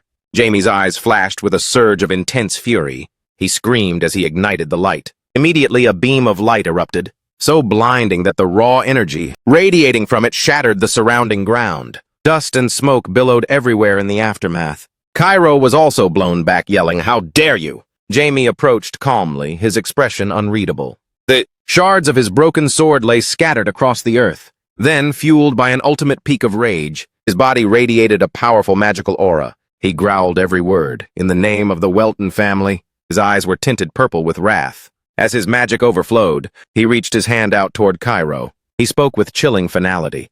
"I'm going to tear you limb from limb." Cairo flew into a rage, baring his razor-sharp teeth. "A mere human dares to—" Cairo transformed into a massive red dragon. Opening his gigantic, ferocious maw, he let out a roar, creating a gale as he lunged forward. Cairo's body was many times larger than Jamie's. Cairo unleashed a violent onslaught of power against Jamie. Jamie conjured a shield to block the attack. Two terrifying forces clashed against each other. Cairo crushed the ground beneath one of his feet. Rocks and debris flew in every direction, but Jamie had already quickly leaped back. Cairo sneered disdainfully. "Did you think that was all I had?" Cairo turned and barked at Jamie. "You bastard!" Jamie unleashed a horrific power and charged straight ahead. A purple light pierced straight into the ground. An explosion of smoke erupted. Under the heavy pressure of the attack, Cairo thought to himself, "If this keeps up, my wings are going to get shredded." Kala shouted, but Jamie had no intention of stopping. He continued his relentless assault. Cairo's gaze sharpened. "Time to use this." Dragon's breath. Jamie nonchalantly gave him some kind advice. "Don't waste your breath." Dark authority, mana arms and breath both unleashed two terrifying powers. The two beams of energy continued to clash violently. Meanwhile, snow began to fall endlessly. The upper part of a battleship blew up. Now, only Cairo and Jamie stood facing each other. Jamie unleashed chains that bound Cairo's entire body. Cairo struggled within that mess of chains. Jamie continued his assault by activating Longinus. "I'll make you wish you were dead, but I won't let you die. You won't get a peaceful death. Instead, you'll become an undead serving me forever." The dark spear. Longinus. The corruption curse. The spear lunged straight toward Cairo. It streaked forward, aiming right for Cairo's abdomen. The spear pierced through. Cairo screamed in agony. Longinus, the evil weapon. Anyone struck by Longinus will be cursed for eternity. The victim will writhe in pain for the rest of their life. Longinus manifested with a sinister, dark aura. "Your sin was daring to break my sword." Because of that, Jamie felt like his heart was being squeezed tight. Jamie spat out blood and collapsed to his knees. "Damn it! This power is—" Cairo clenched his fist. The chains snapped, and he acted as if nothing had ever happened. He looked at the struggling Jamie. "Not bad. If your level were just a bit higher, my body wouldn't have been able to hold up." Cairo flexed his muscles, and the chains shattered. Cairo glared ferociously at Jamie. "I'll give you a peaceful way out." Cairo opened his maw and unleashed a massive blast of fire. Jamie just smiled nonchalantly. "What kind of nonsense are you talking? Do you really think your body is fine?" Right where the spear had pierced earlier, a deep, hollow black hole had been carved out. Why can't I breathe?" "That's the curse of Longinus. The moment you were stabbed, it was game over." "Listen up, you overgrown lizard. Remember this. I'm a man of my word." Cairo roared out in agony. In an instant, Cairo collapsed to the ground unconscious. Jamie looked at the shattered spear Longinus on the floor. He winced, realizing he had gone ballistic, and used every ounce of power he had. A light appeared before Jamie's eyes. It was that exact light. A light emerges right from Cairo's abdomen, the exact spot where the spear struck earlier. Jamie approaches with difficulty, looking down at the source of the light. There is a glowing, sparkling red crystal. It is the dragon heart. The dragon heart is the most powerful energy core in the world. If one were to touch it, Jamie reaches out toward the dragon heart. Meanwhile, at another location, Jin's forehead is injured and bleeding. The mask is also slashed and cracked across the forehead. Jin feels lucky deep down. Lucky that it's only a scratch on the forehead, looking at the monster in front of him. All physical attacks are useless against it, no matter how many times he slashes it. It still recovers to its original state, but under this moonlight I can't give up. It definitely has a weak point. Jin swings his sword, slashing repeatedly at the demon. Blood just keeps gushing out relentlessly. The battleship in the snow-covered mountains has exploded. Jin looks over in that direction. What's that? A strange object is attacking the monster. It screams in agony under the assault. Jin gazes toward it. The monster collapses to the ground. Though I don't know what happened. What I need to do now is... Jin vanishes like a flash of lightning, swings the sword down with immense force. The monster resonates with the moonlight. Moon slash. The power is unleashed. The monster is sliced apart. At that moment, the ground cracks open. The blade tip pierces the jewel on the ground. Jin sighs in relief. Phew, I finally took it down. Jin looks up at the battleship in the sky. What the hell is going on over there? Does it have anything to do with Jamie? I have to go check it out. But suddenly, a light jumps down behind Jin. That jewel hasn't been completely destroyed yet. Now it's unleashing an even more horrific monster. I will destroy this world. He is the monster. Before he could finish, another blade strike comes slashing in. The monster is terrified. Who are you? The jewel now completely shatters into pieces. Jin watches the newcomer make a move. Jin is shocked. Jamie, but your body... Jamie lets out a sigh, dusting off his hands and replying, "It's me." Jin is internally terrified. He killed him in just one shot. I think I need to level up my skills a lot more. The two of them look up at the battleship. Jin asks, "Were you fighting up there?" "That's right. That was a dimension I created," they exchange, one asking and one answering, judging by the marks. "Left behind, it looks like you fought a dragon." "Yeah, I killed it." Jin is startled, unable to believe his ears. "What? A ninth circle mage could actually slay a dragon?" Jamie remains nonchalant. "Of course, I almost bit the dust, too. Even though I was injured, I managed to hang in there." Jinai is curious, looking like a total why guy with 1,000 questions. "Then why do you look like this now? Are you really okay?" Jamie falls silent, reflecting on what just happened. Jamie had walked toward the dragon, toward where the light was glowing, reaching out for the dragon heart. All of this was thanks to that. Jeremy, panting heavily, reaches the dragon heart. As the aura radiates from the dragon heart, Jeremy holds the dragon heart in his hands. The dragon heart's energy resonated with the orb of life, causing my body to evolve. Demi takes out the dragon heart to show Jin. I absorbed the energy from the dragon's heart. Jin is completely stunned. A dragon heart? Jin frantically says, "Hide it, quick!" "Hide it fast. If someone sees this, we're cooked. Wait, who else is even here?" Jin stares at the dragon heart in awe. "So it's the real deal. The energy radiating from it is insane," Jamie replies. "Even though I've only absorbed a fraction of it, I've still developed quite a bit. Either way, we need to find a way to handle it." The dragon heart is slowly concealed. Jin knows that it's impossible to sell it. The dragon race would track it down and wipe out the world. Humanity would be doomed. "I know," Jeremy snaps his fingers. The battleship in the sky disappears. Jeremy gives his instructions. "Be careful, an ancient dragon might show up." Jin nods in agreement. "For sure." Meanwhile, at another location, the snow continues to fall relentlessly. Voices can be heard chatting. "The creature down there seems pretty strong, huh? But it still can't be as strong as us. It's Blue Dragon Sevia and Blue Dragon Ipetian." The small and cute Sevia speaks with admiration. "Wow, so is Grandpa going there?" Ipetian looks at his sibling affectionately. "Yeah, Grandpa's on his way." Sevia's eyes sparkle and glow. A figure appears below. Ipetian and Siva are overjoyed. "Grandpa is coming now." Blue Dragon. A Centaurian appears alongside Blue Dragon Karen Sarah. The two kids excitedly call out, "Grandpa Centaurian!" CVA joyfully hugs Karen Sarah's arm and asks, "That creature down there is very powerful. Can you win against them, Grandpa?" A Centaurian speaks up, lost for words. "CVA, why would you ask such rude questions?" A Centaurian explains with his arms crossed, "Grandpa is only going to check things out. Fighting won't do any good." Both CV and Ipetian don't even listen and keep praising. Karen Sarah. "Our Grandpa is so powerful." Karen Sarah smiles and pats their heads, full of affection for his two beloved grandchildren. "That's right, your Grandpa is very strong." Ipetian, look after your little brother carefully, okay? "Well, I'm off. A Centaurian, you stay here with the kids." The three of them bow as Karen Sarah walks away. "Goodbye, Grandpa." As the snowflakes drift down, Isis clenches her fist. I smile. That's something I can hardly pull off. "The win goes to you, Karen Sarah." Karen Sarah jumps down from the snowy mountain. "Isis, have you really come this far?" "Didn't you hear a word I said?" "I'm pretty sure I already said no." Isis still smiles brightly. "Ah, but on second thought, I still have your help." Looking at the person smiling in front of him, Karen Sarah speaks up. "Hey girl, you've got some serious nerve." "You know exactly who I am?" "Of course I do." "Back then, I was nearly dead. But this time, I've become fully prepared." In Isis's hand, a powerful weapon manifests. Karen Sarah is taken aback. "That's the Thunder Dragon sword, Graham, as you can see." "It's a Dragon Slayer sword! You're insane!" "Do you really want to die that badly?" "How dare you pull that thing out in front of a dragon!" Isis unleashes a devastating strike. Karen Sarah dodges. Isis smiles. "Let's bet on it. If you can't kill me this time, then do me a favor. You know it too, don't you? Dragons aren't the overlords of the Central Palace anymore, but rather..." Isis is cut off. Karen Sarah roars in anger. "Shut your mouth!" Karen Sarah's body transforms into a gargantuan dragon. Up above, a Centaurian is reeling while Siva and Ipetian are hyped up. Isis smiles, gripping the Dragon Slayer sword. This is getting lit! Isis lunges forward. The battle explodes, and 15 days later, Jamie and Jin are sipping tea in a warm, cozy room, bathed in soft sunlight. Jin sets his teacup down. So are you planning to keep absorbing the dragon heart? Jamie holds his cup of tea. If I develop further, I'll have a shot at enlightenment. To be honest, though, I don't think the dragon heart is the actual source of enlightenment. It's just a support tool. Jin agrees, yeah, that tracks. Jamie continues, but I'll still absorb it.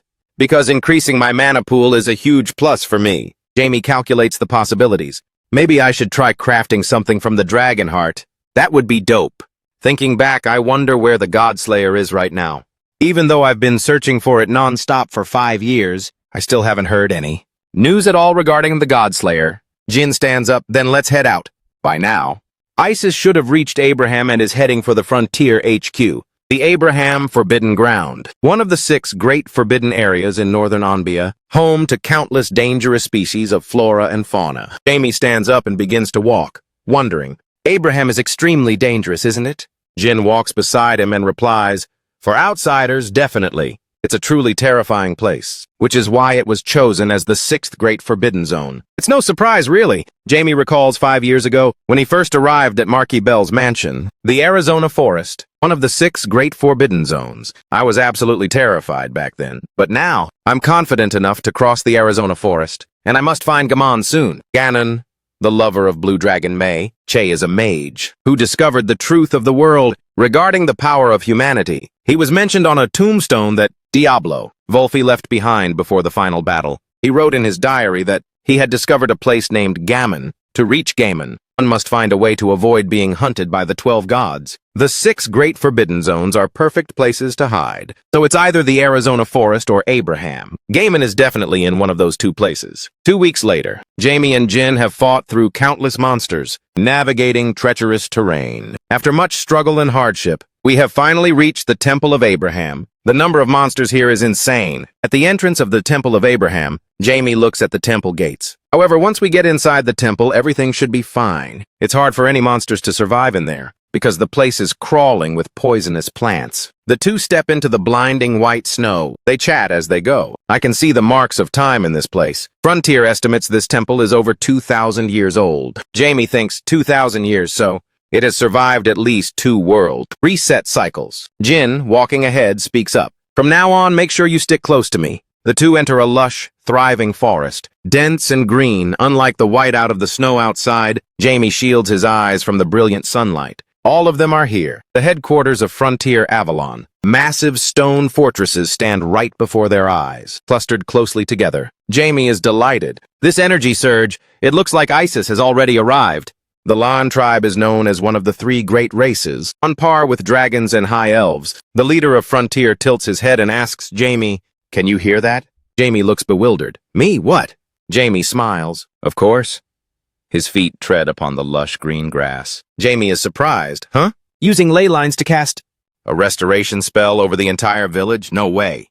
Even for an ancient temple, it's a lot cleaner than I expected. Jin asks curiously. You're not even a 9th circle mage yet.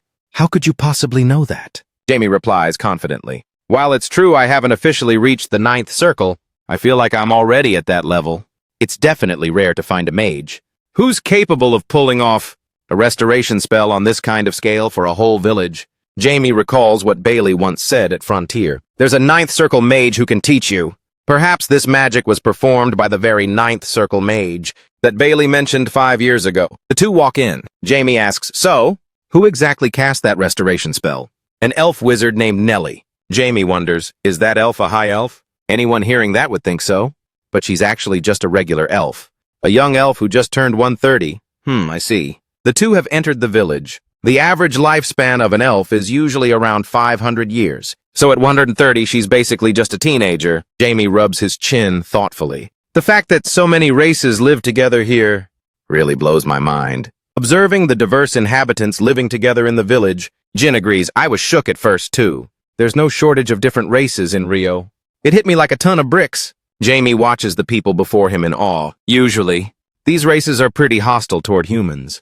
But here, they're living in total harmony. Even when a stranger arrives, nobody bats an eye. Is this the kind of freedom Frontier is aiming for? All around, various races are harvesting fruit. With fresh faces full of energy, Jin speaks up. I've got some business to attend to. Catch you later. Someone calls out to Jamie. Jamie recognizes the person in front of him and greets them. Long time no see, Master Bailey. It's been a while, hasn't it, Jamie? The newcomer is Frontier Leader Bailey, the overseer of the small island. Jamie says happily, when did you get here? Weren't you stationed near the Karen border? Bailey replies, just this year. Because I have things to do. But man, you grew up fast, Jamie chuckles. Well, it's because I inherited the powerful bloodline. Of the Welton family, you know. My parents were also shocked at how quickly I've developed, but anyway, how are Bina and Behemoth doing lately? You'll see those little ones again soon. Clear blue skies over Avalon Hall. You've made it to the main hall of Avalon. Everyone is waiting for you here. The main hall doors open. Isis smiles. Oh, this is the real deal. Jamie and Bailey walk in. Welcome, Jamie. We are Frontier. In the main hall stands a large round table. Everyone is seated around that round table. The one speaking is the Frontier Elder, Isis of the Land Tribe. Jamie feels a slight chill. Everyone here is incredibly powerful. Frontier is seriously impressive. Speaking of Isis, the man next to him is also quite formidable. That is Frontier Leader Clark of the Land Tribe. There's also the Hwa Tribe and others as well. That is Frontier Leader Rosemary of the Hwa Tribe, Frontier Leader Ho of the Bird Tribe, and the Frontier Leader of the Valkyrie Tribe. Plus the Valkyries and Dwarves. What a massive variety of species. Frontier Leader Ironview of the Dwarf Tribe. Looking at the person in the hooded cloak covering their face, Jamie guesses, is this the elf Jin mentioned? Frontier Leader Nellie Saren of the Elf Tribe. There are 3 people, including Jin, with empty seats. The person grinning and waving is Frontier Leader Han. I've heard you're the greatest talent in the world. Humanity, but just look at him. What a letdown. Ho crosses his arms dismissively. From the very start.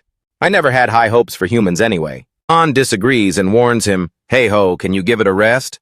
Ho remains unwelcoming. It's just the truth. Humans are clearly a species with many limitations. Didn't you prove exactly that? The first time you fought me? What? Han slams the table and stands up. Then let's have a rematch today. Jamie grits his teeth and speaks up. Hey, can't you guys just shut up? I'm the one who caused all this. So we're fighting again after just 2 days? Listen, Mr. Bird. If you're not satisfied, then step outside. I'll fix that attitude of yours. Ho scoffs condescendingly. Huh? They say. Those who don't know their place tend to flex the most. Ho stands directly in front of Jamie. I like your guts, kid. Fine, let me see what you're actually made of. Isis shouts at them. That's enough, you two! Sit down and keep it down, Ho. He grunts and obediently returns to his seat. Jamie smirks provocatively. Really now? They try so hard to act tough, but in the end they're just Isis's lackeys. Ho is beyond annoyed. What did you just say? Isis addresses Jamie firmly. I suggest you stop right there. My apologies for Ho's earlier remarks. Rosemary sits nearby, trembling in fear. Jamie speaks up. Isn't Frontier an organization that aims for peace between all races? What's with this? Because it seems the leaders here are quite fond of looking down on others. Those at the table fall silent. They go rigid, not saying a word. Jamie continues to press them. Why is everyone so quiet? Is Frontier really as good as the rumors say, Ironview? He huffs and avoids eye contact. Isis, I'm out. If you need anything, call me privately. Isis rubs his temples, feeling a massive headache. This is exhausting. Since it's come to this, I guess we'll have to settle this with a duel. I'll reschedule the date and time. What do you think? Jeremy agrees. Fine by me, just don't go chicken on me, okay? Mr. Bird, if you run, it's on you. I'm really looking forward to that day. Having finished speaking, Ho flies off. Isis has a headache. It's hard for them to talk to each other right now. Go to the resting area. I'll arrange everything else later. Rosemary approaches with a friendly manner. Rosemary invites the guest in. Please follow me. I'll show you the way. Jamie follows Rosemary's lead. Seeing Isis leaning his head against the chair and sighing, Ho, you shouldn't have called that jerk over. Han looks at the exhausted Isis. They were bound to meet anyway. With a personality like his, trouble was coming sooner or later. He's the second strongest after Isis, but he's way too cocky. Bailey speaks up. I think this is going to be a pretty interesting match. Han is bewildered. Wait, Bailey, aren't you going to stop them? Isis also agrees with Bailey. This match is definitely worth waiting for, right? Clark also nods in agreement. Han is confused. Clark, you think so too? Han leans his head back on the chair, feeling drained. I give up. At Jamie's quarters, Rosemary says enthusiastically, You can stay here. Jamie looks around the room, assessing it. It's quite tidy and clean, Just ring the bell whenever you need something. Jamie replies, thanks. Well, get some rest then. Jamie watches the door close. I don't actually feel tired. I really want to go for a walk. Jamie opens the door and heads outside. Someone from inside the bushes spots Jamie. It's her. She rushes out brandishing a hammer staff. Check out the results of my 5 years of training. This is Vina, rushing in to attack Jamie. Jamie gently raises his hand to block. He quickly counters Vina's attack. Vina is knocked backward. Suddenly, a black hole releases a ferocious buffalo. Jamie looks on, unimpressed. These kids, seriously?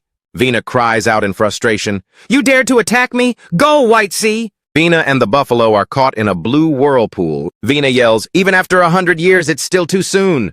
The whirlpool subsides. Vina lies on the ground, trembling, calling out, Master! Jamie dusts off his hands. He smiles and greets them. It's been a minute since I last saw you guys.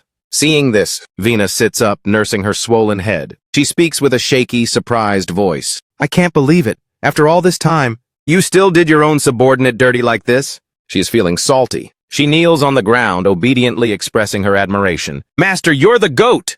Her face shows a hint of helplessness. Just to recap, this is Vina, Jamie's subordinate, beside the small beast, who was also beaten and is now crying, fuming with sarcasm. Sick. To recap, this is Viamos. Next, he questions the two of them, sounding confused. Why the hell did you guys charge at me like that? Seeing him ask that, the two of them immediately look away. They force a laugh and start stammering in unison. Well, about that. Then, Vina quickly stands up. She tries to change the subject by comparing her height to his. Oh, Master, aren't you way taller now? He watches her as she slowly approaches. He also smiles and makes a comment about her. Your hair color has gotten darker, hasn't it? Then she remembers her mother wearing a crown, dressed in her goddess attire. With that red hair, she smiles and concludes, because I'm looking more and more like my mom now. Next, she raises her hand, gently touching her braided hair, reflecting on it in her thoughts. It's definitely the Queen's genes. Over time, my hair will only get redder. Then he raises his hand again. Touching his chin doubtfully, he looks at her and probes. But why are you here? Aren't you supposed to be with the Queen? Hearing that, she answers him honestly. I figured if I stayed with Frontier, I'd eventually run into Master. Next, she reaches both hands toward him with a big smile, confirming it with pure delight. And I was right, she adds. Master told me to become strong. Her hands are full of calluses, rough from all the training and swinging an axe. Next, Jamie, looking at those hands that she holds out with such a proud face. He is left speechless. Seeing no reaction from him, Vina quickly adds, That's why I've been grinding so hard for the past 5 years. She speaks as if fishing for a compliment. Observing this, Jamie's eyes soften as he bows his head, thinking to himself, turns out I'm not the only one who grew up. Then he gives them a bright, affectionate smile, his words carrying the warmth of a long-awaited praise. Honestly, you both have worked so hard. Seeing this expression on his face, the other two begin to tremble with unease. They look at him with a mix of shock and confusion. Vina stammers out, Master? That's the first time I've ever seen you smile like that. Beside her, Vilmos leans into her shoulder and chimes in, Right? So many things have changed. Jamie feels a bit awkward and embarrassed. Oh man, what's with those looks on your faces? Then Jamie chuckles and covers his mouth with his hand. He walks over and ruffles Vina's hair. She looks up at him, while Vilmos clings to his leg, nuzzling and tearing up. His voice drifts across the grass with the wind. After such a long time. I'm really happy to see you guys again. Inside a temple, a piercing scream rings out. Wait, you just picked a fight with Lord. Ho! Inside, 3 people are sitting at a dining table. Vina loses her cool, jumping up and slamming her hands on the table. She screams, questioning him again. Are you for real, Master?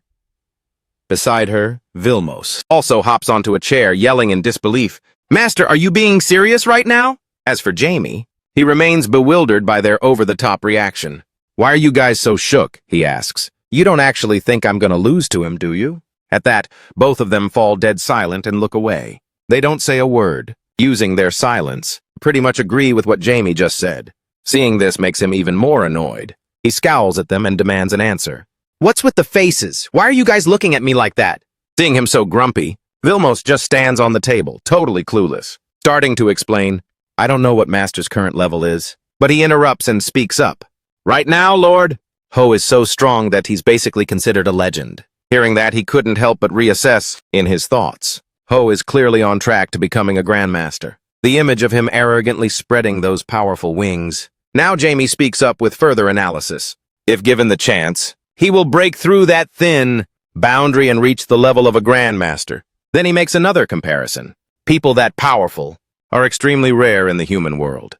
Thinking about this, a few faces start appearing in his mind, along with the names attached to them, one with a smug fake smile and another shrouded in darkness. They are Tarek Spawn, a swordsman, and Darius, the undefeated champion of the Shadow Arena. And finally, one with the handsome, friendly smile. He is Kiran, the Sword of Zenith. Then, without a shadow of a doubt, he makes an internal judgment again. Even if they were to fight Ho right now, it's not even certain they would win. Jamie closes his eyes, sinking into his own conviction as he shouts internally, "But I don't feel like I'm going to lose at all." Then he looks at them with a confident smile and confirms, "Don't worry, I'll win." Then he adds with total arrogance, "I'm going to school." That bird brain on his trashy attitude. Next, as if remembering something, he continues to ask, "By the way, I'm pretty curious about Isis's personality. I wonder whose side she's actually on." Hearing that, Vilmos also rubs his chin, pondering the question about Isis. Suddenly, there's a knock at the door, leaving everyone inside wondering who it is. Rosemary stands outside and pushes the door open, stepping in gently to inform Jamie. "Jamie, Isis wants to talk to you. If you don't mind, I'll take you to her now." At a place covered in cobwebs inside Isis's house, she sits at a table opposite Jamie. Feeling a bit awkward about the state of the room, she speaks up. "This place is a little run down, isn't it?" Sitting beside her, he replies, "It's fine.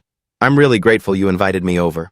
Then he pauses, looks up, and continues, "But," he trails off, noticing the heavily bandaged hand of Isis, which looks quite bad. His observation makes her freeze while holding her glass. "What happened to your right hand? Did you go toe-to-toe with an ancient dragon?" he asks. Seeing that he guessed correctly, she doesn't hesitate to praise him. "You really are sharp, aren't you?" Then he gestures and explains with a smile, "Only an ancient dragon would be capable of injuring the arm of someone as powerful as you." At his words, she smiles and brings the glass to her lips. Immediately after, Isis stares at the rippling water in the cup, which reflects her face. Jamie, still curious, asks, "Why did you fight that dragon anyway?" She hesitates before responding, "The reason?" With that, she sets the glass down firmly, causing the water inside to splash slightly. To put it simply, it's to take down the gods. She raises her hand, stroking her chin with a smile, watching his reaction and his every move. Seeing this, Jamie just chuckles. He looks at her with crossed arms and says, "I'm not exactly sure what happened in the middle of that story." He pauses before sharing his thoughts, "But I really like that punchline." A blue butterfly flutters into the old room as he continues to ask her with a bit of doubt, "But what do ancient dragons have to do with the gods?" In response to his curiosity, Isis smiles and begins her tale. "It's about the ruins in the Dragon Mountains." Then she recalls an eye-like stone, glowing brilliantly within that crevice. Isis's voice rings out, "It is said that this ruin contains the truth of the world, hidden away by the 12 gods." She then adds, "To defeat the 12 gods, I need to know that truth. That's why I've been trying to collect those 10 ruins." Hearing this, he repeats her words with skepticism. "The truth of the world, huh?" A blue butterfly has been caught in a spider's web. It flaps its wings but cannot fly away while Isis smiles below, offering her own assessment. "Just as I thought, you're interested in it too, aren't you?" The spider slowly crawls toward the helpless butterfly above their heads. Meanwhile, Jamie shares his perspective with her. "From what I know, the dragon race is currently gatekeeping, preventing other races from going deep into those dragon mountains." It's only then that he notices the sound of the spider and the butterfly above his head and looks up. Next, Isis leans her chin on her hand, looking at him with a smile, and tilts her head as she asks Jamie, "Do you know the story of Mage Kanan?" Hearing this, Jamie lowers his gaze to look back at her and nods in confirmation. "I heard about it from Mayache." He then shares what he knows. Mage Kanan was the lover of the blue dragon Mayache, a ninth circle mage, a man with a white streak in his hair and brown hair overall, who loved a dragon girl with bright white hair. Jamie continues the tale.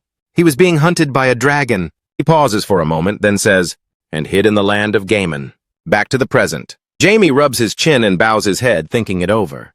"Even though I've searched everywhere, I still can't find the land of Gaman." Hearing this, Isis confirms, "Of course." She further adds, "The entire area, including the Dragon Mountains. That is where the land of Gaman is located." Faced with this information, Jamie is completely clueless, looking utterly bewildered. Then he has an epiphany, shouting in his mind as Henry, "I've searched everywhere, but I never found that land of Gaman." Then he recalls the Supreme Black Dragon King and poses a question. So it was God Brahman. Who ordered the dragon race to guard that place? Faced with his question, Isis answers honestly. That's right.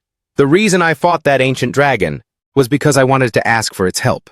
She then goes on to explain further. Dragon God Brahman is the lord of all dragons. He holds the scales of the dragon race's destiny, gripping their necks as well as their very lives. Hearing this, Jamie offers his own take. If it's an elder dragon, there's no way it would have accepted a request like that from you. At his words, she raises her bandaged hand, scratches her face, and nods while looking down. True, I was rejected at first.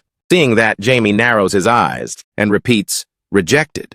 Then he starts questioning things in his mind. An outsider wanted to enter the Dragon Mountains, yet that elder dragon didn't kill her instantly? He just said no? Is that it?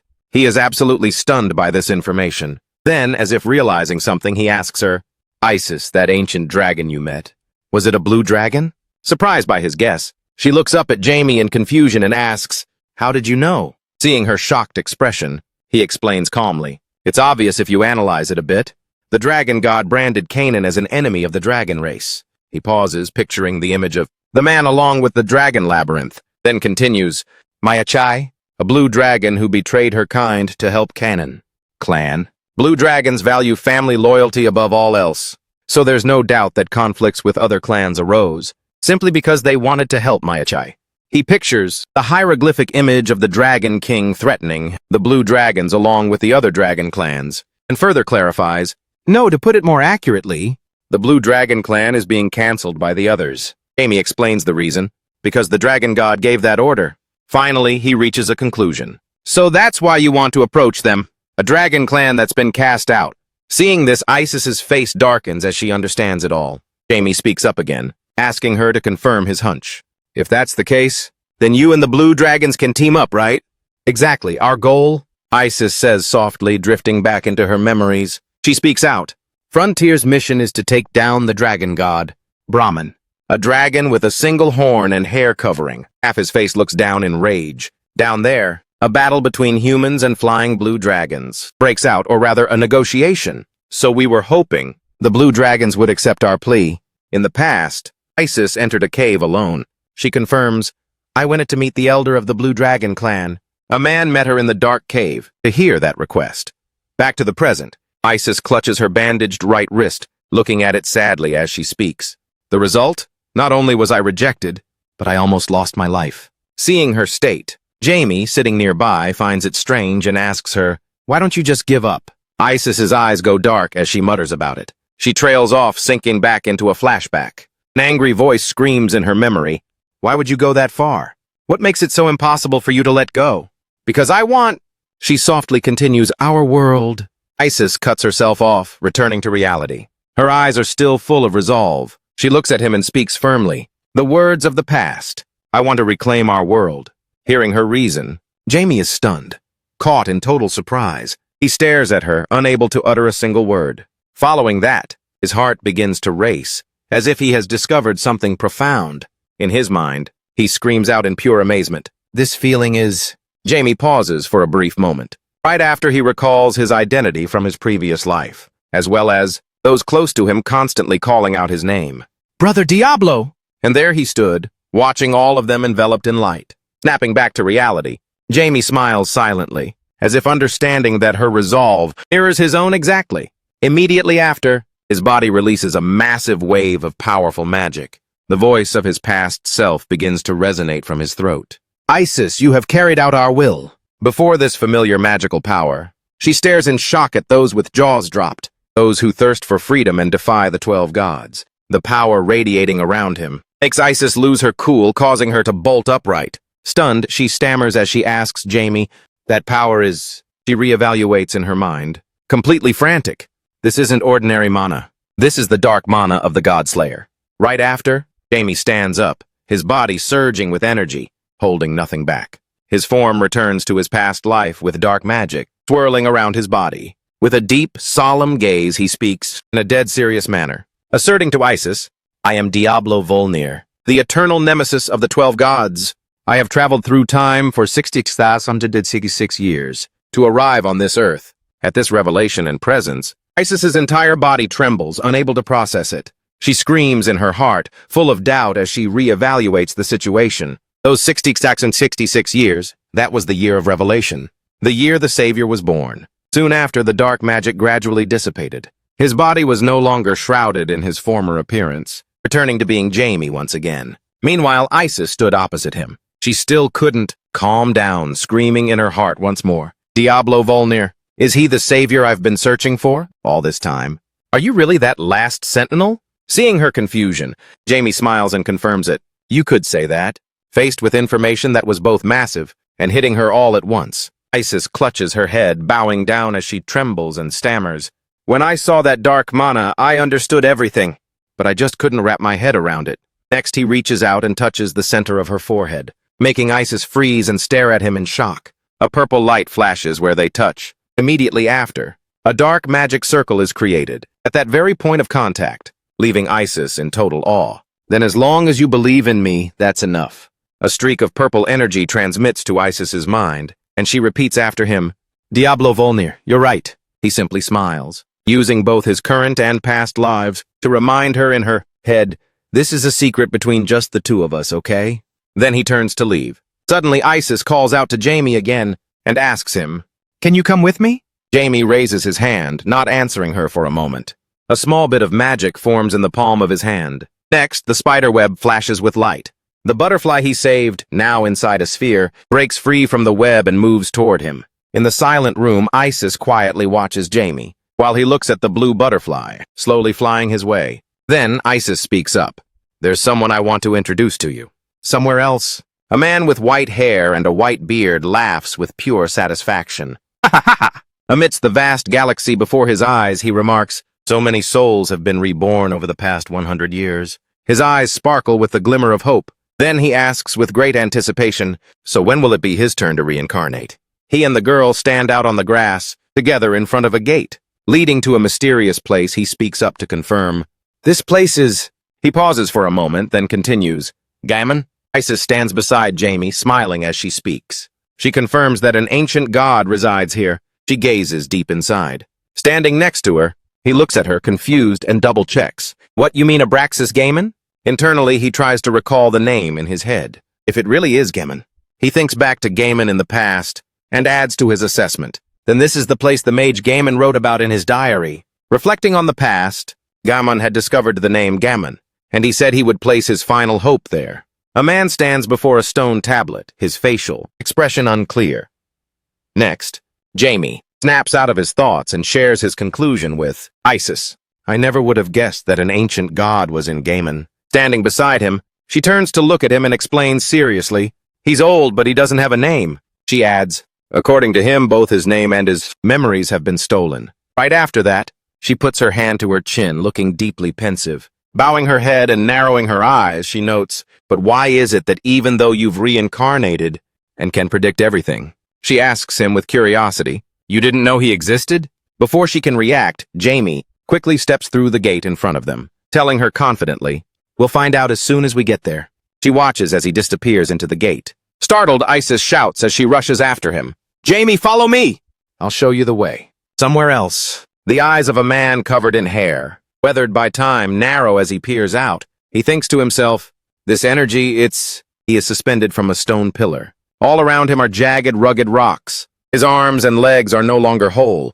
Down below, Isis waves and cheers, calling for him to look down. Hey, I'm down here. Hey, there's someone I want you to meet. He looks at the man, unable to hide his curiosity, and asks, is that guy the old god? Why is he just hanging there in midair? Hearing Jamie's question, Isis turns back toward him. Putting her hands on her hips, she gives the answer she knows. Word is he's being punished. But no one really knows what for. He looks at the man suspended there, and can't help but judge him in his mind. He's gotten so weak now. It's a disgrace to the title of a god. Then he marvels internally, I can't believe an ancient god is still around to this day. The man leans down to look at the two below. Standing beside him, Isis urges the two of them to interact. Now you two get to know each other. The man hanging there, limbs pinned to the stone pillar, remains silent. Only Isis's voice rings out as she waves, the other hand on her hip, excitedly introducing him. Our new friend's name is Jamie. Hearing his name, he looks up at the old man and shouts a greeting. Nice to meet you, I am... Before he can say another word, the voice of the man hanging there cuts him off. What the hell are you, really? He frowns at him, completely baffled, demanding answers. It's clear. You were imprisoned within the primordial darkness. He speaks with a questioning tone. His glowing red eyes stare intently at him. How is it that you're showing up here now? Next, the old man suspended on that stone pillar continues to express his disbelief about his existence. No one could possibly escape from there. What kind of cheat code did you use, huh? Hearing this, he looks up, stunned as he gazes at the man above him, shouting out in doubt about his own identity. Diablo Von trapped in the primordial darkness? Thinking of this, he bows his head in shock, shouting inwardly as he reevaluates. That's impossible. The memories of my past life were clearly... Suddenly, he speaks up to ground himself. Wait a minute, he says, cutting himself off. Next, Jamie sinks back into his own thoughts about his previous life. Come to think of it, there's still a bit of a lingering trace of my past self within me. The souls of 2 lifetimes face off, floating inside his mind. Jamie reevaluates the situation. It's totally sus for those memories to come back to life like that. Returning to the present, his face is pale and his eyes are wide with shock. Immediately after, he pulls himself together, looks up at him and asks, "What do you see in me?" Beside them, Isis looks on, totally confused by their interaction. Seeing this, the man suspended above looks back at him and speaks calmly. Giving his assessment, the soul inside you isn't really yours. He pauses and then adds, but there's a part of someone else in there. Hearing that, he falls back into the deductions in his head. So I wasn't exactly reborn as a whole person. Then he analyzes it further. However, there's no way my memories could have a loophole that would let someone else copy them. Finally, he reasserts the truth about his past life. I am the goat of all mages. I'm dead certain about that. As soon as everything clicks, Jamie looks up. His expression as cold as ice, and full of resolve, he looks at the man to reconfirm. No matter who is inside me, Diablo Vonberg was still my past life. Then he adds another statement regarding his own purpose. I exist in this world to take down the 12 gods. Hearing this, the man narrows his eyes at Jamie, finally understanding. I see, Gaia summoned you, because your will to destroy the 12 gods is incredibly powerful. Jamie is completely baffled by his words, and asks again, Gaia? Sensing the man's confusion, the person, pinned to the pillar, explains further. Gaia is the creator god, who is currently in a deep slumber. She is the true god, who actually created this world. Hearing this, Jamie's eyes widen in shock as he cries out, Wait, there's another ancient god? He screams internally, overwhelmed with surprise. Even though I searched everywhere before, I never found a single trace of them. Then in his mind, he visualizes the image of that god, enveloping his past body and soul, as he asks for confirmation, reverberating with questions. Are you saying Gaia is the reason I was reborn? Hearing his question, the man suspended in the air doesn't dare to give a definite yes, but only offers his own perspective. I'm not entirely sure, but if it's her, then reincarnating you is definitely possible. Then he asks him, what is your name? Jamie looks up at him and replies, Right now I'm living as Jamie. Isis, watching their conversation from the side, doesn't know what to say and just listens. After hearing his answer, the man lets out a joyful laugh. His entire body begins to radiate an excited aura as he gives his take on him. I have felt your resolve. Then he also introduces himself saying he is Osiris. Next, he shouts out his realization. You are the savior. Along with that shout, his body begins to emit a massive surge of power that spirals out of control. Below, Isis can't help but look up at him, shouting in total confusion, Hey yo, chill out! Meanwhile, he stands silently watching the surroundings. The man vents a golden energy sparking with fire and smoke, as Jamie wonders to himself, did he just unlock some ancient memory? Then he reaches another conclusion. It seems like his energy was completely drained, which is why he passed out.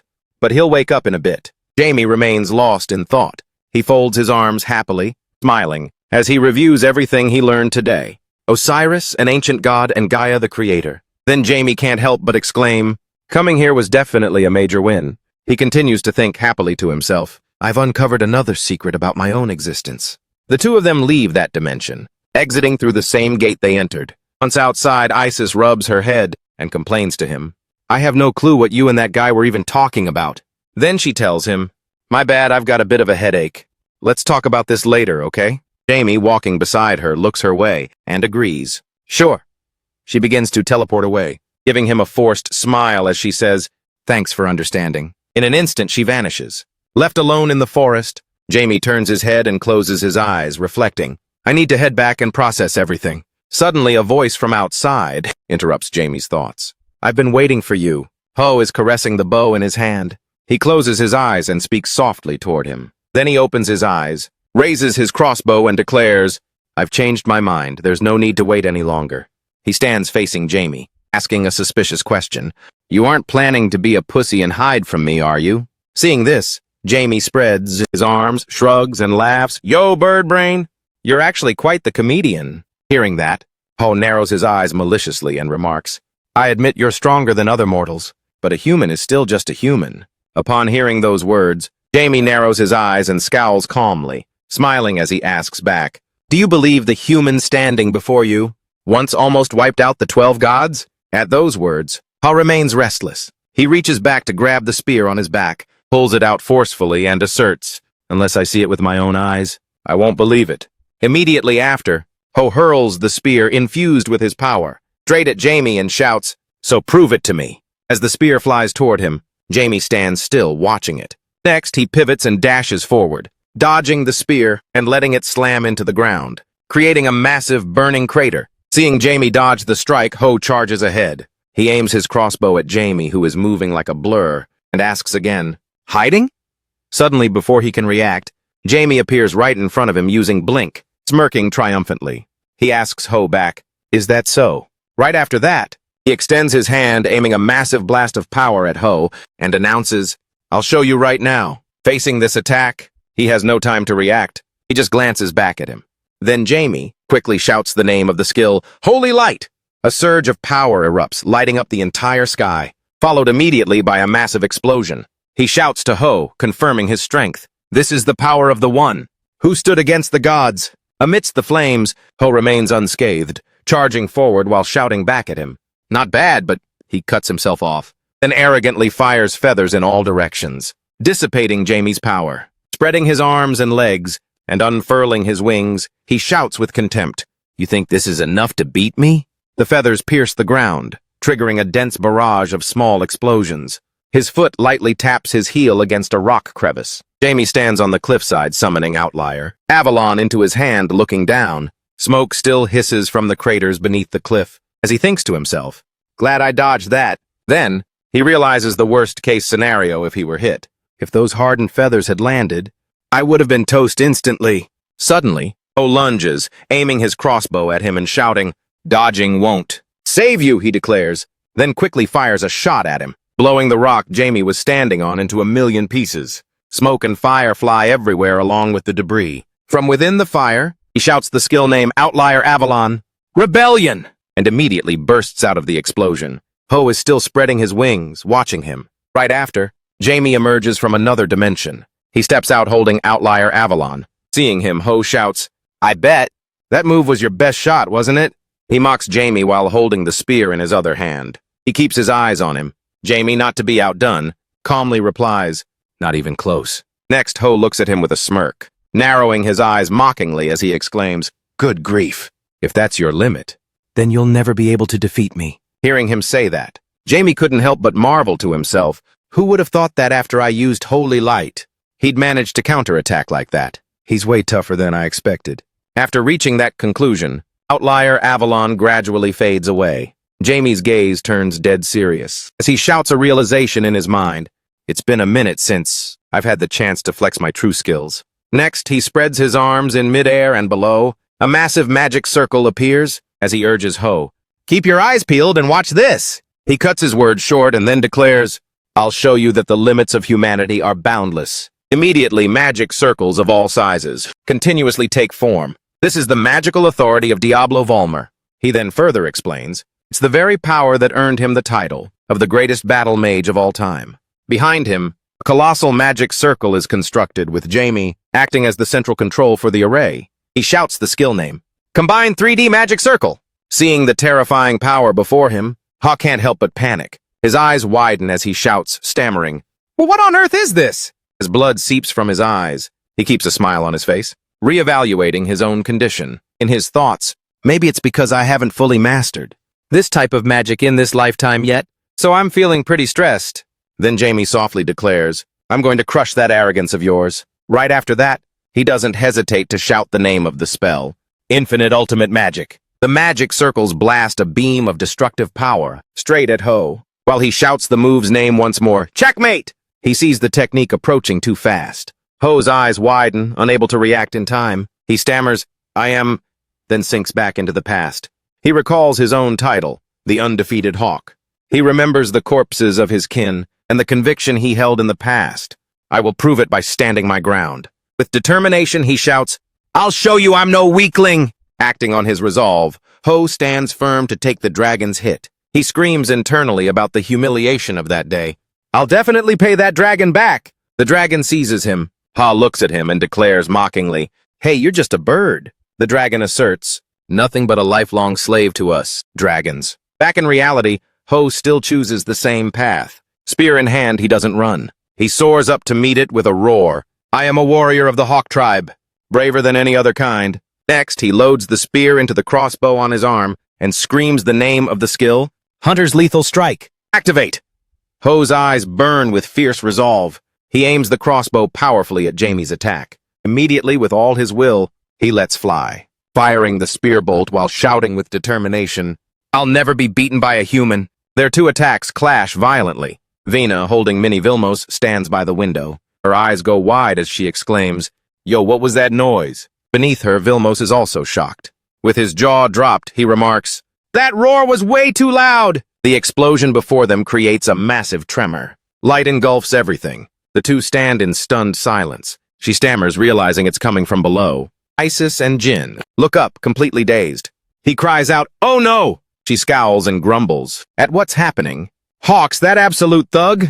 Finally, she cuts her words short, then rushes toward their battlefield, making a split-second decision. I have to stop this! Seeing her about to charge in, Jin calmly grabs her arm to hold her back. Wait, Isis. He then shares his perspective. I've heard that for those two. This clash was written in the stars. He then adds further, maybe it's for the best to let them have at it now. Seeing the situation, Jamie closes her eyes with a sigh and offers another plan. Fine, I'll do my best. To minimize the collateral damage of this fight. On the people's homes, he calmly nods along, agreeing with her decision. Yeah. At another part of Ironview Castle, someone looks up with crossed arms and legs, watching the show unfold and remarking, Is Ho actually using that? He then adds, The ultimate weapon I forged specifically for Ho. He introduces his creation, with pride, the Hunter's Resolve.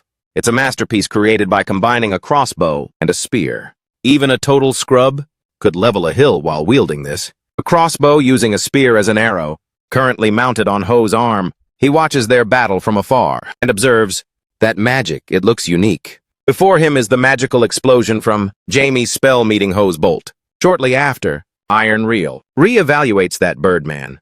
But his opponent is Ho, one of Frontier's strongest warriors. Explosions from their fight continue without end. Then he can't help but say with regret, he's truly unlucky to have to face someone like that. He watches them trade shots, amidst the collision of two massive energies, stating his final verdict out loud. But this battle will be over soon. At the center of the fray, the spear bolt fired from the crossbow is violently battering the protective barrier created by Jamie. He stands inside, struggling to hold on. The massive energy of the impact forces a grunt out of him. As he grits his teeth, Damn! Suddenly the barrier shatters into pieces. With a wave of his hand, he forces the spear bolt to spin around and redirect its attack. Seeing this, Ho grabs hold of his spear again and looks at Jamie, impressed. How interesting! In an instant, Jamie vanishes into thin air, circling behind Ho, catching him off guard and startling him. Jamie's hand crackles with lightning as he shouts. Then he swings his arm down and yells the move's name. Multi-composite magic, multi-aura law. Suddenly, bolts of magical lightning erupt from his hand from behind, streaking straight toward Ho. Ho quickly notices and glances back. Seeing this, Ho turns around immediately, shouting his confirmation to Jamie. It's useless! The lightning bolts surround him, but Ho charges straight to the top of the vortex. Jamie sees him doing that, and reassesses his own position. Damn it, if I stay here, I'll get trapped too! He frowns, watching the bolts of lightning. Once Jamie's lightning dissipates, Ho lunges at him with his spear, shouting, Now stop right there! He swings and hurls the spear at Jamie, yelling, as he presses him, Give up while you still can! Ho is surrounded by magic circles. Seeing the spear bolt flying toward him, Jamie's eyes widen as he screams in his head, It's too late, I can't dodge it! Suddenly time seems to grind to a halt. He looks at the oncoming spear bolt, shocked and wondering in his mind. Huh? The spear stopped? Why? Realizing everything around him has frozen, Jamie comes to a different conclusion. No, time is just flowing very slowly. Their battle seems to have paused in mid-air. Jamie screams his comparison internally. It's like I can see everything now. I can't lose. Suddenly, a winged eye emerges from the void and lets out a cry. Seeing it, he realizes deep down, Brack, it's you! Then, behind his back, a pair of massive black wings forms powerfully. Soon, the black wings transform into pure white angelic wings. Jamie shouts in his mind, All right, the power is back, let's go! Time starts flowing once again. The spear bolt continues its flight toward him, while Jamie's body begins to glow intensely. On the other side, Ho still shouts with certainty, Victory is mine! As for Jamie, he has regained his composure and softly states, You really are strong, Ho. Then he closes his eyes and brings a hand to his mouth. Just as the spear makes contact, Jamie begins to dissolve into the air. Witnessing this scene, Ho is stunned, staring wide-eyed. He screams in his head, The spear, it just vanished! Next, Ho's eyes pop out at Jamie's new form as he stammers, You... in his eyes. Jamie now sports 3 pairs of wings on his back. Ho shouts in total confusion, Just who are you? Then Jamie reaches out, thanking Ho. It feels like the day my old friend finally woke up. Immediately above his head, a massive point of light engulfs everything as magic circles radiate outward. Accompanied by an urgent voice, Jamie yells, Break free from the peerless hunter's sealing curse! On the other side, Ho watches, stunned, not knowing how to react. Then Jamie brings his hand down, unleashing a tidal wave of energy. In the blink of an eye, both land on the ground. Ho has been defeated by Jamie's lethal strike. Yet Jamie still uses his power to keep Ho levitating gently above the ground. Then Jamie lowers. Ho lands on the ground, dropping to one knee. He thinks to himself, If I leave him there, someone will eventually come and take him away. But he had already lost consciousness. Suddenly a voice calls out from nowhere, Did you really beat Ho? Isis has teleported in behind him. She smiles at him and adds, I actually thought you'd catch an L. Then she asks him with genuine curiosity, Did you awaken some new power? Sensing her presence behind him, Jamie glances back and replies with a humble smile, I just got lucky. He then looks back at Ho lying before him and gives his honest assessment. He is incredibly strong. Isis stands there, nodding in agreement. You're not wrong about that. Jamie stands up and turns to leave, not forgetting to tell Isis, Please take care of things here. I need to go somewhere to clear my head. Isis, leaning down nearby, looks toward him and confirms, Sure thing. I'll take Ho back to the castle's infirmary. Ha bolts upright, his eyes filled with shock and panic. His body is completely covered in bandages. As the pain kicks in, he stiffens and groans, Ugh! Nearby, skeptical voice rings out, Oh, you're alive? Sitting on the bed, Ha looks around his surroundings and asks, Where is this? I see, I lost. Isis, sitting by the bed, confirms, Yep. How's it feel to get bodied by a mere mortal? Hearing that, he lowers his head and answers, It wasn't as shameful as I thought it'd be. He then drifts back into his memories. This is nothing like that day. Ho recalls the battle with the dragon, incinerating his avian tribe and the desperate cries of helplessness. Attack! He had charged into the fray, shouting in pure rage, You bastard, stop this now! But a dragon's claw was already lunging toward him. Then, with a sickening thud, the spearhead was snapped in half. Blood sprayed everywhere. Ha was crushed in the dragon's grip, crying out in pure agony. Right after that, the dragon roared in his face, baring its razor-sharp teeth, and declared, A weak creature like you has no right to be so cocky. Then it added, This is the right of the strong. Suddenly a figure lunged forward. A sword strike slashed toward the dragon, carving a massive gash like a deep trench. Blood poured down in torrents. A girl wielding a sword charged in with fierce bravery. Against that strike to its claws, the dragon released its hold on Ho, letting him fall. After pulling himself together, Ha looked up and saw it was Isis. She smiled, reaching out a hand to him and asked, Hey, you okay? The flashback ends, returning to reality.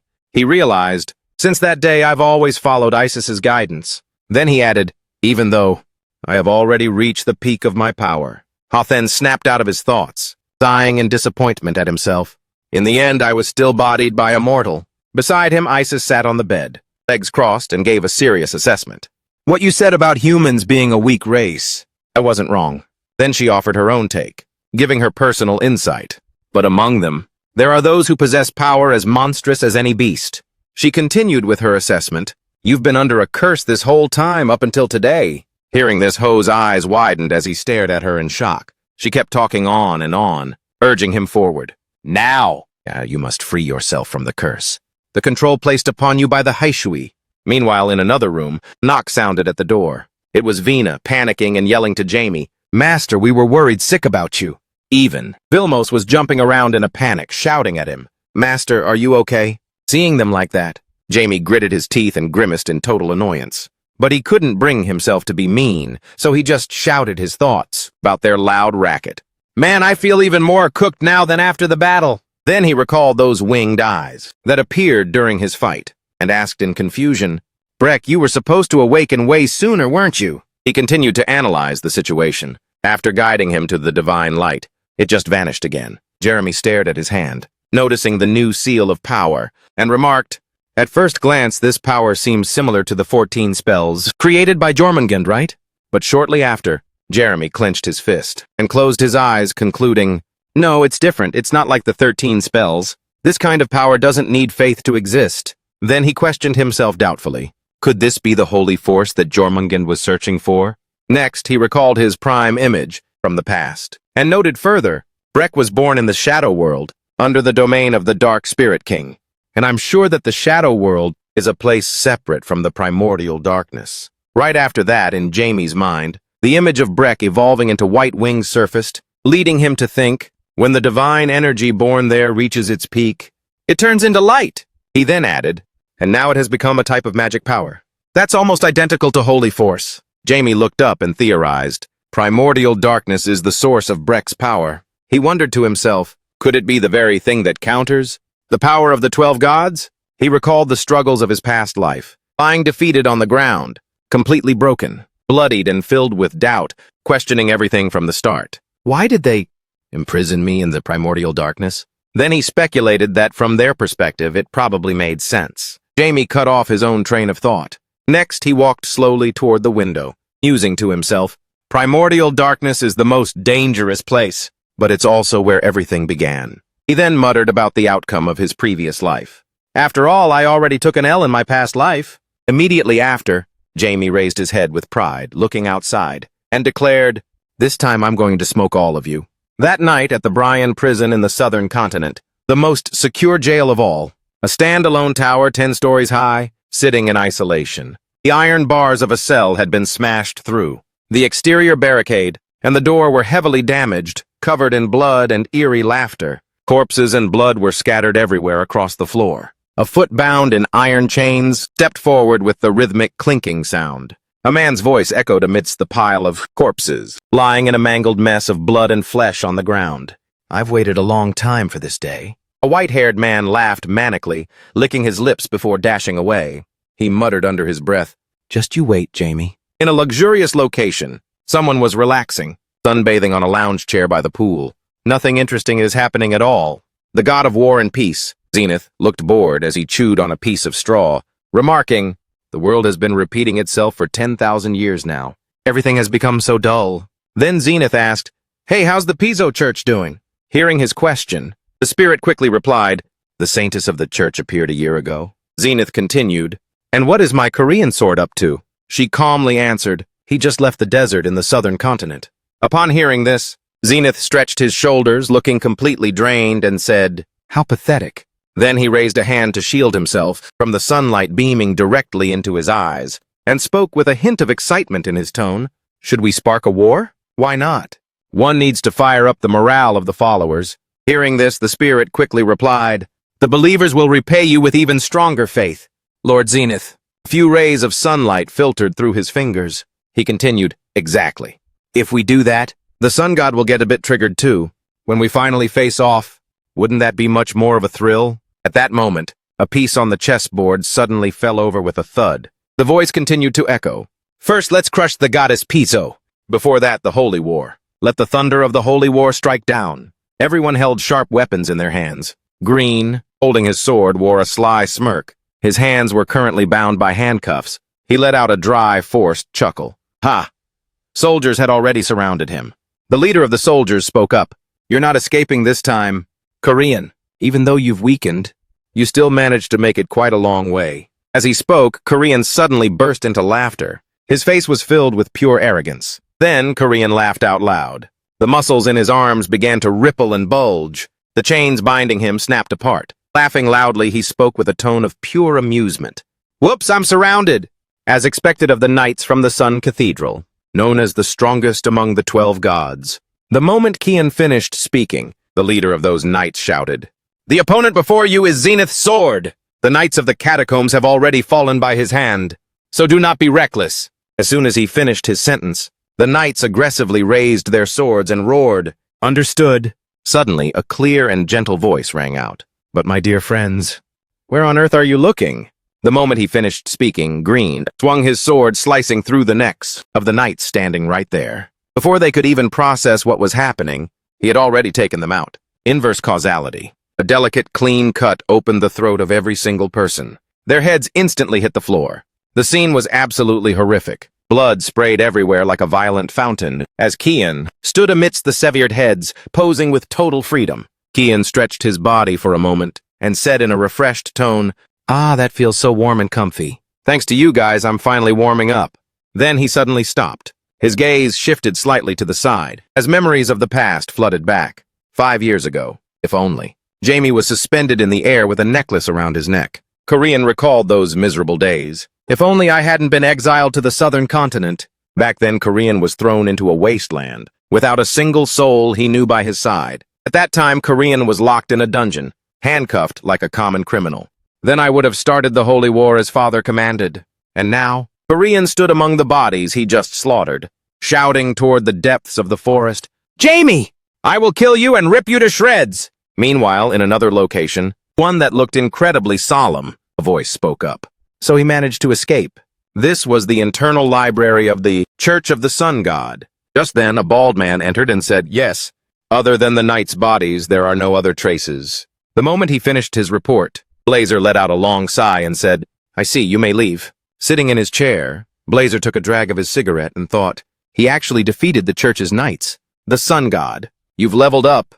To think he actually smashed through the prison walls. This man is Blazer, the supreme priest and commander of the Holy Army of the Sun Cathedral. Blazer's eyes sharpened as he pondered something deeply. 2 days ago, the Sun God revealed his prophecy. Through a dream, unleash the sword of Zenith.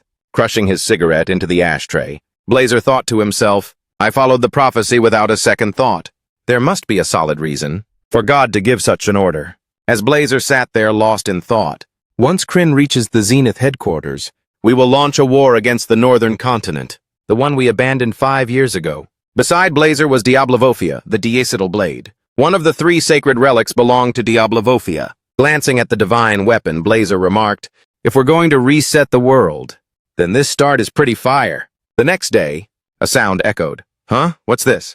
Jamie stood before the boulder, completely stunned. He asked himself, is this Ironview's workshop? Then Jamie thought back to the previous night. Last night, I was chatting with Isis on the way to Gaiman. At that time, Jamie had asked, are there traces of Diablovofia at the frontier too? Isis had cheerfully replied, of course! We've found 5 relics, and our blacksmiths are currently studying one of them. Jamie then entered a room, so that's why I came to Ironview's place, to check out that relic. As soon as he stepped inside, Jamie noticed the place was packed with high-tier weapons. He thought to himself, so this is the specialized workshop for the frontier blacksmiths. Just then he noticed nearby a massive hammer striking the anvil hard, sending sparks flying. Having sensed his presence, Ironview spoke up. So you're the guest Isis mentioned. Come on in. He was the leader of the frontier, Ironview of the dwarven race. Jamie walked over to Ironview, who had just sat down, and asked, are you here to check out the weapons? Feel free to pick them up and have a look. Everywhere Jamie went, he expressed his genuine interest in the various weapons. At that moment, Jamie picked up a gray sword. Holding it, Jamie thought, this sword is incredible. It looks like he put a lot of work into reducing its weight. Seeing him hold it, Ironview sensed his fascination with the blade and said, well, what do you think? Pretty good, right? Jamie replied happily, it's beyond good. Then the old man said with a smile, thanks, I heard you're a swordsman, but it seems you don't have a sword of your own yet. Hearing Ironview's observation, Jamie explained, because of a certain jerk, my sword was broken. Wasn't it actually incinerated by a red dragon? At this point, the dwarf thought with some confusion, a jerk? Jamie then got straight to the point. So, I want to ask you to forge me a new sword. As he spoke, his face lit up with excitement. Seeing this, Ironview said, Is that how you ask someone for a favor? Jamie put the sword back in its place and said, I have some truly excellent materials. Ironview sat there and remarked, I've worked with almost every material in existence. Hearing him say that, Jamie slowly asked, Have you ever tried forging a dragon heart? Hearing the question, Ironview looked panicked and asked, A dragon heart? You actually have one of those? Jamie pulled it out. As he took it out, he said, Yeah, I'm giving you the chance to forge it. Please create a sword that suits me. Ironview, still in total shock, shouted, That really is a dragon heart! But then Ironview suddenly said, But is this really okay? Forging a sword from a dragon heart, that means making all of dragonkind your sworn enemies. Ironview stroked his white beard and continued, You've beaten a black dragon. But facing an ancient dragon is a whole different ball game. Ancient dragons are often seen as demigods, the apostles of God, lower demigods, created by the divine, to directly convey God's will to the world. A thought flashed through his mind. But the dragon god Braham has no apostles, because instead of creating apostles, he used all of his power to create the entire dragon race. The realization continued to unfold. Furthermore, the dragon race maintains only a fixed population. This allows each dragon to grow increasingly stronger, making ancient dragons incredibly powerful. If they hunt me down now, it's going to be a nightmare to handle. Jamie brooded over this issue for a long time, but once I reach Class 9, it won't even be a problem anymore. Facing Ironview's warning, Jamie calmly said, It's fine, don't worry. The dwarf burst out laughing and said, You've got guts, all right then.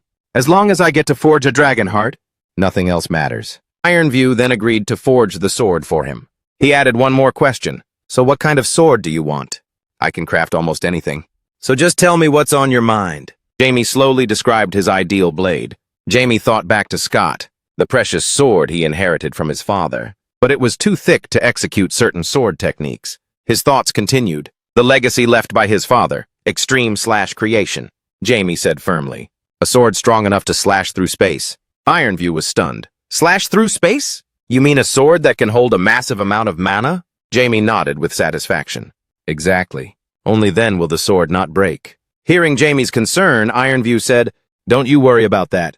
A dragon heart has top-tier mana conductivity, regardless of the material. Ironview continued, I might not look like much, but I'm known as one of the 5 hands.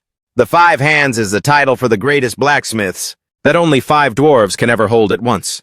Every weapon crafted by the 5 hands is considered a masterpiece. Hearing this, Jamie thought with a hint of surprise, I didn't expect him to be one of the 5 hands. Then the dwarf laughed heartily and said, Just leave it to me! Jamie replied, In that case, I'm counting on you. He then handed the dragon heart over to Ironview.